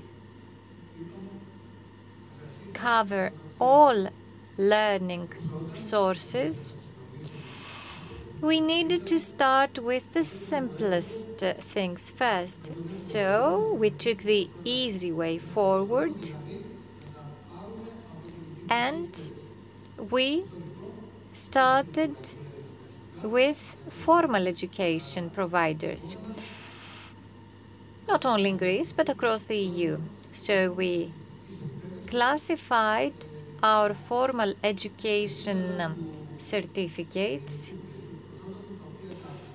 under the Greek qualifications framework that then became a part of the European qualifications framework.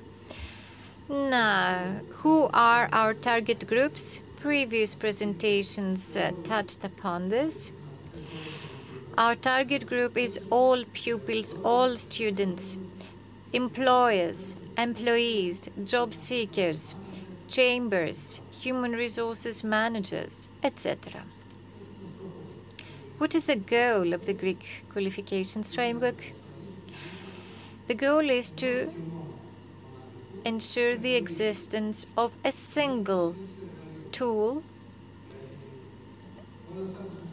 I insist on the word tool because what is presented to you today, and you will have the opportunity for hands-on training tomorrow,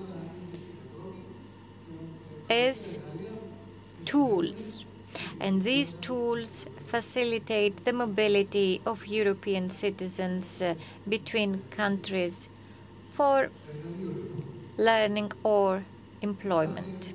Tools, therefore, and every group of target users will get a different pool of information in line with their goals. But we serve all target populations at EU level. What is the basis of the Greek and the European qualifications framework? It's learning outcomes. Let's forget the curriculum.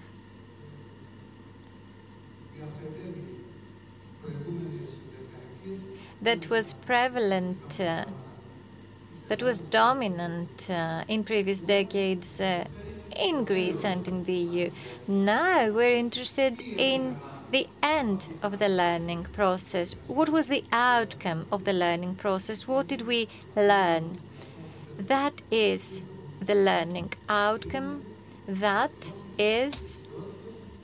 consists of knowledge, competences, and skills.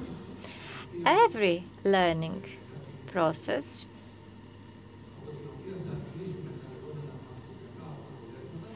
providing us with learning outcomes must also meet quality criteria. If such quality criteria are lacking at legislation level, at institutional level, then this process cannot be part of the Greek or the European qualifications framework. It cannot be that, for example, a vocational upper secondary school certificate is classified in the framework unless quality criteria are met for a specific specialty that is taught at this school. Therefore,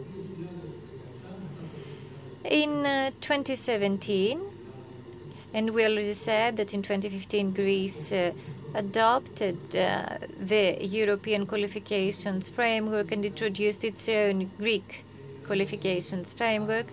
So then in 2017, Greece became a role model across the EU because it was among the first 3 countries that presented the National Qualifications Register. You will find it at proson.eopep.gr. It is available both in Greek and in English. To date, 1,000 educational certificates have been included in this National Qualifications Register. You may find it a bit odd. There are some universities that have entered their certificates in the register, but other universities have failed to do so. They're not yet convinced that this serves as a competitive advantage that facilitates the mobility of their students either within Greece or within the EU. And this is why these universities have not yet entered their certificates, their educational certificates in the register. We have the Vocational Training Institute diploma included in the National Qualifications Framework. Up to now, we have 1,000 entries, and hopefully this number will be increasing. I would like to mention one of the first things shared today. What is the qualifications framework? It is a tool facilitating the mobility of EU citizens between EU member states for learning and for employment. What does that mean? Simply put, if an EU citizen holds an educational certificate awarded from a technological educational institute, we know that there are no technological educational institutes in Greece anymore. But we know that if a title, a certificate is entered in the register, it will never be removed because the classification of an obsolete specialty, an obsolete institution will continue to be available to the person concerned whenever they move within Greece or within the EU. Therefore, those who will have been awarded this certificate that's been entered in the Greek and therefore in the European qualifications framework will know what this reflects.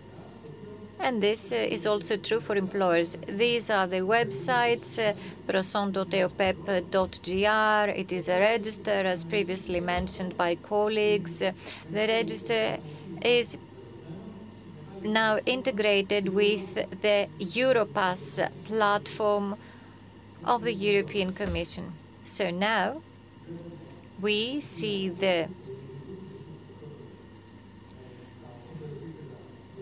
8 European qualification framework levels and the respective Greek ones.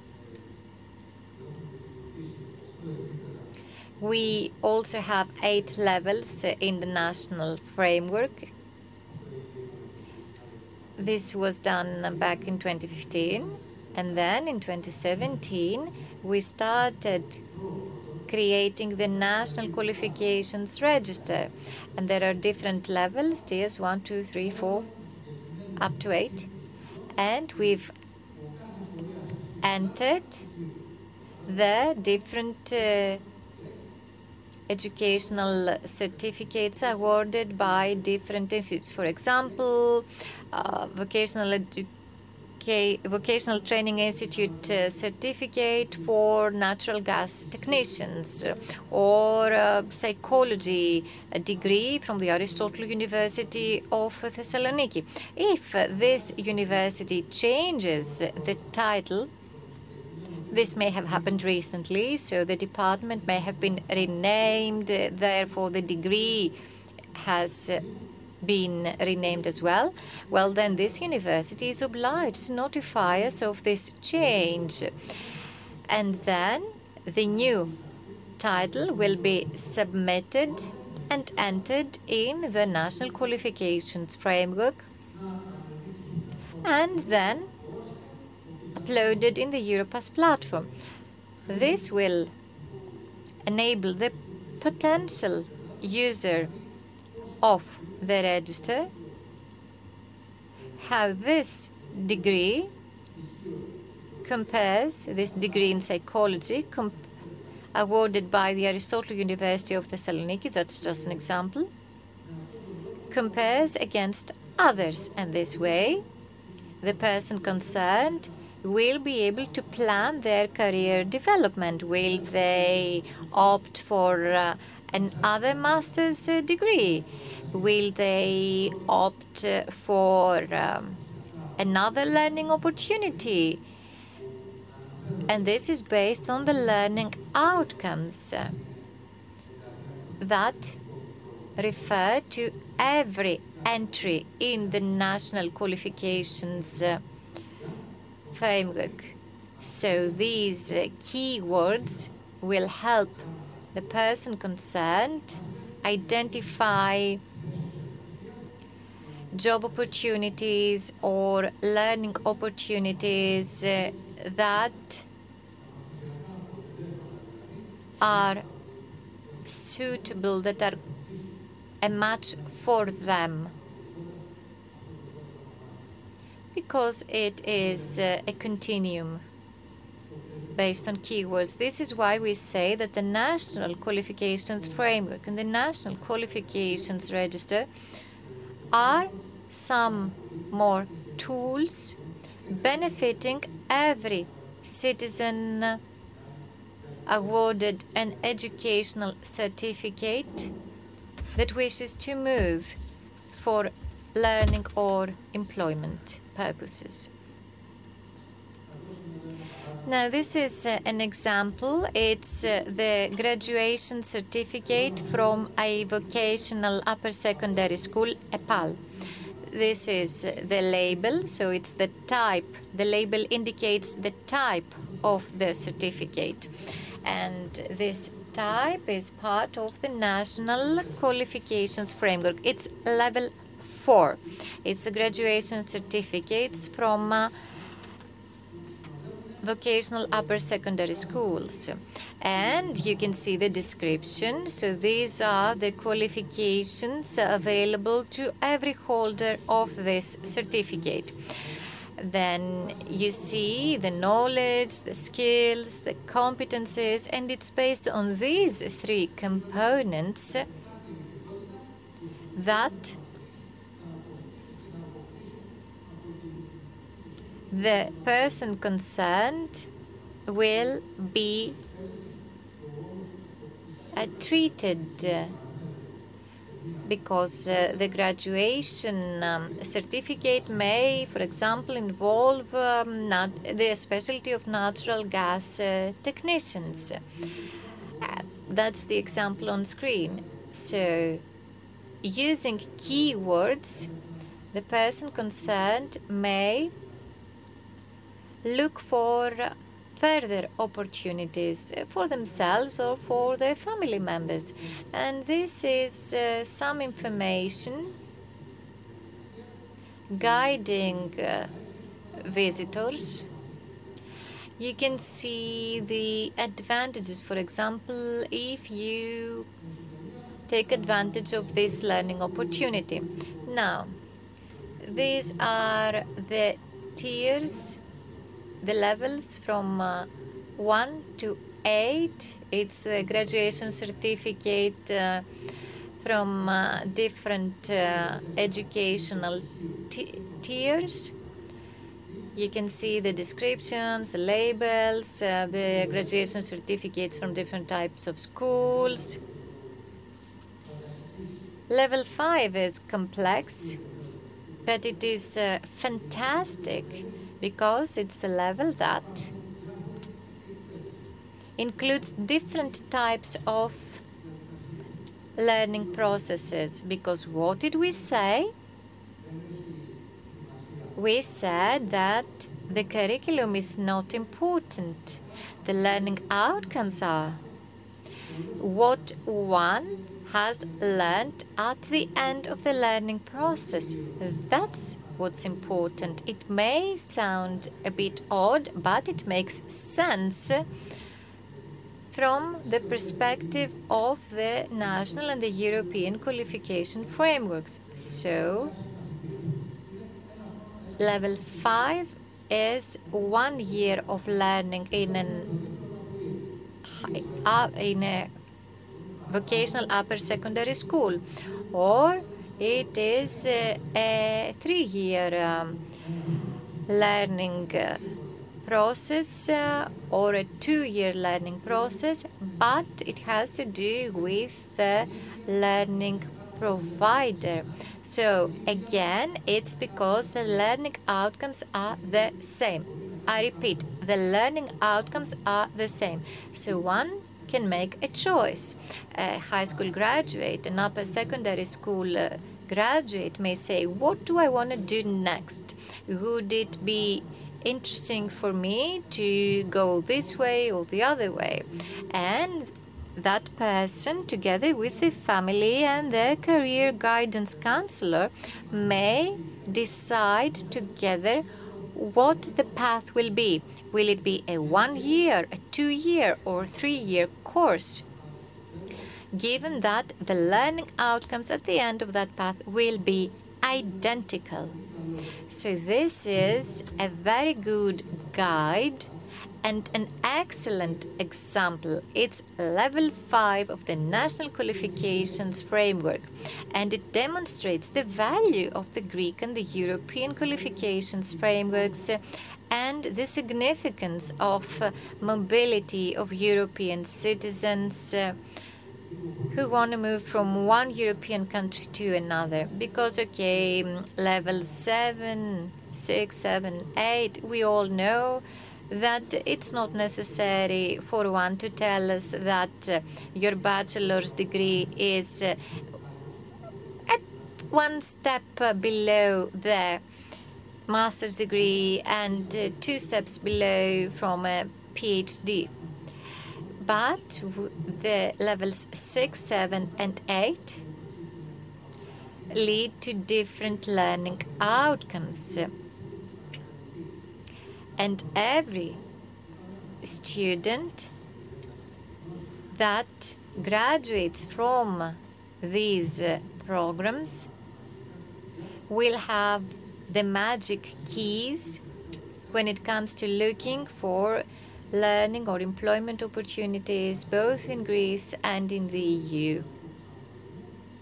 And this is the rationale for career guidance counselors as well. So it's good for you to be informed of these tools so that you're able to properly inform your own clients. Thank you.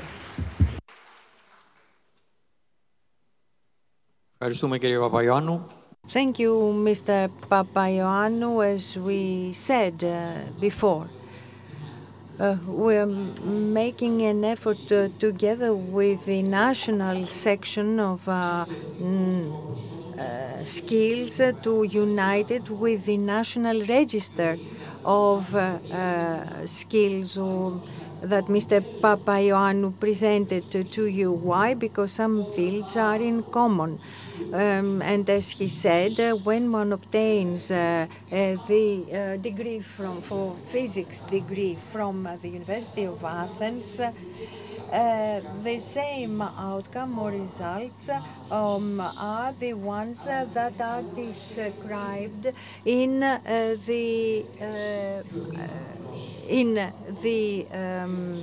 that section, and therefore the student will know what to expect as an outcome from this program. So the idea is to have similar or identical descriptions, and we will have opportunities, the opportunity for physics degree will be in a unique single database in Greece and in Europe, and that is the Europass search course. If you want to see it as an opportunity or as a learning outcome. If you see it as an opportunity, you will see whether you're interested in it or not. However, there are some problems. We need to collect all these opportunities and skills from step one. It's not easy. It is easier to go to the Ministry of Education, but and collect data. However, universities that are independent organizations do not provide very readily this information. Something of interest for counselors, a new protocol, the European learning model came up with a new concept called learning specification. What is this? I can put there physics, and the result will be the physics department in Athens and the Thessaloniki universities, and also see the skill acquired. But before I do that, it is advisable for me to know what physics is, or marketeering, or marketing analyst is. So there is a specification, that is, there is a descriptive of what physics is. Whether you learn it in Greece or in China, it's the same thing. So I can go into this description in order to see what this material is all about. And I hope I did not tire you, but it was a useful piece of information. And now we shall hear Mrs. Evangelia Makadasi, a Juris counselor, and that is what she's going to present to us, the Juris network. Hello, thank you, Mr. Gaitanis. Thank you to EOPEP and to all networks. As DIPA or as a Juris counselor, I must say how glad I am to see colleagues that I have worked with in the past. Your familiar faces will help reduce my stress. I suppose I'm suffering from stage fright. I'm not used to be speaking to an audience. As Mr. Gaitanis told you, I was working for OAEV, the unemployment organization, for 27 years. But I had other duties in parallel. I was a counselor, of course, for the unemployed, professional orientation, employers, and so on.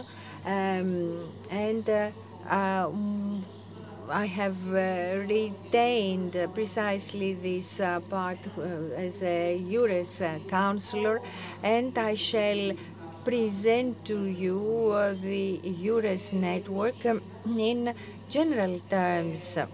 The EURES counselor job is very important, very relevant, but it does not pertain to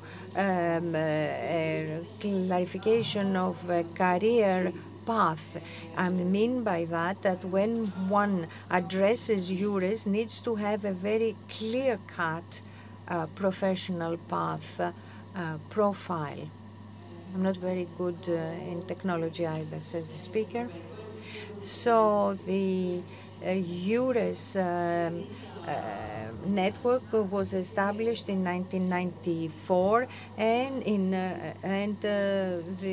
there was in the same year a network for public employees for EU and also the European space, economic space, and the EFTA space. EURES is under the umbrella of public employment services.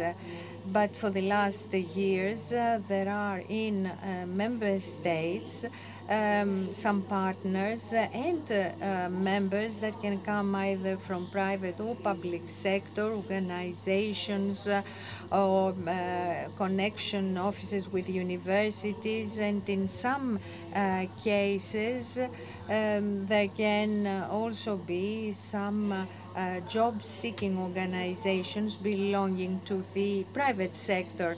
It exists in 31 countries, 27 of the EU, and Switzerland, Iceland, Norway, and Liechtenstein.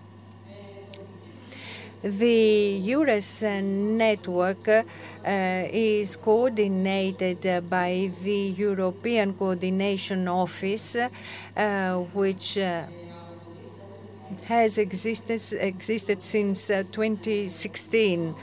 Before that, it was in the ambit of the European Commission, but as of 2016, it was incorporated in the European Employment Authority. The task of this office is to manage two pillars: the EURES portal and the European online job days.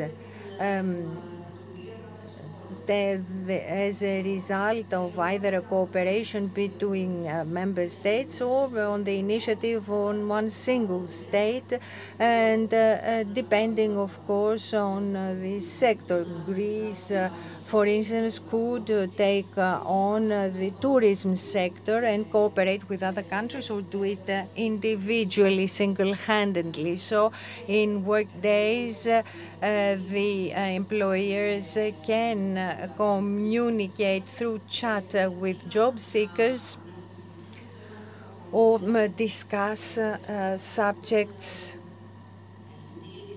that pertain to living conditions or working conditions in various countries. So it is a very multivalent and multilingual network in EFTA countries and EU, and mobility is one of the fundamental principles of the setup of the EU, the creation of the EU, and it is also a recommendation, mobility, that is.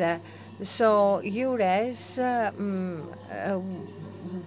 works through its portal on professional, occupational mobility and human resources. Human resources are of the utmost importance, very vital. As I said, 900 counselors throughout the European Union and the European zone, and part and beyond information and counseling that can be provided to those who seek it. There are also form trainings, and one or two counselors take part in these trainings once or twice a year.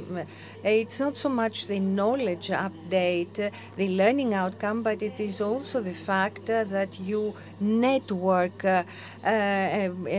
via this, and you can communicate with Paul and Maria, you and everybody else, and you know that there is a network between counselors coming from different member states.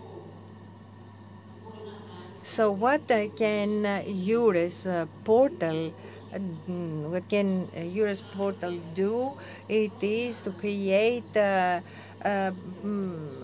create opportunities for work for those looking for a job, and also employers in Europe. EURES in Greece is comprised of the NCO, that is the person in charge of the National Coordination Office, the ECHO, and there is this National Coordination Office is in the sector of public sector. Then we have IT support person, and in Greece we have 12 EURES counselors and two assistants to these counselors, and I hope that by the end of the year or in next year there is the prospect to train another 20 counselors that are going to work in Attica and Greece at large, especially in Greece where there is a population that wants to work in the tourism sector. Now, what is the role of this counselor? To provide information, counseling, and guidance, but it is important for these people to be European citizens, permanent residents in Greece, and Greek citizens. Those who are permanent residents of Greece could be interested in moving and working in other member states. They cannot be third country citizens because of all the modalities for work permit and residence permit. If somebody wants to move from Greece to France, there is no problem. There is no requirement for a permit to stay. Of course, if the period of time exceeds 3 or 6 months, well, then of course the person will have to do what it takes for this person to become a taxpayer in that other country. And there is guidance for citizens of EZES or EFTA zone or the EU, addressed to people who want to come to Greece to work. By contacting EURES, they can prepare themselves for moving. They can send us all their problems and questions. Also, EURES serves businesses who may be headquartered in Greece or in any other member state, either of the EU or of the EFTA zone. And it gives information on vacancies, cooperates with other organizations, and participates in national events, job fairs, and so on and so forth. The EURES network in Greece and everywhere else organizes the European online job days, events with other member states, participates in organizations held by other agencies in Greece and in Europe, and participates in study visits as well. That is, visits to countries that have a particular interest in a branch, in a sector where there is not enough workforce, like Austria on tourism. During the winter months. We had visited Austria, different regions. We had visited businesses. We meet employers, potential employers. We collect CVs. We examine CVs, and we can thus have a well-organized cooperation with other countries. Very generally speaking, the portal is a very dynamic framework. There are 3 or 4 million jobs, more than 130,000 CVs, and more than 3,500 employers that have uploaded these jobs. Among these jobs are also the jobs that are uploaded in the national information system. Greece, for instance, just to give you an example, may have 3,500 such jobs. These must be uploaded automatically on EURES, and in France, indicatively, could be 5,000 jobs. That doesn't mean that all of these businesses are looking for European citizens as employees. And sometimes there can be a slight confusion, but I hope that this is going to be clarified soon. The user can, if he wants to look for candidates, cannot upload his request alone. The business has to contact the EURES counselor in the country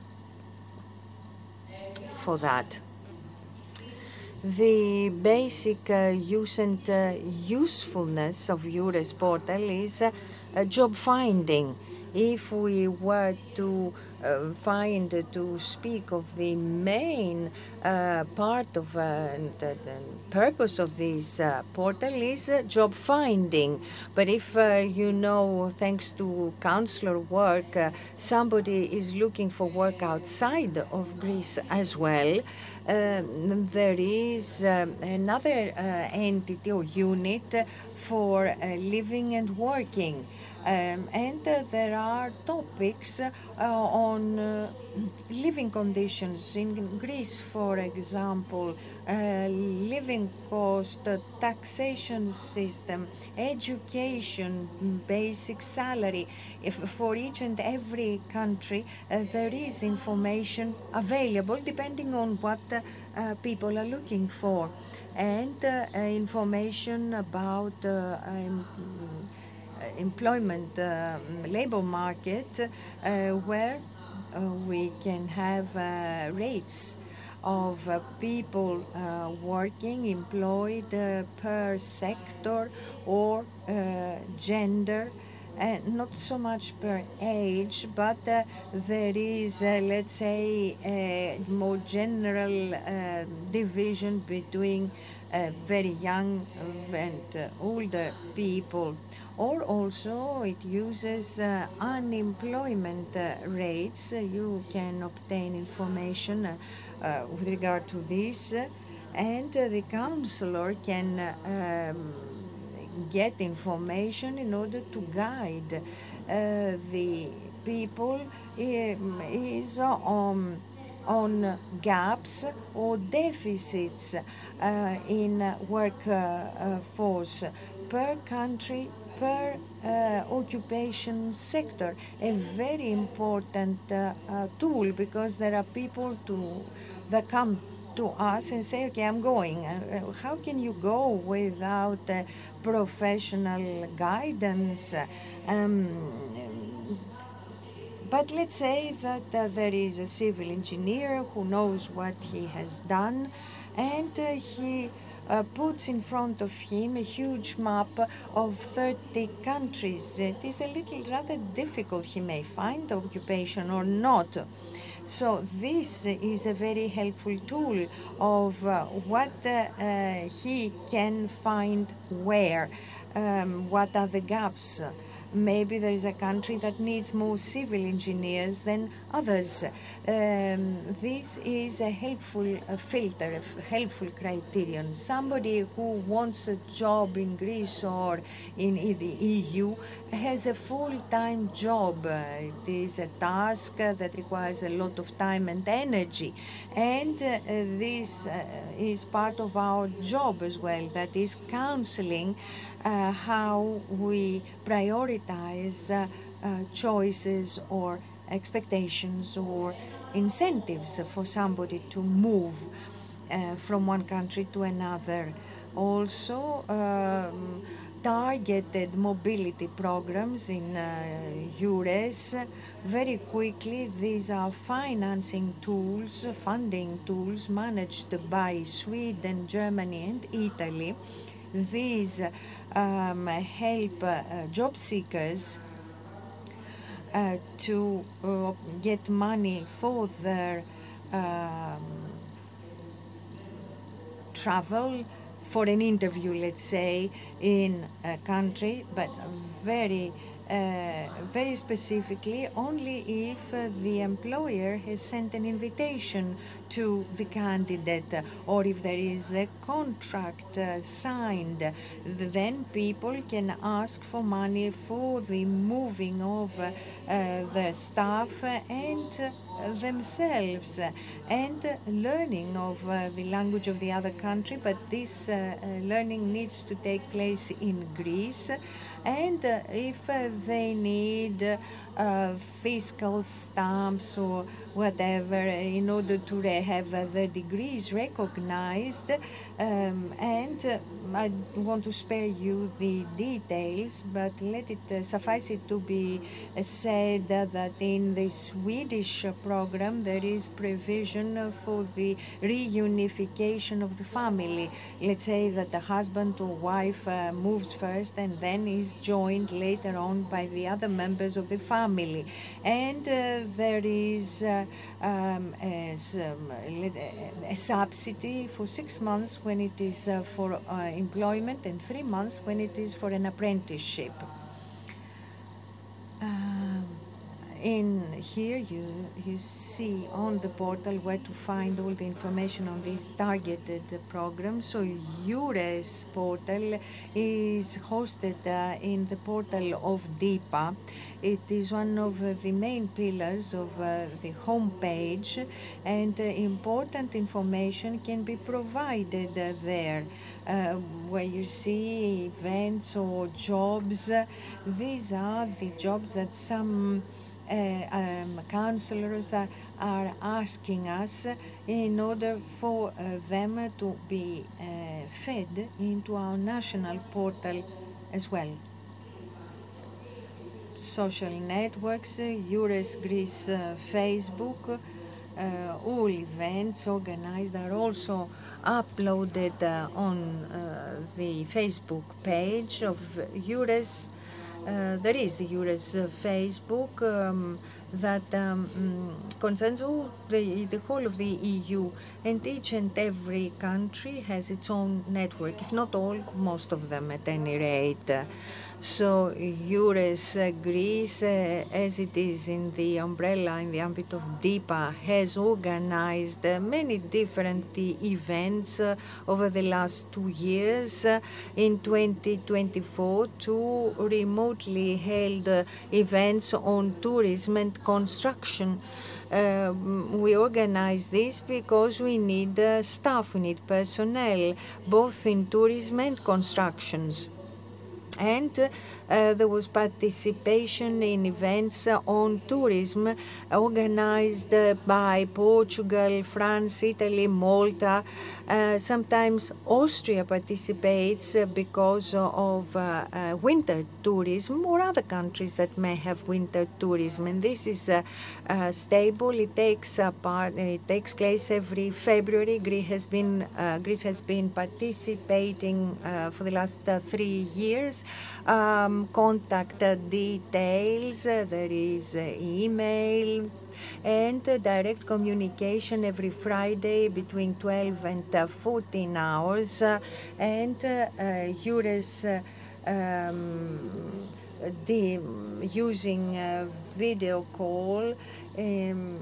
calls in order to converse with parties interested, and the EURES Facebook Greece. Thank you. I hope I was not too tiresome. Thank you, Mrs. Makadasi. I think we need to increase our collaboration. Of course, you have the pool, the employer's pool in your hands. It is important to disseminate our tools among employers, and we need to use them as an source of information that we sometimes lack. And one thing we can do with you, Mrs. Kamakari, in our websites we can have very clear-cut information about Europass and EURES and how to make them interoperate. About a month ago that we were in the Netherlands, I realized that you preserve the older CVs, but you take the profiles from the Europass. The answer provided is off mic. Interpreter apologizes.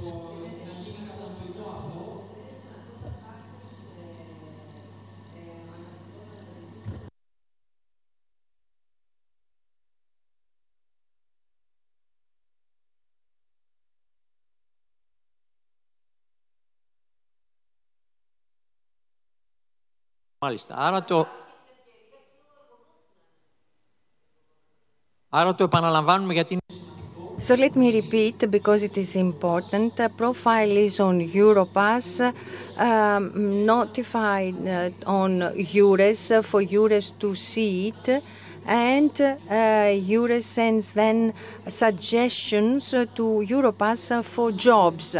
So this is the end of this unit. We can now go out for a short lunch.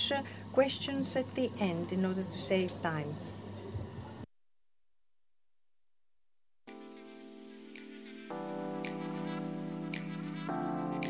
Και τελευταία ενότητα για σήμερα, που είναι η ΣΥΕΠ και επαγγελματική εκπαίδευση και κατάρτιση. Η πρώτη εισήγηση με θέμα ο ΕΟΠΕΠ ως εθνικό σημείο αναφοράς του Ευρωπαϊκού Δικτύου ΙΚΑΒΕΤ, σχεδιάζοντας και υλοποιώντας ολοκληρωμένες προτάσεις εφαρμογής του κύκλου ποιότητας, θα γίνει από τον κύριο Κωνσταντίνο Παπαευσταθίου, προϊστάμενο του Τμήματος Εθνικού Συστήματος Ποιότητας του ΕΟΠΕΠ. Κωνσταντίνε. Ευχαριστώ πολύ. Αν δεν σας πειράζει, εγώ θα είμαι λίγο του περιπατητικού, είμαι στο όρθιο. Καταρχήν, ευχαριστήσω πολύ τον φίλο και συνάδελφο Δημήτρη Γαϊτάνη για την τιμητική πρόσκληση.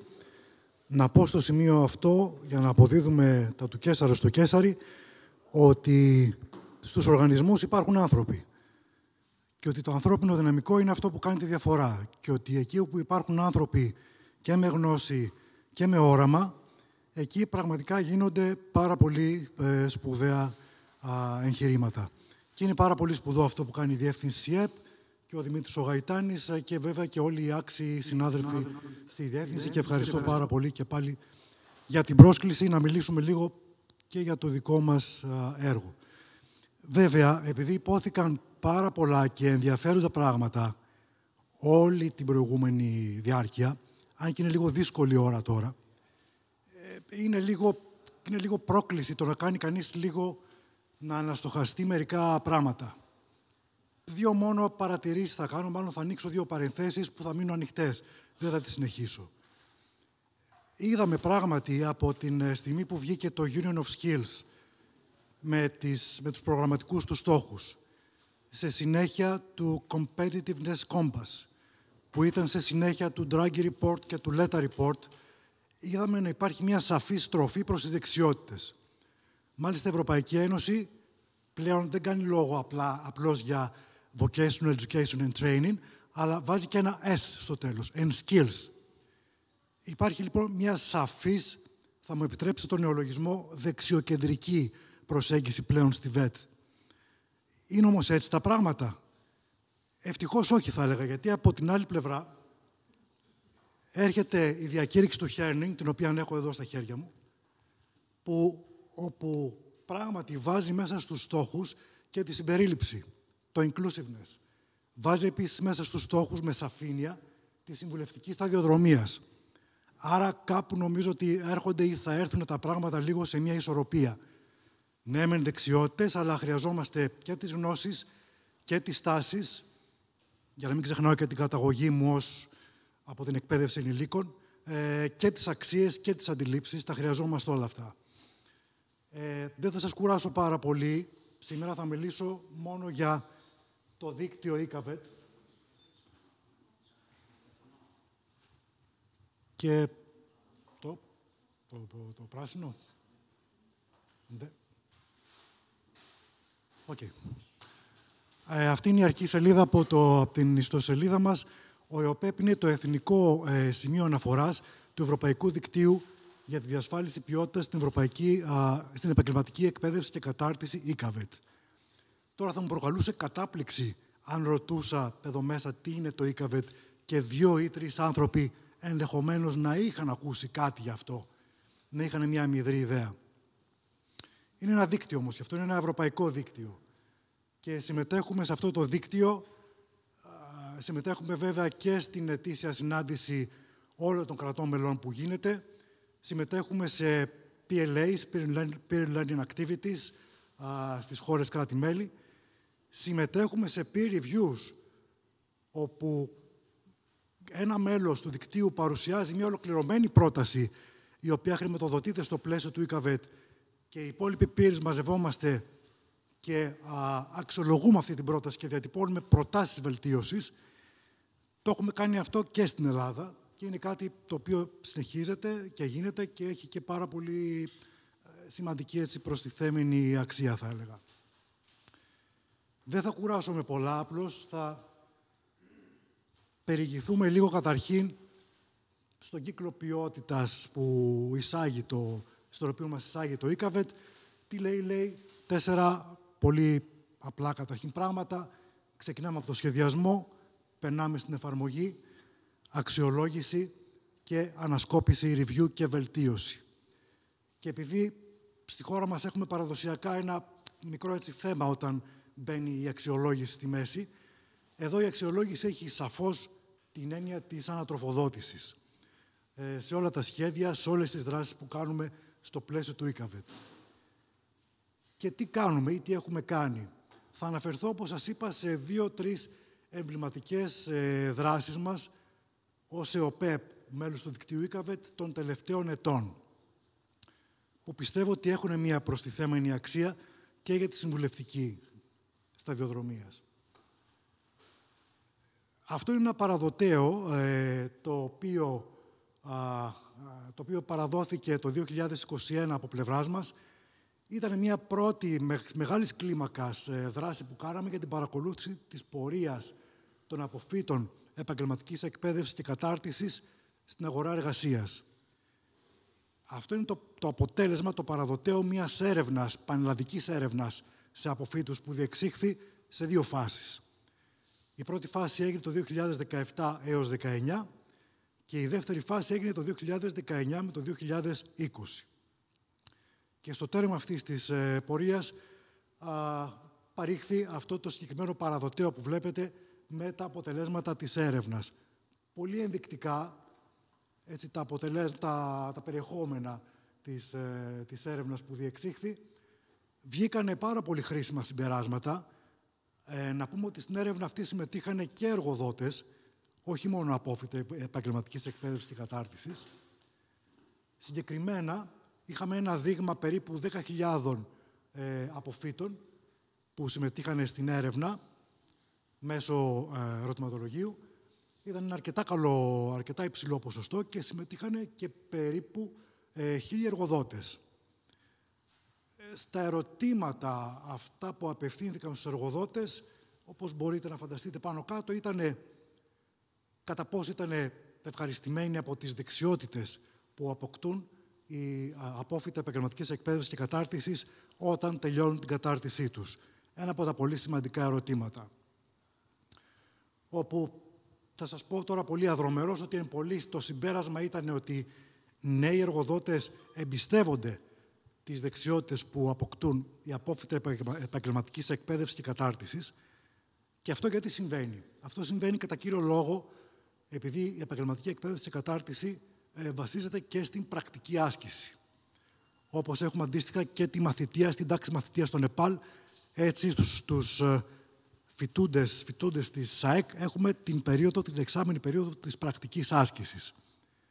Και μπορώ να το πω αυτό, αν μου επιτρέπετε, και από ιδίαν πείρα, η κόρη μου που τελειώνει τώρα μάλλον βοηθός εργοθεραπείας σε δημόσια ΣΑΕΚ, έχει ξεκινήσει και κάνει την πρακτική της άσκηση. Και μου λέει λοιπόν ότι μπαμπά, τώρα αρχίζω και μαθαίνω. Και πράγματι τη βλέπω κι εγώ μέρα με τη μέρα να μεταμορφώνεται σε μια πρώτη τάξης επαγγελματία.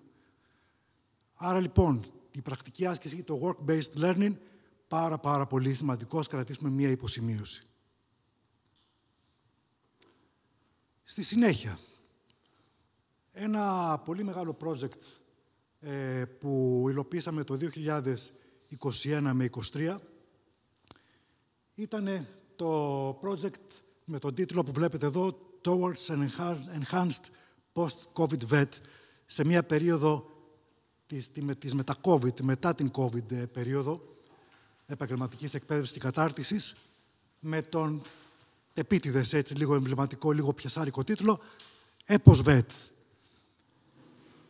Τι κάναμε στο πλαίσιο αυτού του project, το οποίο χρηματοδοτήθηκε από την Ευρωπαϊκή Αρχή για την εκπαίδευση και τον πολιτισμό, την ΕΑΣΕΑ. Συγχρηματοδοτήθηκε, για να είμαστε ακριβείς. Τι κάναμε? Αναπτύξαμε μία μεθοδολογία, ολοκληρωμένη μεθοδολογία διασφάλισης ποιότητας των προγραμμάτων σπουδών αρχικής επαγγελματικής κατάρτισης.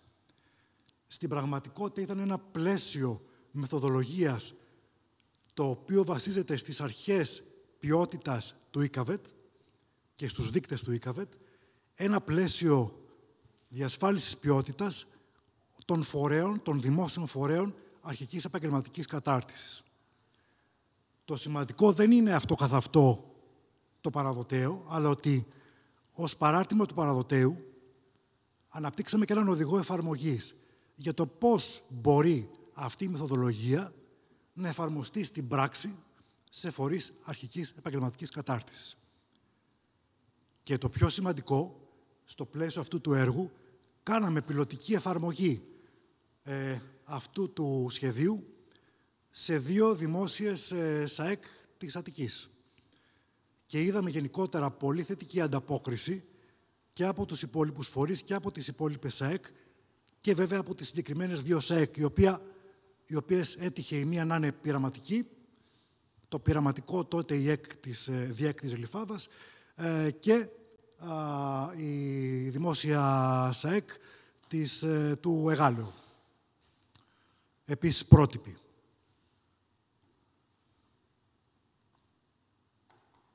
Ποια ήταν η φιλοσοφία, λίγος πολύ, αυτής της μεθοδολογίας? Η φιλοσοφία αποτυπώνεται σε αυτά τα 6 στάδια που βλέπετε. Από την οργάνωση και το σχεδιασμό της αυτοαξιολόγησης, διότι πυρήνας ενός αποτελεσματικού συστήματος αξιολόγησης και αφετηρία δεν μπορεί να είναι παρά να είναι η αυτοαξιολόγηση. Μετά, στην εφαρμογή σχεδίων αλλαγής και βελτίωσης, στην προετοιμασία για εξωτερική αξιολόγηση και τη διενέργειά της και στην ανασκόπηση την τελική που έρχεται ως αποτέλεσμα των ευρημάτων τόσο της εσωτερικής όσο και της εξωτερικής αξιολόγησης. Με άλλα λόγια, ο κύκλος ποιότητας περιλαμβάνει, είναι κάτι που αρχίζει και ξεκινάει μέσα στον ίδιο το φορέα. Με άλλα λόγια, Απότερος στόχος μας ποιος ήταν? Ήταν να ενθαρρύνουμε μια κουλτούρα σε τελική ανάλυση αυτοαξιολόγησης των φορέων. Κάτι που, όπως σας είπα, είδαμε ότι βρήκε θετική ανταπόκριση. Εδώ είναι ένα διάγραμμα ροής του όλου συστήματος. Δεν θα μείνω σε αυτό να κουράσουμε με λεπτομέρειες. Απλώς για να σας δηλώσω ότι είναι ένα σύστημα που είχε σχεδιαστεί με πολύ προσοχή τα βήματά του και εφαρμόστηκε εξίσου με ιδιαίτερη προσοχή και στις πιλωτικές εφαρμογές.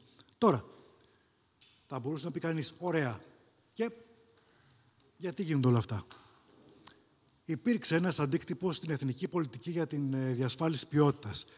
Δεν θα πω, ούτε φυσικά επαίρομαι, ότι εμείς ήμασταν αυτοί που υποδείξαμε στο Υπουργείο Παιδείας πώς θα εφαρμόσει την αξιολόγηση. Όμως, υπήρξε μια γόνιμη ανταλλαγή και ένα γόνιμο feedback με τη Γενική Γραμματεία Επαγγελματικής Εκπαίδευσης και Κατάρτισης και με το Υπουργείο Παιδείας και τελικά κατέληξε στη θεσμοθέτηση των συγκεκριμένων αποφάσεων που βλέπετε, που έχουν είτε τη μορφή υπουργικών αποφάσεων, είτε τη μορφή αποφάσεων του Γενικού ή της Γενικής νυν Γραμματέως Επαγγελματικής Εκπαίδευσης και Κατάρτισης. Το άρθρο 21 περιγράφει τους δείκτες ποιότητας που προβλέπονται στον ισχύον κανονισμό λειτουργίας των σχολών ανώτερης επαγγελματικής εκπαίδευσης και κατάρτισης, των ΣΑΕΚ. Και είναι λίγο ως πολύ τα κριτήρια στα οποία βασιστήκαμε κι εμείς στο πιλωτικό σχέδιο, στην πιλωτική εφαρμογή. Άρα λοιπόν υπάρχει νόημα, υπάρχει αντίκτυπος. Δεύτερον, για να μην σας κουράσω, θα περάσω στην τωρινή εμβληματική πρότασή μας, η οποία βρίσκεται σε πλήρη εξέλιξη. Είναι η πρότασή μας για τη σύνδεση των μικροδιαπιστευτηρίων με τη συνεχιζόμενη επαγγελματική εκπαίδευση και κατάρτιση, ή αλλιώς με διακριτικό τίτλο Micro-Civet. Είναι ένα σχέδιο, μια πρόταση που βρίσκεται σε πλήρη εξέλιξη. Αξιοποιώντας τη σύσταση του Ευρωπαϊκού Συμβουλίου του 2022 σχετικά με τα μικροδιαπιστευτήρια, υποβάλαμε αυτή την πρόταση, η οποία εγκρίθηκε. Να σας πω ότι στην παρούσα φάση είμαστε στο στάδιο της έρευνας, της διερεύνησης. Έχουμε αποστείλει ερωτηματολόγια ηλεκτρονικά σε όλους τους διευθυντές των δημόσιων ΣΑΕΚ, καθώς και σε διευθυντές των κέντρων διαβίου μάθησης, προκειμένου να διερευνήσουμε καταρχήν ποια είναι οι πρώτες προσλαμβάνουσες που έχει το δικό μας σύστημα απέναντι στα μικροδιαπιστευτήρια. Πώς τα αντιλαμβάνονται, τι σημαίνει, τι σημαίνουν για όλο αυτό το σύστημα. Θα ακολουθήσουν μέσα μέχρι το τέλος του 2025 και focus group με stakeholders και εμπειρογνώμονες, καθώς και στοχευμένες συνεντεύξεις με εκπροσώπους, διαμορφωτές της εθνικής πολιτικής για την επαγγελματική εκπαίδευση και κατάρτιση. Είναι ένα φιλόδοξο σχέδιο, πράγματι, αλλά ευελπιστούμε να ξεκινήσουμε μέσα από αυτό ένα δημόσιο διάλογο και είναι κάτι που σίγουρα αφορά και τη συμβουλευτική και τον επαγγελματικό και τη συμβουλευτική σταδιοδρομία, διότι τα μικροδιαπιστευτήρια είναι κάτι που θα είναι εδώ για να μείνει. Είναι κάτι το οποίο θα το βρούμε μπροστά μας. Και καλό είναι, όπως έλεγε και ο Αρθούρος Ρεμπό, πρέπει να είμαστε πάση θυσία μοντέρνοι, σύγχρονοι. Πρέπει λοιπόν να ακολουθούμε αυτά που συμβαίνουν. Δεν μπορούμε να τα αγνοούμε, να αγνοήσουμε το ρεύμα και να προσπαθούμε να τα αξιοποιήσουμε με τον καλύτερο δυνατό τρόπο στην εθνική πολιτική. Ένας απλός ορισμός της σύστασης για τα μικροδιαπιστευτήρια. Εμείς βασιζόμαστε πάνω σε αυτόν τον ορισμό και προσπαθούμε να διερευνήσουμε, όπως σας είπα, το πώς θα μπορούσε να βρει εφαρμογή στο πλαίσιο του δικού μας συστήματος συνεχιζόμενης επαγγελματικής κατάρτισης, είτε σε σύνδεση και με το Europass, για παράδειγμα, και τα digital credentials που προβλέπονται στο Europass. Έχουμε κάνει επίσης, ήδη στο πλαίσιο αυτής της πρότασης, έχουμε κάνει μια μελέτη για τη διερεύνηση καλών πρακτικών σε ευρωπαϊκό και όχι μόνο ευρωπαϊκό επίπεδο, και σε επίπεδο Αυστραλίας, Σιγκαπούρης, για παράδειγμα. Έχουμε βρει καλές πρακτικές, έχουμε βρει σημεία όπου συναντώνται εθνικές πολιτικές στο πώς βλέπουν τα μικροδιαπιστευτήρια. Έχουμε βρει βέβαια και σημεία διαφοροποίησης. Αλλά εμείς, όπως πολύ σωστά είπε και ο Δημήτρης νωρίτερα, δεν θα κοιτάξουμε ούτε να πειθηκίσουμε τι κάνουν οι ξένοι, ούτε να αντιγράψουμε. Θα κοιτάξουμε να πάρουμε τα στοιχεία τα οποία είναι δυνητικά καλύτερα για μας και μπορούν να προσαρμοστούν στα δικά μας συστήματα. Η έρευνα που σας είπα που βρίσκεται ήδη σε πλήρη εξέλιξη. Και κλείνοντας θα αναφερθώ και σε μία πράξη η οποία είναι βέβαια εκτός του ΙΚΑΒΕΤ, αλλά συνδέεται με το αρχικό, με την πρώτη πρόταση του ΙΚΑΒΕΤ που σας ανέφερα για την παρακολούθηση των αποφύτων επαγγελματικής εκπαίδευσης και κατάρτισης. Και επειδή υπάρχει μία συνέχεια λοιπόν στις πολιτικές, στο πλαίσιο του ΕΣΠΑ υλοποιούμε την πράξη που βλέπετε για την δημιουργία ενός παρατηρητηρίου μετάβασης των αποφύτων επαγγελματικής εκπαίδευσης και κατάρτισης προς την αγορά εργασίας. Πράξη που έχω την τιμή και το βάρος βέβαια να είμαι υπεύθυνος για την υλοποίησή της. Και πράξη για την οποία είχε προηγηθεί συνεργασία με τη Διεύθυνση Συμβουλευτικής και Επαγγελματικού Προσανατολισμού, άρα υπάρχει και εδώ συνέργεια. Και θέλουμε λοιπόν εδώ και επιθυμούμε να δούμε τι ρόλο παίζει η πιστοποίηση στην πορεία των αποφύτων μετέπειτα προς την εργασία ή προς άλλες επιλογές εκπαίδευσης, κατάρτισης, reskilling, upskilling, όλα αυτά που είδαμε στις προηγούμενες ενότητες. Δύο πράγματα μόνο θα αποκλίνονται, ότι στο πλαίσιο αυτής της πράξης αφενός όσον ούπο θα ξεκινήσουμε έρευνα αποφύτων σε πανελλαδική κλίμακα και αφετέρου θα στήσουμε και ένα πληροφορικό σύστημα που ευελπιστούμε και επιθυμούμε να έχει μια συνέχεια ώστε να φορτώνεται διαρκώς με νέα συστήματα, με νέα δεδομένα, επικαιροποιημένα και να έχουμε μια πραγματική παρακολούθηση της πορείας των αποφύτων για να κουμπώνει, έτσι να συνδυάζεται και με τις πολιτικές διαβίου συμβουλευτικής και σταδιοδρομίας. Τα υπόεργα της πράξης, όπως σας ανέφερα ήδη. Για περισσότερα, αν θέλετε, μπορείτε να επισκεφτείτε πάντα την ιστοσελίδα μας ikavet.eopep.gr. Εκεί στην ενότητα ψηφιακή βιβλιοθήκη μπορείτε να βρείτε και τα συγκεκριμένα παραδοτέα που σας ανέφερα, αλλά και άλλα παραδοτέα και από άλλες έρευνες και μελέτες που έχουμε εκπονήσει ή στις οποίες έχουμε συμμετάσχει. Έχουμε καλή συνέχεια και καλή επιτυχία και στην συνέχεια του συνεδρίου.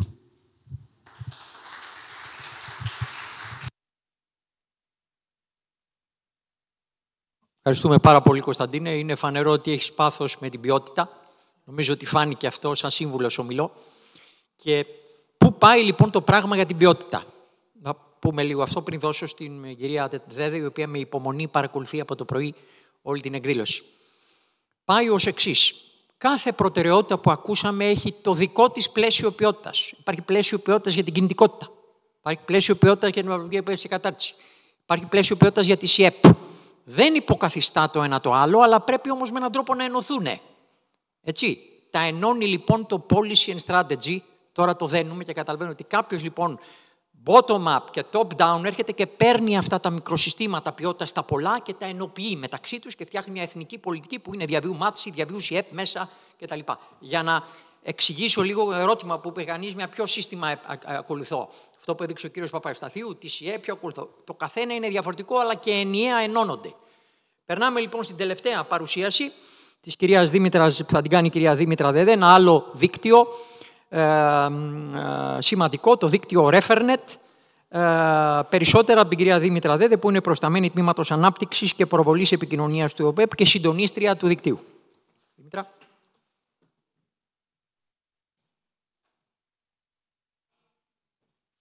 Καλησπέρα και από μένα.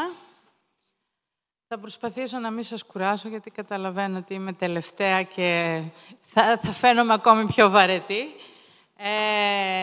Θα προσπαθήσω να επικεντρωθώ στα πιο χρηστικά της παρουσίασης για εσάς και θα έχετε τη δυνατότητα μόνοι σας μετά να μπείτε, εφόσον οι παρουσιάσεις μας θα μοιραστούν, για να δείτε και να σερφάρετε ουσιαστικά τις ιστοσελίδες, γιατί τα βασικά της παρουσίασης, όπως θα δούμε, αφορούν τις ιστοσελίδες που αναπτύσσει ο ΕΟΠΕΠ και παράλληλα το ρόλο του στην προώθηση και προβολή της επαγγελματικής εκπαίδευσης και κατάρτισης.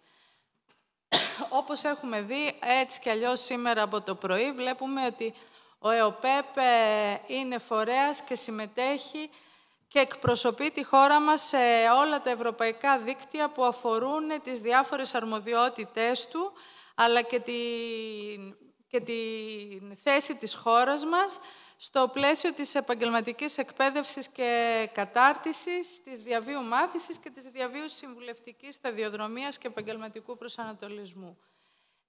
Αυτό μας δίνει ένα ακόμη μεγαλύτερο και βάρος και ευθύνη που έχουμε να προωθούμε και τις ευρωπαϊκές πολιτικές να τις εισάγουμε μάλλον και να τις προβάλλουμε στη χώρα μας μέσα από τα δίκτυα και τα σημεία, τα εθνικά σημεία που έχουμε, συντονισμού και προβολής, και το ανάποδο να μεταφέρουμε τις εθνικές μας πολιτικές στην επαγγελματική εκπαίδευση και κατάρτιση στις αντίστοιχες χώρες. Εδώ βλέπω τώρα έχει βάλει παιχνιδάκι παρουσίαση που δεν προλάβαμε να τις αφαιρέσουμε. Θα εστιάσουμε όμως σήμερα σε 3 σημαντικά δίκτυα μέσα από το Refernet, το οποίο Refernet είναι ένα ακόμα ευρωπαϊκό δίκτυο στο οποίο συμμετέχει η χώρα μας, όχι ο ΕΟΠΕΠ απλώς. Με εκπρόσωπο ο ΕΟΠΕΠ εκπροσωπεί ουσιαστικά τη χώρα μας. Το Refernet είναι ένα δίκτυο το οποίο έχει ως σκοπό να υποστηρίζει το CEDEFOP, που είναι ένας ευρωπαϊκός οργανισμός που εδρεύει στη Θεσσαλονίκη, στη χώρα μας, και ο οποίος παρακολουθεί τα εθνικά συστήματα και τις πολιτικές της Ευρωπαϊκής Ένωσης, πώς εφαρμόζονται στις χώρες και αντίστροφα αυτό που λέγαμε σε εθνικό επίπεδο μεταφέρει από και προς την Ευρωπαϊκή Επιτροπή τις πολιτικές που εφαρμόζονται στο κάθε κράτος μέλος και το αντίστροφο μεταφέρει στα κράτη-μέλη τις ευρωπαϊκές προτεραιότητες και πολιτικές που προτείνονται κάθε φορά.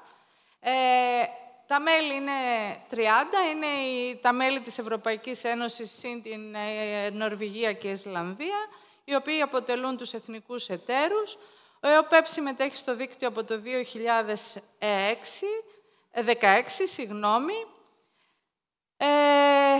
Το δίκτυο κυρίως κάθε χρόνο έχει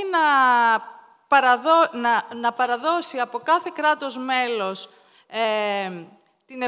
τόσο την απεικόνιση του εθνικού συστήματος, του εθνικού εκπαιδευτικού συστήματος, το οποίο εξελίσσεται πολλές φορές και μεταμορφώνεται, να το παρουσιάζει στην Ευρωπαϊκή Επιτροπή, αφενός ως στιγμιότυπο, γι' αυτό λέμε κιόλας ότι έχουμε τα spotlight των εθνικών εκπαιδευτικών συστημάτων, και αντίστοιχα τις ευρωπαϊκές πολιτικές οι οποίες προτείνονται, πώς εφαρμόζονται στο κάθε κράτος μέλος. Αυτά έχουν τη δυνατότητα όλα να παρουσιάζονται σε μία πλατφόρμα του CEDEFOP, όπου οι πλατφόρμες οι εθνικές συνδέονται και μπορούμε να έχουμε μέσα από τις πλατφόρμες αυτές τόσο την πληροφόρηση εμείς σε κάθε κράτος μέλος, όσο και σε ευρωπαϊκό επίπεδο την προβολή των αντίστοιχων εθνικών πολιτικών και την ενημέρωση της αντίστοιχης πλατφόρμας.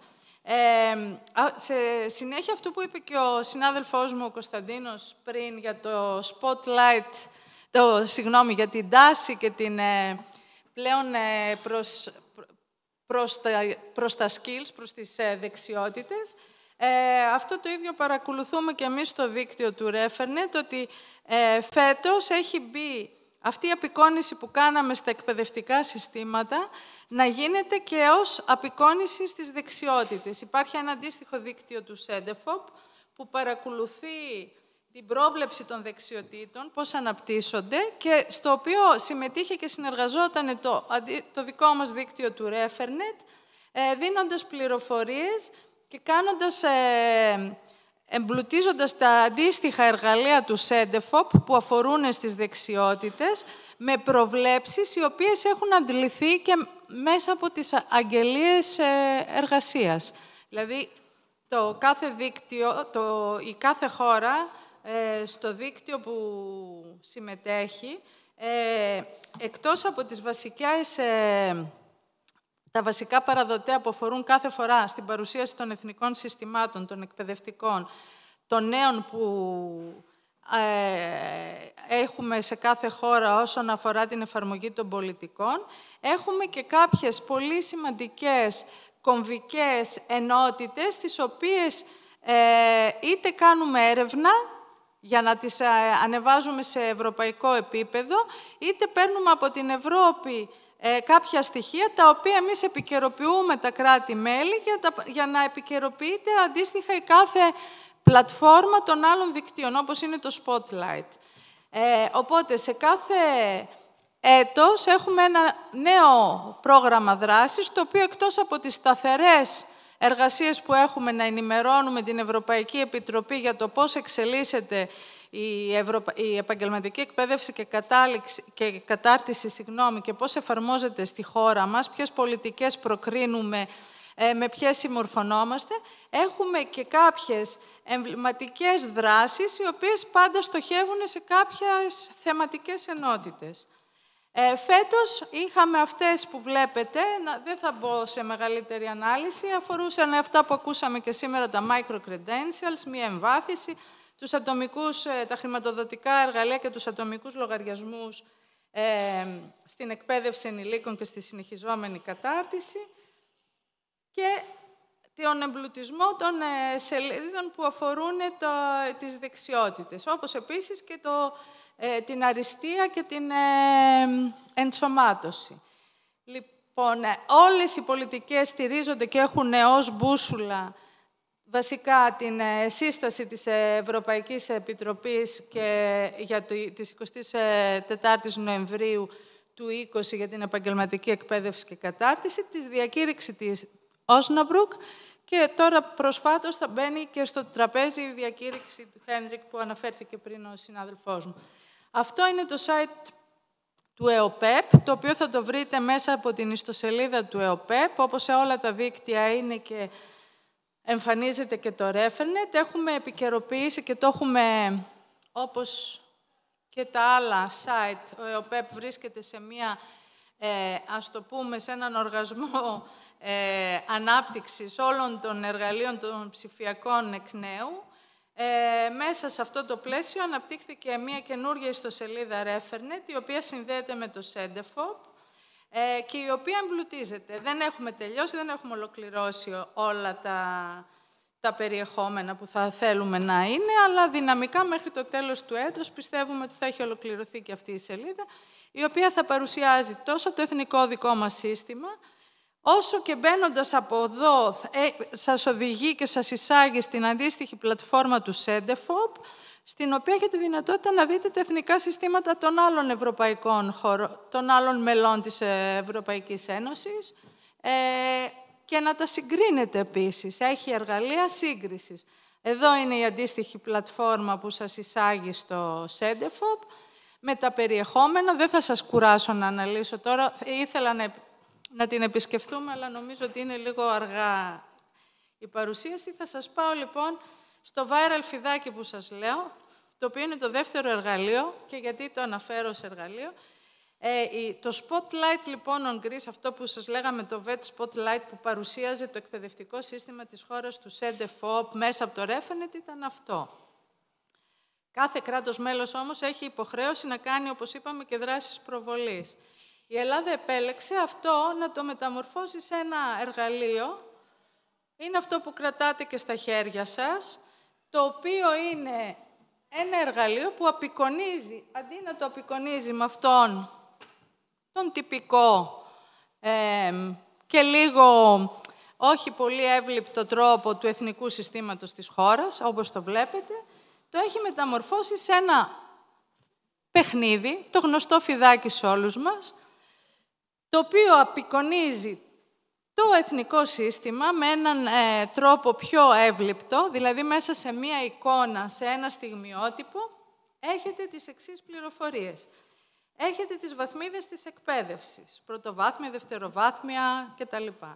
Έχετε τα επίπεδα του εθνικού πλαισίου προσόντων. Έχετε τα προσόντα, τα οποία απονέμονται σε κάθε βαθμίδα και σε κάθε επίπεδο του εθνικού πλαισίου προσόντων. Έχετε, όπου είναι το αστεράκι, το ρόλο του ΕΟΠΕΠ και τις εξετάσεις που εφαρμόζει και που υλοποιεί ο ΕΟΠΕΠ για να απονείμει τα δικά του αναγνωρισμένα προσόντα. Βλέπετε παράδειγμα στο επίπεδο 5 που έχει με αστεράκι, θα δείτε τα επίπεδα που είναι το 5, έχει τις εξετάσεις και έχει και τα διπλώματα, το προσόν, δηλαδή τον τίτλο που απονέμει σε κάθε επίπεδο και μετά από κάθε εξεταστική διαδικασία. Όλο αυτό αφορά το τυπικό εκπαιδευτικό μας σύστημα σε όλες τις βαθμίδες της εκπαίδευσης και είναι ένα εργαλείο το οποίο έχει φανεί πάρα πολύ, γι' αυτό το λέμε και viral,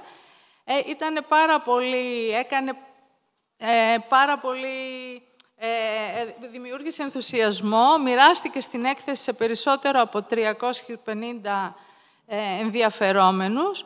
Μπορούν οι σύμβουλοι να το χρησιμοποιούν έχοντας όλες τις εκπαιδευτικές διαδρομές, τις μεταβάσεις, από και πώς μπορεί να πάει, με ένα διαδραστικό τρόπο, διότι έχει μέσα ένα πιόνι, ζάρια, 2 πιόνια κτλ.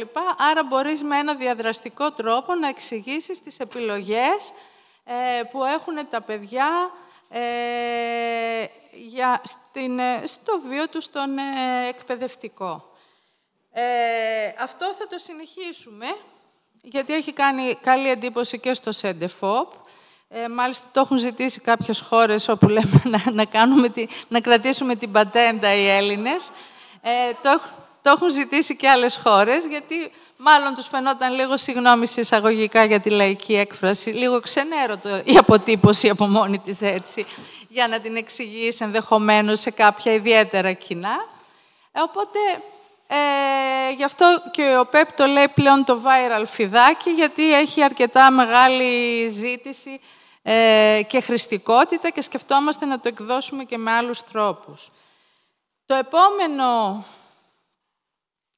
πολύ χρηστικό site που έχει αναπτύξει ο ΠΕΠ, και δεν αφορά τώρα, φεύγουμε από το Refernet που είναι ένα ακόμα δίκτυο και πάμε σε ένα ακόμη εργαλείο προβολής και ένα ακόμη χρήσιμο εργαλείο που μπορούν να χρησιμοποιείτε εσείς, οι σύμβουλοι επαγγελματικού προσανατολισμού, για το οποίο είμαστε αρκετά περήφανοι στο ΝΕΟΠΕΠ, γιατί μετά από κόπους και βάσανα έγινε μια τεράστια συλλογική δουλειά και έχουμε καταφέρει να κάνουμε τη νέα πλατφόρμα των επαγγελματικών περιγραμμάτων, αλλά όχι μόνο η έχουμε καταφέρει αυτή τη στιγμή να αναρτήσουμε στην πλατφόρμα πάνω από 253 επαγγελματικά περιγράμματα σε 12 οικονομικούς τομείς της χώρας, εκ των οποίων από τα 253 τα 150 είναι είτε νέα είτε επικαιροποιημένα. Και αυτή είναι επίσης μια διαδικασία που συνεχίζεται, ο εμπλουτισμός της πλατφόρμας παράλληλα με την πιστοποίηση. Δηλαδή, ο ΕΟΠΕΠ συνεχίζει να πιστοποιεί επαγγελματικά περιγράμματα, τα οποία είχαν επίσης πολύ μεγάλη, τεράστια αποδοχή από τα σωματεία, τους εργαζομένους, την αγορά εργασίας. Δεν ξέρω αν θέλετε να μπούμε στη φυσική, αλλά να μην σας κουράσω, στη φυσική σελίδα για να δείτε. Υπάρχει δυνατότητα αναζήτησης των επαγγελματικών περιγραμμάτων είτε ανατομέα οικονομικό, είτε με αλφαβητική σειρά, είτε αναζητώντας το όνομα. Εδώ έχουμε κάνει ένα παράδειγμα ότι αν επιλέξετε την εκπαίδευση δεξιά, σας βγάζει τα επαγγελματικά περιγράμματα που έχουν αναπτυχθεί, επικαιροποιηθεί στο συγκεκριμένο οικονομικό τομέα. Δεξιά είναι ποια περιγράμματα αναπτύχθηκαν στην εκπαίδευση. Και βλέπουμε εξ αυτών και το Σύμβουλο Σταδιοδρομίας και Επαγγελματικού Προσανατολισμού, το οποίο ήταν από τα περιγράμματα που επικαιροποιήθηκε. Είχε πιστοποιηθεί από τον ΕΟΠΕΠ το 2016, αν θυμάμαι καλά, Δημήτρη, και τώρα το έχουμε επικαιροποιήσει. Θέλετε να με βοηθήσετε λίγο να δείξουμε πώς μπορούν να κατεβάσουν το επαγγελματικό περίγραμμα από το site.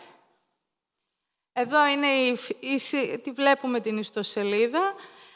Άμα κατεβείτε λίγο προς τα κάτω, βλέπουμε τους τομείς. Άμα πατήσετε στην εκπαίδευση, θα ανοίξει δεξιά τα επαγγέλματα της εκπαίδευσης. Οι τομείς είναι και πιο κάτω, σε ενότητες χρωματικές μπορείτε να επιλέξετε. με ποιο τρόπο θέλετε να κάνετε την αναζήτηση. Και δεξιά βλέπουμε το σύμβουλο σταδιοδρομίας. Αν μπορείτε να με βοηθήσετε στο τελευταίο περίγραμμα, δεξιά στήλη, εκεί. Ανοίγει ο σύμβουλος, έχει την περίληψη και τη σύνοψη για συντομία και από την κάτω που λέει κατεβάστε αριστερά, έχει να κατεβάσετε όλη τη μελέτη του επαγγελματικού περιγράμματος, η οποία είναι στη διάθεσή σας. Η μελέτη, όλες αυτές οι μελέτες, εντάξει, ευχαριστώ πάρα πολύ, μπορούμε να γυρίσουμε λίγο στην παρουσίαση.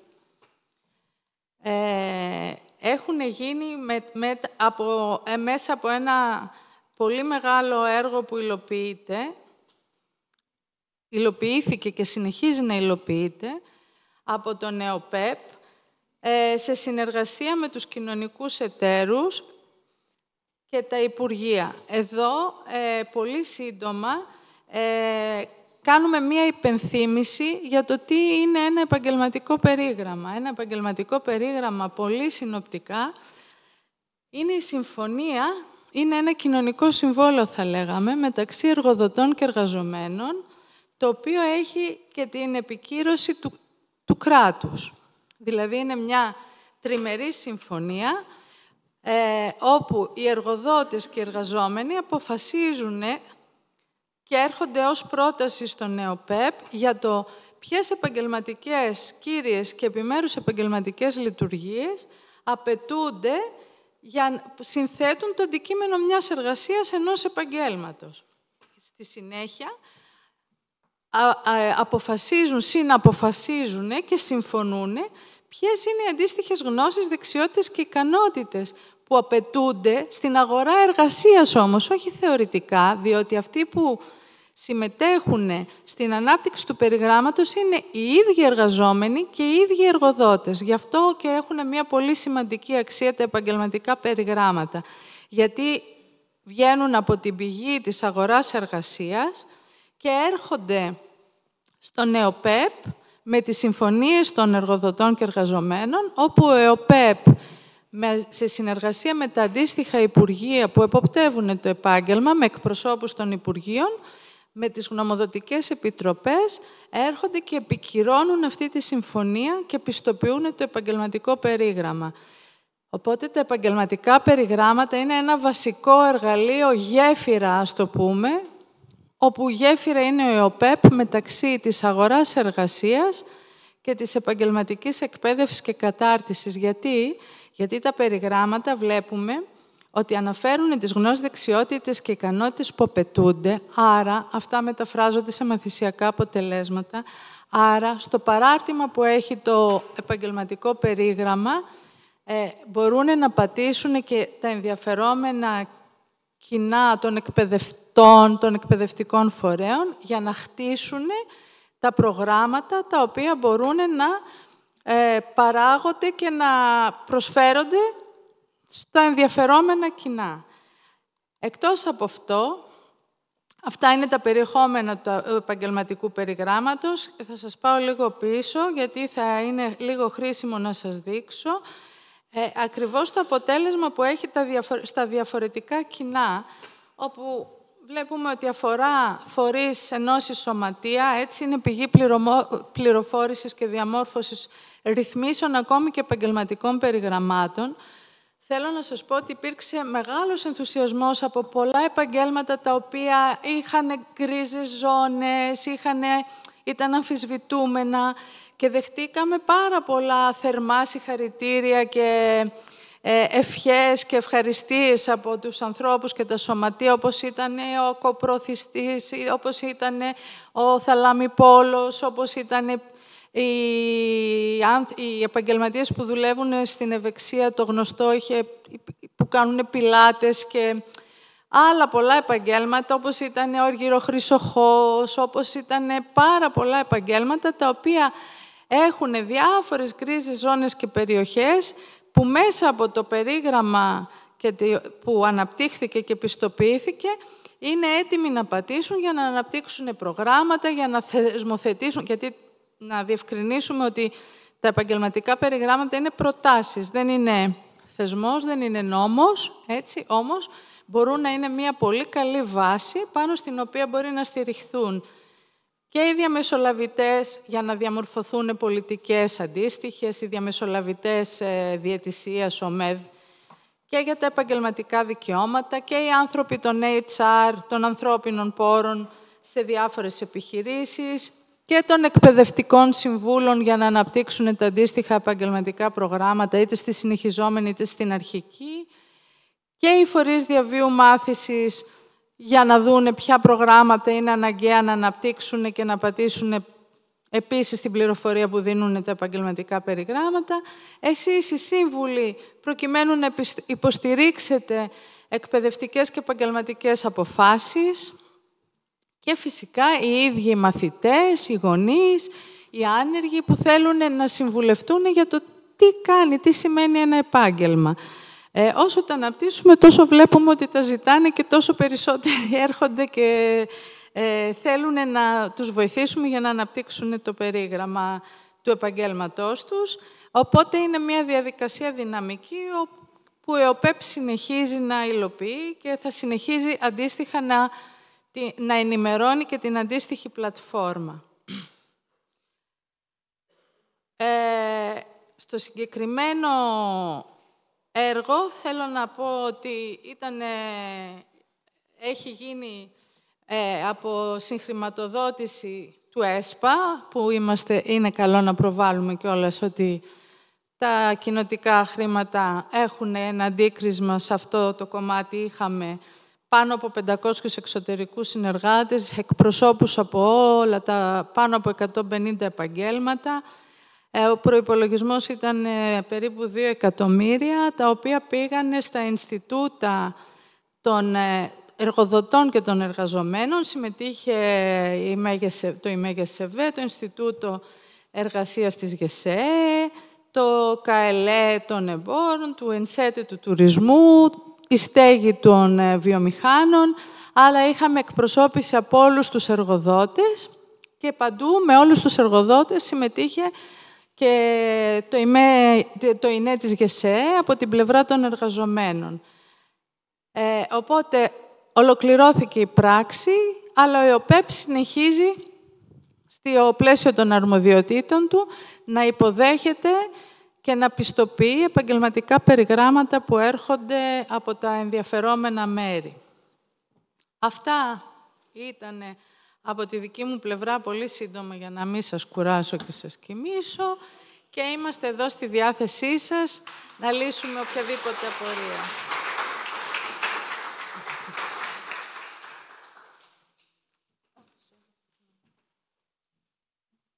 Ευχαριστούμε την κυρία Δέδε. Διαδώστε τα εργαλεία αυτά στους μαθητές σας, στους ωφελούμενους και τα λοιπά, ανεξαρτήτως τομέα και τα λοιπά. Βλέπουμε πόσο πρακτικά είναι τα εργαλεία αυτά, το φιδάκι, τα περιγράμματα και τα λοιπά για μας, τους συμβούλους σταδιοδρομίας. Λοιπόν, ελπίζουμε η πρώτη μέρα να επιτέλεσε το μαθησιακό αποτέλεσμα που είχε, δηλαδή να σας ενημερώσει για τα ευρωπαϊκά δίκτυα, πώς μπορείτε να ωφεληθείτε με πρακτικό τρόπο από αυτά. Και αύριο θα δούμε με περισσότερο βιωματικό τρόπο κάποια από τα εργαλεία αυτά να εκπαιδευτούμε σε αυτά και να ανταλλάξουμε καλές πρακτικές με σκοπό να τα βελτιώσουμε και αυτά περισσότερα. Λοιπόν, αν υπάρχει κάποια ερώτηση, γιατί δεν κάναμε ερωτήσεις στο μεσοδιάστημα, υπάρχει κάποια ερώτηση από όσους με παρακολουθούν διαδικτυακά ή και από τους εδώ παρευρισκόμενους, βέβαια, είτε εγώ είτε κάποιους από τους ομιλητές θα χαρούμε να τις απαντήσουμε. Παρακαλώ.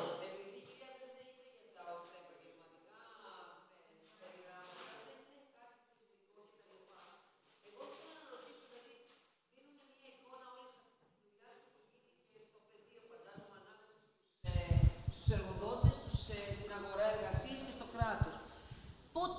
Πότε περνάει να γίνει θεσμικό από περίγραμμα, να γίνει κάτι θεσμικό, δηλαδή υπάρχει κάποια διαδικασία, αυτό έχω δηλαδή ένα κενό γενικότερο. Το περίγραμμα, όταν λέμε δεν είναι θεσμικό, εννοώ δεν αποτελεί μία νομοθετική ρύθμιση. Είναι όμως μία βάση όταν πρέπει και εφόσον πρέπει, γιατί πρέπει να ξεχωρίσουμε ότι στην αγορά υπάρχουν επαγγέλματα τα οποία είναι ρυθμισμένα και επαγγέλματα τα οποία είναι αρρύθμιστα. Τα ρυθμισμένα διέπονται από προεδρικά διατάγματα που θα πρέπει να ξέρετε. Η Ευρωπαϊκή Ένωση ουσιαστικά έχει μία τάση στην απορρίθμιση των επαγγελμάτων. Δεν θέλει ρυθμίσεις για να υπάρχει μεγαλύτερη ευελιξία και κινητικότητα. Γι' αυτό κιόλας, ακόμη και τα ρυθμισμένα, ενδεχομένως και λόγω της εξέλιξης των εκπαιδευτικών διαδρομών, πλέον έχουμε εργαλεία που μπορούμε να αναγνωρίζουμε την πρώτερη μάθηση, την μη τυπική και την άτυπη. Άτυπη, έτσι, έχουμε ήδη εφαρμόσει στο ΝΕΟΠΕΠ σχήματα που έχουμε αναγνωρίσει, όπως τους κομμωτές, με διάφορα σχήματα εργασίας. Ο ΕΟΠΕΠ παίζει σημαντικό ρόλο και σε αυτό. Τα επαγγελματικά περιγράμματα μπορούν να είναι μία βάση να βλέπουν πού χρειάζεται ρύθμιση και πού χρειάζεται απορρίθμιση, ας το πούμε.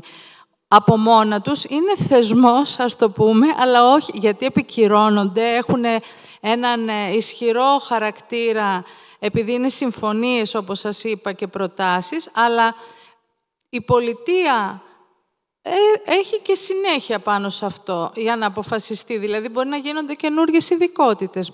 Οι καινούργιες ειδικότητες γίνονται μετά από υπουργικές αποφάσεις. Μπορεί να αλλάξουν τα προεδρικά διατάγματα. Βλέπουμε ότι είμαστε σε πολύ στενή συνεργασία με το Υπουργείο Ανάπτυξης, το οποίο ήρθε η ώρα για πολλά επαγγέλματα να πρέπει να επικαιροποιήσουν τα προεδρικά τους διατάγματα. Μας ζητάνε επίμονα και το Υπουργείο Ανάπτυξης και τα αντίστοιχα σωματεία, όπως είναι οι συγκολλητές, οι οξυγονοκολλητές, τα τεχνικά αυτά επαγγέλματα, ζητάνε επίμονα να πιστοποιήσουμε το επαγγελματικό περίγραμμα, γιατί θα αντλήσουν πληροφορία και θα τους βοηθήσει να πατήσουν πάνω σε αυτό για να επικαιροποιήσουν το αντίστοιχο προεδρικό διάταγμα.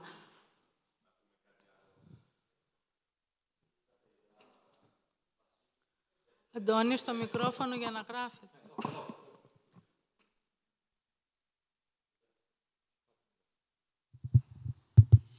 Τα περιγράμματα, η ανάπτυξή τους και η πιστοποίησή τους βασίζεται στο θεσμικό πλαίσιο. Οπότε δεν μπορούμε να πούμε ότι δεν είναι μη θεσμοθετημένα. Βασίζεται. Υπάρχει ένα θεσμικό πλαίσιο. Η διαδικασία. Ακριβώς. Ναι, υπάρχει υπουργική απόφαση. Ακριβώς. Και υπάρχει εξοδότηση, ακριβώς, το οποίο τα πιστοποιεί. Τον έχουμε στο slide, το έχουμε αναφέρει. Γι' αυτό λέμε είναι θεσμός. Υπάρχει πρώτον κύα πιστοποίηση επαγγελματικών περιγραμμάτων από το 2006 και με την ευκαιρία αυτή θα πω ότι μέσα από αυτό το μεγάλο έργο ο ΕΟΠΕΠ έχει αναπτύξει και καινούργια πρόταση να επικαιροποιηθεί και αυτή η ΚΙΑ, η Κοινή Υπουργική Απόφαση Πιστοποίησης Επαγγελματικών Περιγραμμάτων, η οποία θα βοηθήσει και στην πιστοποίηση και την αντίστοιχη Υπουργική Απόφαση Πιστοποίησης Προγραμμάτων. Και φυσικά υπάρχει και η νόμη που στηρίζεται, και ακόμη και με τον πρόσφατο νόμο που άλλαξε η διαδικασία της Γνωμοδοτικής Επιτροπής και των συμμετοχόντων για να υπάρχει μεγαλύτερη ευελιξία. Στηρίζεται η διαδικασία, είναι θεσμοθετημένη. Υπάρχει και μεθοδολογία η οποία έχει υιοθετηθεί για την ανάπτυξη αυτή. Υπάρχουν και έρευνες που έχουν προκριθεί τα περιγράμματα και τα επαγγέλματα που έχουν μεγαλύτερη ανάγκη να πάνε για πιστοποίηση και η προτεραιότητα, ας το πούμε, γιατί ο ΕΟΠΕΠ με τις φτωχές του δυνάμεις που λέμε του προσωπικού μπορεί ένα πεπερασμένο αριθμό να πιστοποιεί κάθε φορά. Εμείς οι ίδιοι συμμετέχουμε, οι συνάδελφοι που είμαστε στις διάφορες διευθύνσεις, εμείς οι ίδιοι συμμετέχουμε και στις γνωμοδοτικές. Οπότε η προτεραιότητα αυτή βγήκε κατόπιν μελετών που γίνανε στο πλαίσιο του έργου. Ποια επαγγέλματα, ποια θα πάρουν προτεραιότητα και μαζί και με τις πολιτικές. Δηλαδή, η νταντά της γειτονιάς, ας πούμε, που ζητήθηκε, οι ανάγκες τώρα, από κάποιες ανάγκες κοινωνικές που προκύπτουν και από την πλευρά του κράτους, ο διαπολιτισμικός μεσολαβητής. Είναι είτε επαγγέλματα που καταλαβαίνει η πολιτεία ότι έχουμε ανάγκη να εκπαιδεύσουμε ανθρώπους, άρα μήπως ένα περίγραμμα θα μας βοηθούσε για να δούμε τι χρειάζεται.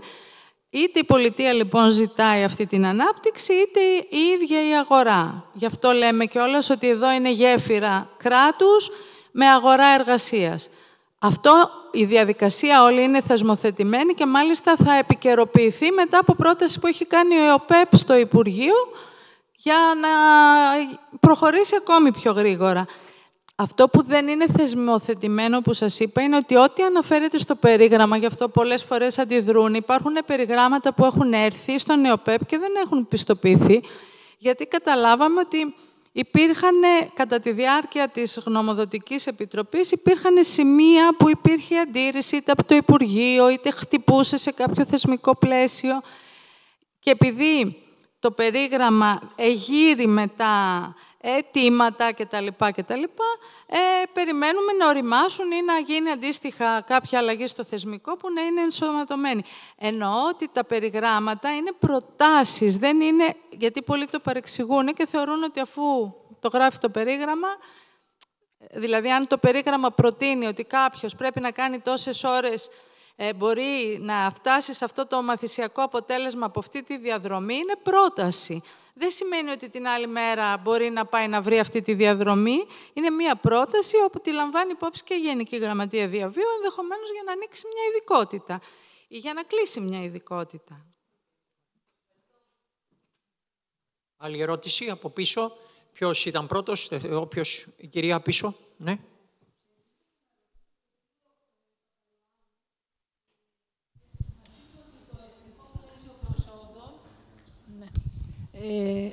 Μας είπε ότι το εθνικό πλαίσιο προσόντων ξεκίνησε με την τυπική μάθηση. Θέλω να ρωτήσω εάν προβλέπετε να συμπεριληφθεί και η μη τυπική μάθηση στην κατάρτιση των επιπέδων. Ευχή είναι αυτό. Ακούγομαι. Ναι, αυτός είναι ο στόχος. Εδώ πρέπει επικοινωνία και συνεργασία με το ίδιο το Υπουργείο και το Παιδείας και το Εργασίας, αλλά και τα άλλα συναρμόδια Υπουργεία. Ναι, ευχής έργων είναι, γιατί ορισμένα κράτη έχουν προχωρήσει στην πιστοποίηση και στην κατάταξη των προσόντων τους της μη τυπικής μάθησης στα εθνικά τους πλαίσια προσόντων και έτσι οι δικοί μας τίτλοι σπουδών της τυπικής εκπαίδευσης βρίσκονται ξαφνικά στο ίδιο επίπεδο με έναν τίτλο σπουδών της μη τυπικής εκπαίδευσης μιας άλλης χώρας. Και εκεί υπάρχει ένα μπέρδεμα, μια ασυμφωνία μεταξύ των δύο τύπων τίτλων μάθησης. Ναι, ευχής έργων είναι αυτά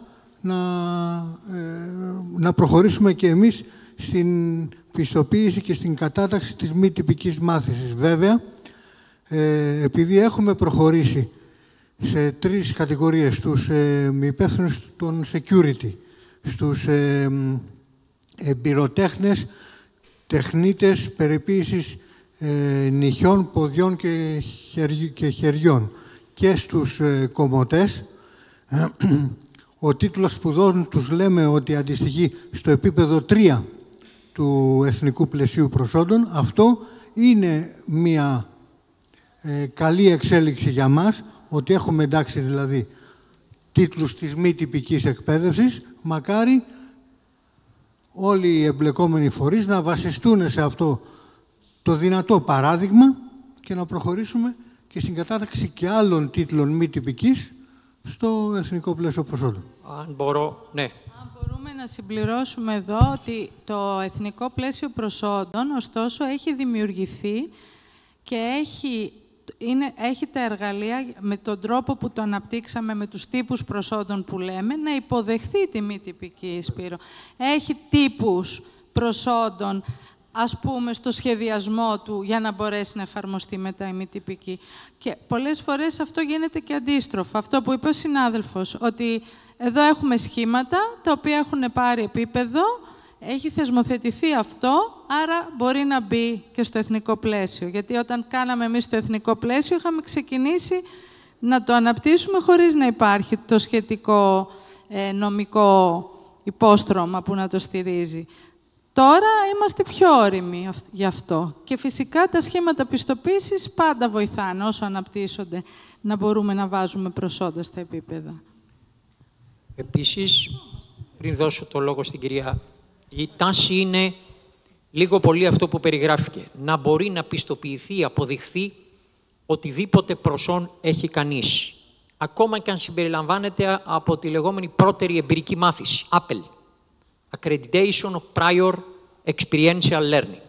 Μια νέα στρατηγική που λέγεται Skills Portability Initiative, πώς μεταφέρω δηλαδή τις δεξιότητές μου στο εξωτερικό, βασίζεται ακριβώς στη δυνατότητα να βάλει σε επίπεδο τις γνώσεις και τις δεξιότητες που έχεις.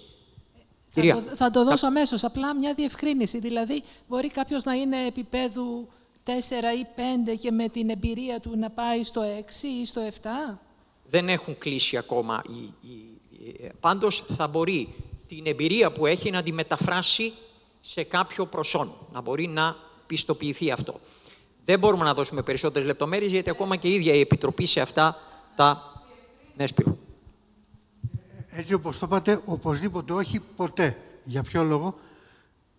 Η κατάταξη των τίτλων σπουδών δεν είναι ατομική. Δεν είναι ο τίτλος σπουδών τεχνίτης νυχιών του Γεώργιου Παπαδόπουλου. Στο Εθνικό Πλαίσιο Προσόντων έχουμε ένα συρταράκι, έναν τύπο τίτλου. Αυτό που σας είπε η Δήμητρα πριν. Δηλαδή έχουμε τον τύπο τίτλου πτυχίο συνεχιζόμενης επαγγελματικής κατάρτισης στο επίπεδο 3. Αυτός ο τίτλος περιμένει. Είναι ένα λαμπάκι που περιμένει. Εδώ είμαι, έτοιμο. Θέλω ή έχω έτοιμο αυτό το συρταράκι, έτσι, ώστε εκεί μέσα, αν θέλουν οι φορείς, να έρθουν στον ΕΟΠΕΠ και με μια διαδικασία τέλος πάντων που υπάρχει, να εντάξουμε αυτόν τον τίτλο σπουδών, πτυχίο τεχνίτη νυχιών, πτυχίο δεν ξέρω τι, οτιδήποτε, σε αυτό το συρταράκι του επίπεδου 3. Δεν θα εντάξουμε αυτή την περίπτωση που λέτε εσείς, την ατομική περίπτωση, στο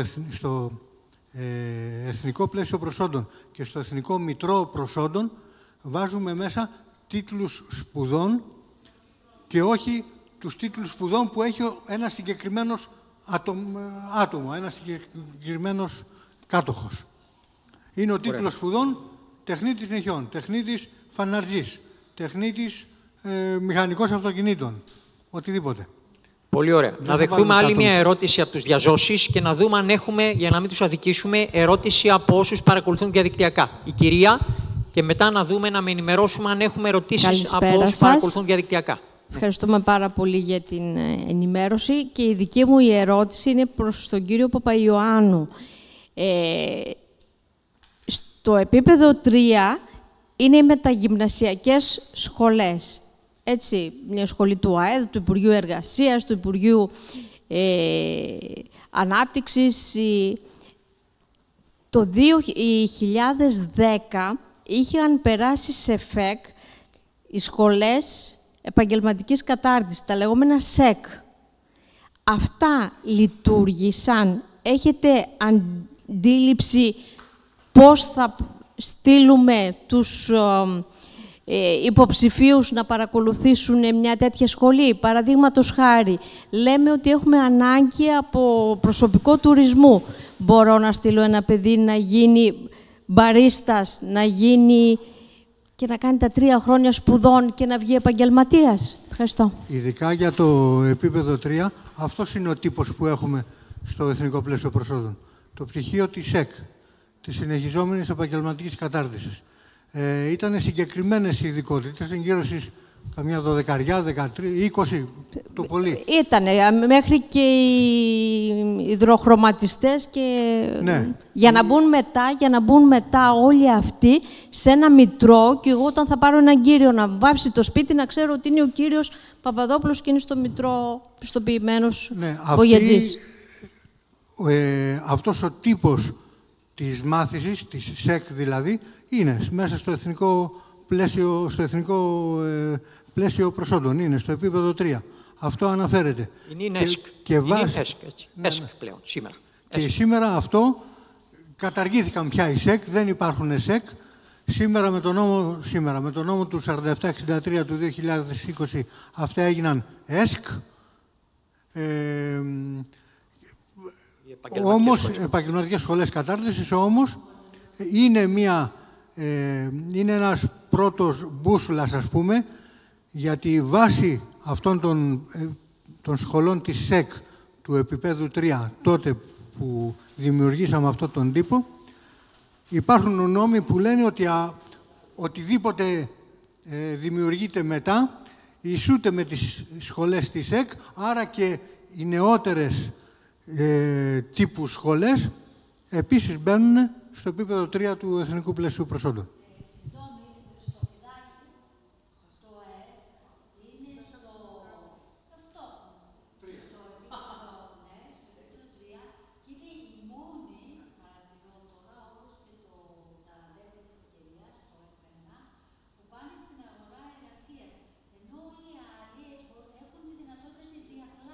Είναι και τα ΕΠΑΣ του ΣΔΙΠΑ. Είναι και η ΕΠΑΣ της ΔΙΠΑ. Ναι.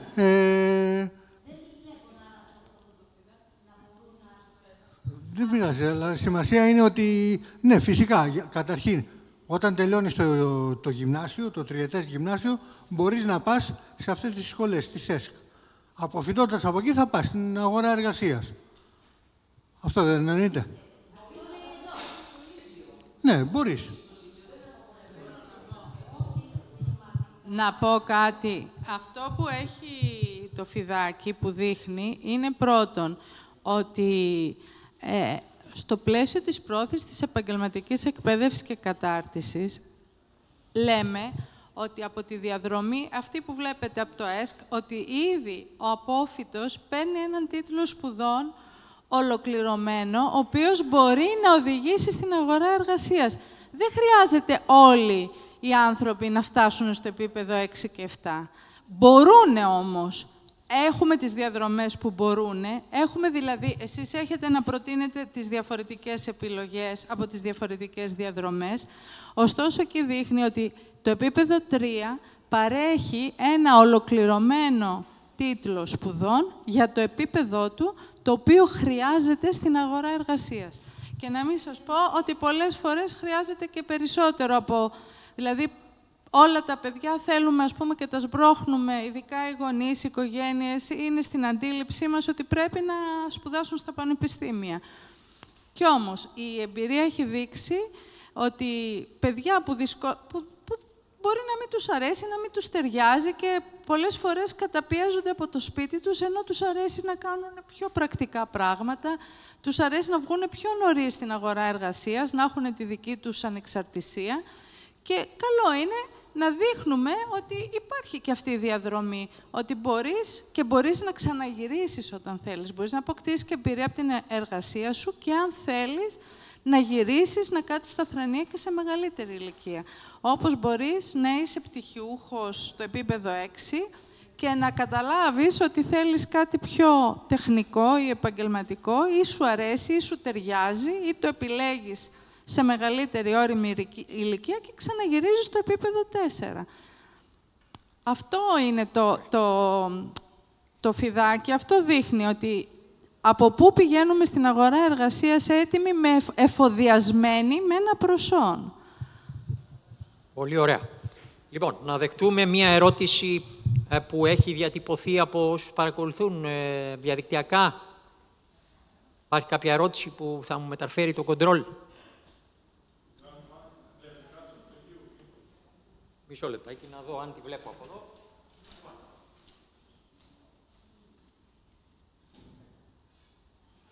Η ερώτηση είναι ο συνδυασμός του ΕΣΚΟ υπάρχει στην ιστοσελίδα του ΟΠΕΠ. Από τις προηγούμενες παρουσιάσεις έγινε κατανοητό ότι το ΕΣΚΟ μπορούμε να το επισκεφθούμε πατώντας στο browser μας ΕΣΚΟ και να δούμε την ταξινόμηση των δεξιοτήτων και των επαγγελμάτων που υπάρχει εκεί. Θα το κάνουμε αύριο και στο εργαστήριο, αλλά εμέσως υπάρχει και αυτό θα το δείξουμε αύριο, μέσω του Europass. Δηλαδή, οι δεξιότητες είναι, και το ΕΣΚΟ τροφοδοτούν το Europass profile. Άρα, εμέσως αξιοποιούνται και εκεί. Δεν ξέρω αν κάλυψα την ερώτηση. Άλλη ερώτηση έχουμε?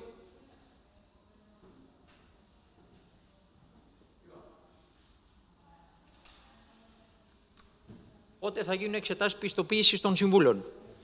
Αναφέραμε και πριν ότι έχουμε κάνει πρόοδο. Η πρόοδος είναι ότι ολοκληρώσαμε την τράπεζα θεμάτων των εξετάσεων πιστοποίησης επίπεδου Α, τις οποίες έκανε η έκθεμα, η Επιτροπή Κατάρτισης Θεμάτων και Μεθόδων Αξιολόγησης. Από εκεί και πέρα υπάρχουν και άλλες προϋποθέσεις, που είναι να έχουμε αρκετούς αξιολογητές που να θέλουν να συμμετέχουν στις εξετάσεις. Η διοίκηση του ΕΟΠΕΠ θα αποφασίσει με ποιο τρόπο θα γίνουν το συντομότερο δυνατόν οι εξετάσεις αυτές, πιθανόν να μην γίνουν με ψηφιακό τρόπο, αλλά να γίνουν με παραδοσιακό τρόπο. Το λέμε διότι ο ΕΟΠΕΠ στο μεταξύ αναπτύσσει και σύστημα εξετάσεων ψηφιοποιημένο, ψηφιακό, από την αίτηση μέχρι την ένταξη στο Μητρό. Πιθανόν για λόγους πολιτικής να επιλεχθεί ο παραδοσιακός τρόπος, διότι αναγνωρίζουμε ότι υπάρχουν πολλοί που περιμένουν αρκετό διάστημα να πιστοποιηθούν. Αναφέρομαι στο επίπεδο Α. Το επίπεδο Β είναι μια άλλη διαδικασία. Είναι έπεται της πιστοποίησης του επίπεδου Α, διότι μιλάμε για προγράμματα συνεχιζόμενης επαγγελματικής κατάρτισης. Εκεί μεσολαβούν και γραπτές εξετάσεις και μεσολαβούν και άλλες προϋποθέσεις. Ο νόμος 4763 ορίζει ότι τα προγράμματα κατάρτισης από τα οποία προέρχονται οι πιστοποιημένοι απόφοιτοι προγραμμάτων κατάρτισης, μεταξύ άλλων και στη ΣΥΕ, πρέπει να είναι πιστοποιημένα. Ή το πρόγραμμα αυτό, το οποίο έχουν παρακολουθήσει, να είναι συμβατό με το επαγγελματικό περίγραμμα, το εκάστοτε επαγγελματικό περίγραμμα έχουμε προβλέψει και έχουμε βάλει στη διαδικασία. Σε κάθε περίπτωση, νομίζω ότι οι εξετάσεις για το επίπεδο Α μπορούν να πραγματοποιηθούν καλώς εχόντων των πραγμάτων, είτε στα τέλη του 2025 είτε στις αρχές του 2026. Επόμενη ερώτηση. Το φιδάκι, πού μπορούμε να το βρούμε? Το φιδάκι είναι αναρτημένο. Αν το θέλει να το απαντήσει η Δήμητρα. Απάντησε. Παρακαλώ. Παρακαλώ. Καταρχήν, επειδή αδίκησα λίγο το site του Refernet, για να μην σας κουράσω, άμα πείτε στο site του Refernet κάτω-κάτω, επειδή αναφέρεται, έχει χρηματοδοτηθεί από το Refernet, η οποία χρηματοδότηση είναι από το SEDEFOP και παρέλειψα να το πω, είναι στο site ως ηλεκτρονικό. Από εκεί και πέρα θα προσπαθήσουμε και από τα επόμενα προγράμματα και σε συνεργασία με τη Διεύθυνση Συμβουλευτικής που έγινε αυτό που κρατάτε στα χέρια σας, να χρηματοδοτήσουμε και άλλες μορφές, δηλαδή να κυκλοφορήσει σε αφίσες, ευελπιστούμε άμα προλάβουμε να κάνουμε και μια δεύτερη έκδοση παιχνιδιού, αλλά ως ηλεκτρονικά ψηφιακά θα το βρείτε στο site του Refernet, το φιδάκι. Κάτω-κάτω. Και το site του Refernet θα το δείτε σίγουρα και στην ιστοσελίδα του ΕΟΠΕΠ, η οποία και αυτή επικαιροποιείται. Λοιπόν, δεν έχουμε άλλες ερωτήσεις. Σας ευχαριστούμε για την σημερινή συμμετοχή. Ραντεβού αύριο στο υπομορφωτικό βιωματικό σεμινάριο. Να είστε όλες και όλοι καλά.